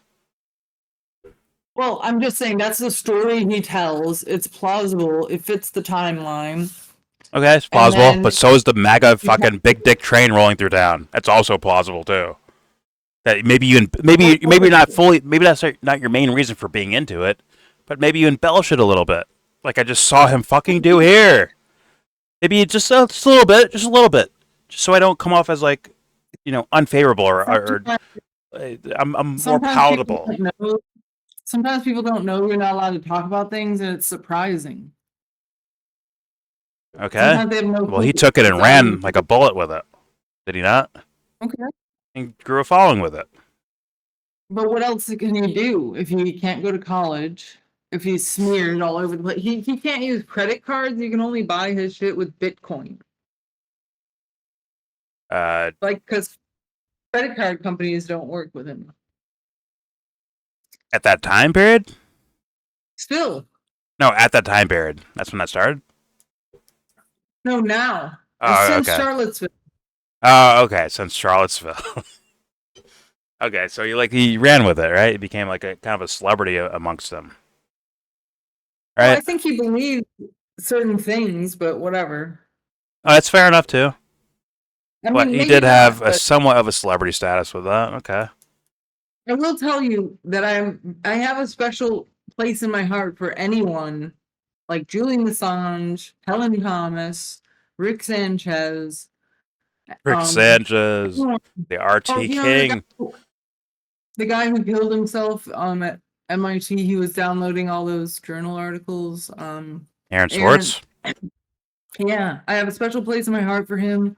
I mean, anyone who He allegedly killed I himself, mean, by the way. Who knows? I'm not saying what he did was totally the right way to handle it, but he felt like he was fighting for truth, and then he was just like I hope so. crushed.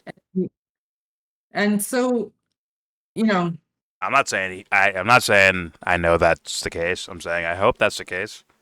And he still ended up in my opinion, in a still bad place, an incorrect place by my opinion, by my standards. Not saying my standards are dictates reality. I'm just saying by my standards, I think he's still fucking up. That's just me. Fuentes? Yes. Well, So maybe he was just some innocent kid who got pulled into something and then maybe embellished a little bit, and then boom, here he is. He's now on Infowars. And you know what? When he gets on Infowars or any channel, or if I heard him when he was 14 years old, heard about 18. If I heard him at 14 years old and he says something I think is wrong, I'm like, well, I think this guy's wrong. I'm going to say that. I think you're wrong. I don't care how old you are. I think you're wrong. What do you think about the right to be wrong? Yes. We do need that. Yes. Yeah. I should have, if we're wrong about something, yes. Need to hear about it. I've been saying a lot of predictions about things, and I'm already ready for being wrong about them. Already. Ahead of time. Do you believe me? Am I lying? Do you believe me? So Candace, in my opinion, she's part of a culture where everyone was marketing themselves at a time where the internet was big and everyone's branding themselves, and she's a beautiful woman and she was in the modeling world. I don't know if she ever did any modeling, but she's pretty. It's just I don't see any light behind those eyes, though. That bothers me a bit. Well, anyway, I don't see anyone home there. I'm like, is anyone home? Hello? Soul? Hello? When you're a young person or when you're in a field and you try to get the message across, people tell you, dress nice and do this and use this kind of body language is more effective and all these kind of tools. You can say that inject fat into your opponent's salads so they get fatter. You can win. Yeah. Inject fat into their food so you can win. They'll get too fat to be in the modeling agency. Did she do that? I have no idea, but no, I'd never seen anything about that. I'm just saying, as far as psychos go, they might do that. They might do that. Hey, who knows? Candace could be the most wholesome, God-loving, of recent person ever, for all I know. I'm just going off of what I've seen. I'm just like, it is what it is. Well, I just think that we have to be careful to think we really know who people are, and that goes for, you know, it doesn't mean they're who they say they are either. But Yeah, anyone can but say words out loud. I agree. I think we have to be careful about condemning people, because it is a sin if we're wrong. If we end up being wrong, we might have borne false witness. No, you can ask questions. But if I claim Yeah. Alex Jones is an agent, without, like, I don't have to prove, but he is. That'd be one thing. But talking cannily and talking shit. But yeah, I think Alex is full of shit. Now, if you need me to break down, I think this guy right here is full of shit. I know. I just, it's like I thought about these so many times before that I actually say what I mean very bluntly, very blatantly.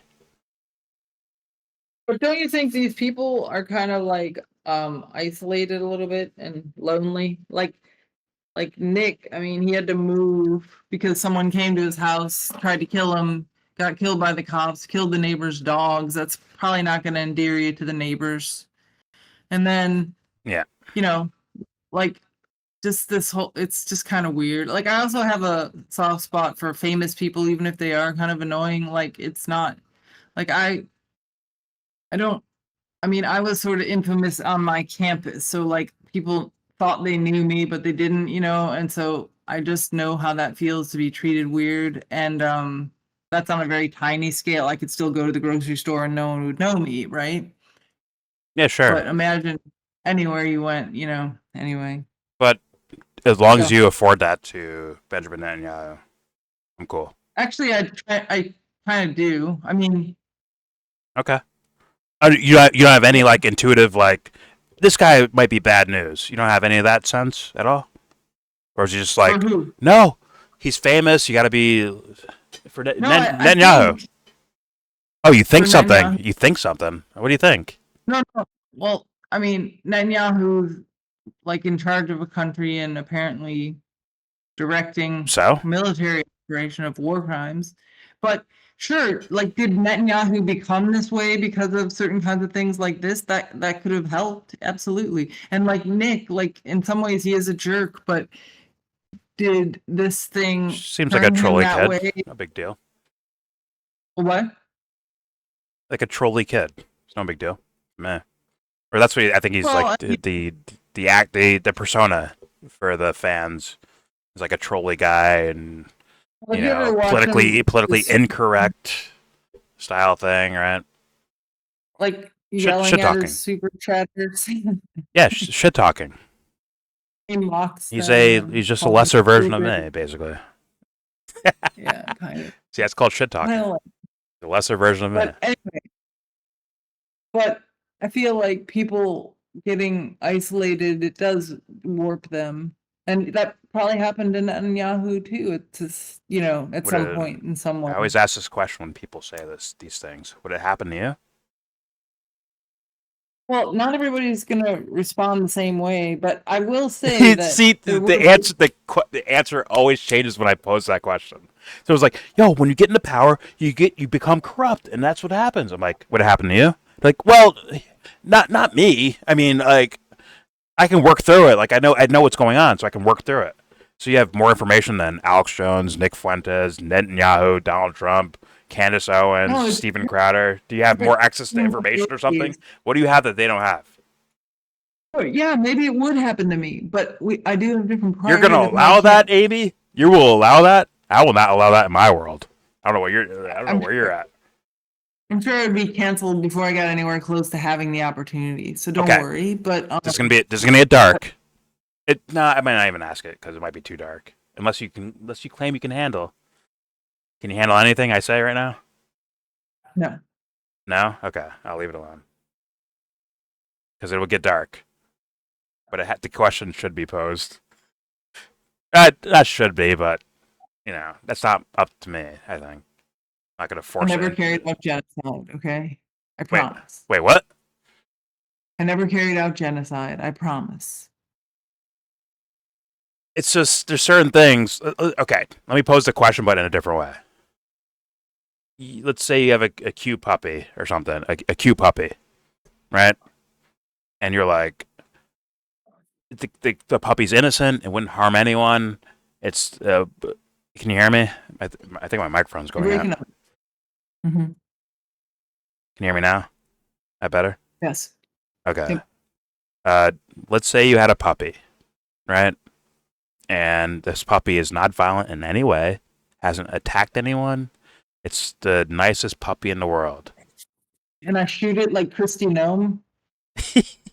Oh, sorry. No. I don't have guns. Go ahead. Okay, let's say it's not your puppy. Let's say it's some guy's puppy, right? But somehow magically, that it's the nicest puppy in the world. It wouldn't harm anyone. He has no real reason to shoot this fucking puppy, but he shoots and kills it. Mm-hmm. Is there anything in your world that would get you to shoot that fucking puppy? Like, if you're like, man, but imagine being in that guy's shoes. It's like, what? Let's say like there's no threats to the guy. He does it. There's no threats to him. I'm not even saying that it's okay that people do the things they do. I'm just saying if you see how people got there, maybe there's a way out for them, and then maybe Of course, there's always a way out. If you're a Christian, we could think about also not being part of that pressure on people. You know, like when you see famous people to try to treat them just like a person and things like that. You know, not think you know everything about them and that the media portrayal is accurate and like, you know, imagine you're walking somewhere and someone's all pissed at you because something they read and it wasn't even true, maybe, you know. Yeah, I I mean, agree. those kind of things happen to me in a small scale. Yeah, but So- imagine if you have, like, well, listen, I'm gonna be. Someone walks up like, yo, I'm gonna be mean no matter what. So this is not about some sort of conditioned response thing. Like, oh, I'm me, and I heard what you said, and I have questions for you, and I have questions for you. Like, doesn't seem like a problem to me. There you go. I have questions. Oh, I don't have access to you? Okay, I'll ask questions on the internet while you're on the internet, right? Like while that person's on the internet, I'll have questions for them. Mhm. I don't see a problem.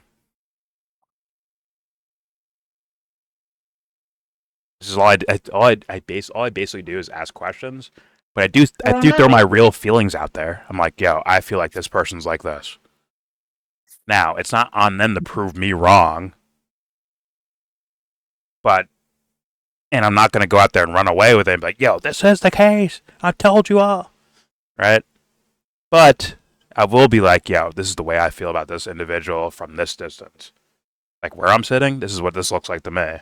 Intuition. I use these words nonstop on my channel. Like not just on my channel, when I talk to you guys. Remember, I spent years not doing political videos, just talking to you guys. Right.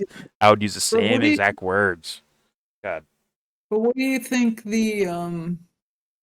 you think that people too much comment on each other on the internet? Like influencers commenting on influencers? No. Yeah. I think Is that constructive? I think there should be more ideas in the world because, I mean, first of all, if you've already built yourself up, the things those things don't bother you, right? They don't get in your way. Now, if you are sensitive to certain things, like, oh, just walk away. There's nothing wrong with walking away or like blocking or like, I don't want to hear this. I'm going away. What I'm talking about is. But should people say things? Like, sure, why not? I mean, are you saying it because you don't want people to be misled? I mean, yeah, I guess that was more the question. Like, what is constructive about these takes? Is it to help so that people who are just blind followers would be more critical? Well, it's no. I don't decide what people do with whatever I say. I don't decide that. So what's the use of doing this, I guess. The use is, well, someone fucking said it. It's like, I'll say it. I'll say what I think. Okay. Well, like, it's me being me, whatever I'm doing. Meaning, before you ever heard of me, I'm saying the same things when it's me and James in a garage lifting weights. Pause. And now that you're famous. Now that I'm super famous, the same thing applies. It's just me being me. And you know what? I have fun doing this. I really do. Mm-hmm. And I really do. It's not always fun, but it's. I have ideas that I want to say. And you know what? If people hear it out, awesome. If not, okay, do your thing. Yeah. Just me being me on the internet, and it's me being me when I'm not on the internet. It's me being me in my dreams. It's me being me at work. It's me being me when I'm walking down the street, and I'm just being me. Mm-hmm. If someone stopped me on the sidewalk, like, "Yo, what do you think about this idea?" and I've heard of it, like, all right, here's what I think. This, and that. That's my personality. Or if I'm like half asleep, I'm like, bro, like slogging along with a coffee in my hand, like, leave me alone. Maybe that's my mood that day, right? Mm-hmm. I walked away from YouTube for I guess, what was it, like 4 years or something, whatever it was. I stopped doing it because I'm like, well, it's like I'm gonna do something else. I know you did it because Biden was in the White House.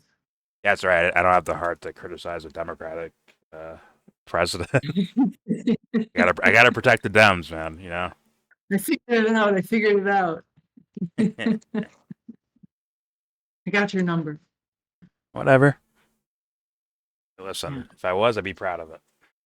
But right now, they're all trash. I think everything's trash right now. Art is trash. Yeah. Music's trash. Yeah. TV's trash. Politics is super trash. Everything's trash. This is why I think order is undervalued. That we need logos. We need order. So did the Matrix. They agree. And that's part of what makes art better. It is true. The Matrix said we need logos. About Arthur Quan Lee. What? Arthur Quan Lee. Who's that? He's like an Asian but champion of white nationalism. That sounds wrong. Okay. He's not totally a champion, but he kind of like, okay, I get what you're saying. But he's an artist. That's why I thought of him. Okay. An Asian on white Twitter. nationalist. Okay. That's a new one.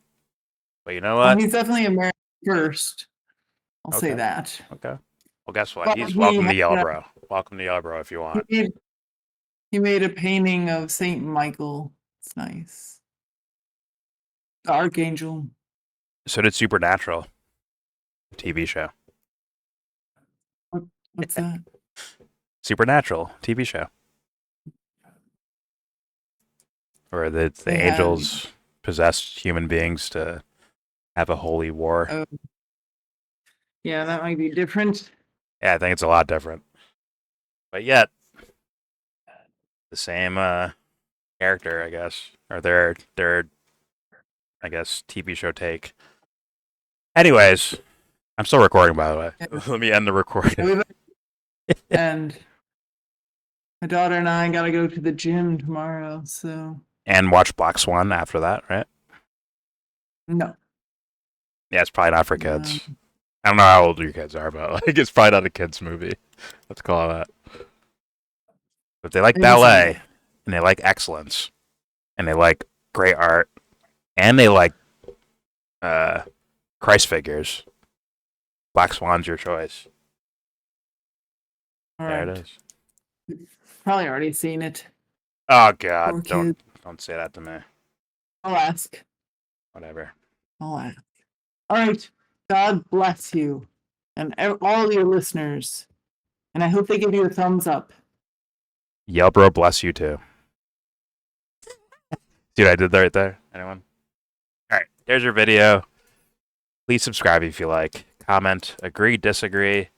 I mean, someone challenged me in the comments, like, yo, listen to more of what happened in the video. I think I gave some room here to listen to him. The portion that I was criticizing actually holds up as a critique, in my opinion. But maybe once again, if you still disagree, please tell me in the comment section. I don't mind. I mean, I will ban you. I will ban you. I'm trolling. I don't ban anyone. In fact, I usually give mods to everyone, which is bizarre. But it is what it is. Don't forget to share, support, hopefully donate to all the links in the description box. Amy? No? Nothing? I was just gonna say it's chaos. Exactly. It's When you let everyone be mad and you don't ban anyone. Listen, I'm the real Illuminati, bro. It's organized chaos. Okay? The YellBro Church. Or Anyways, disorganized. beautifully disorganized. Like painting or jazz. I don't know. With all that said, give this video, as I know you will, a thumbs down. It's a 4-hour video. Jesus. Say you wanna get in.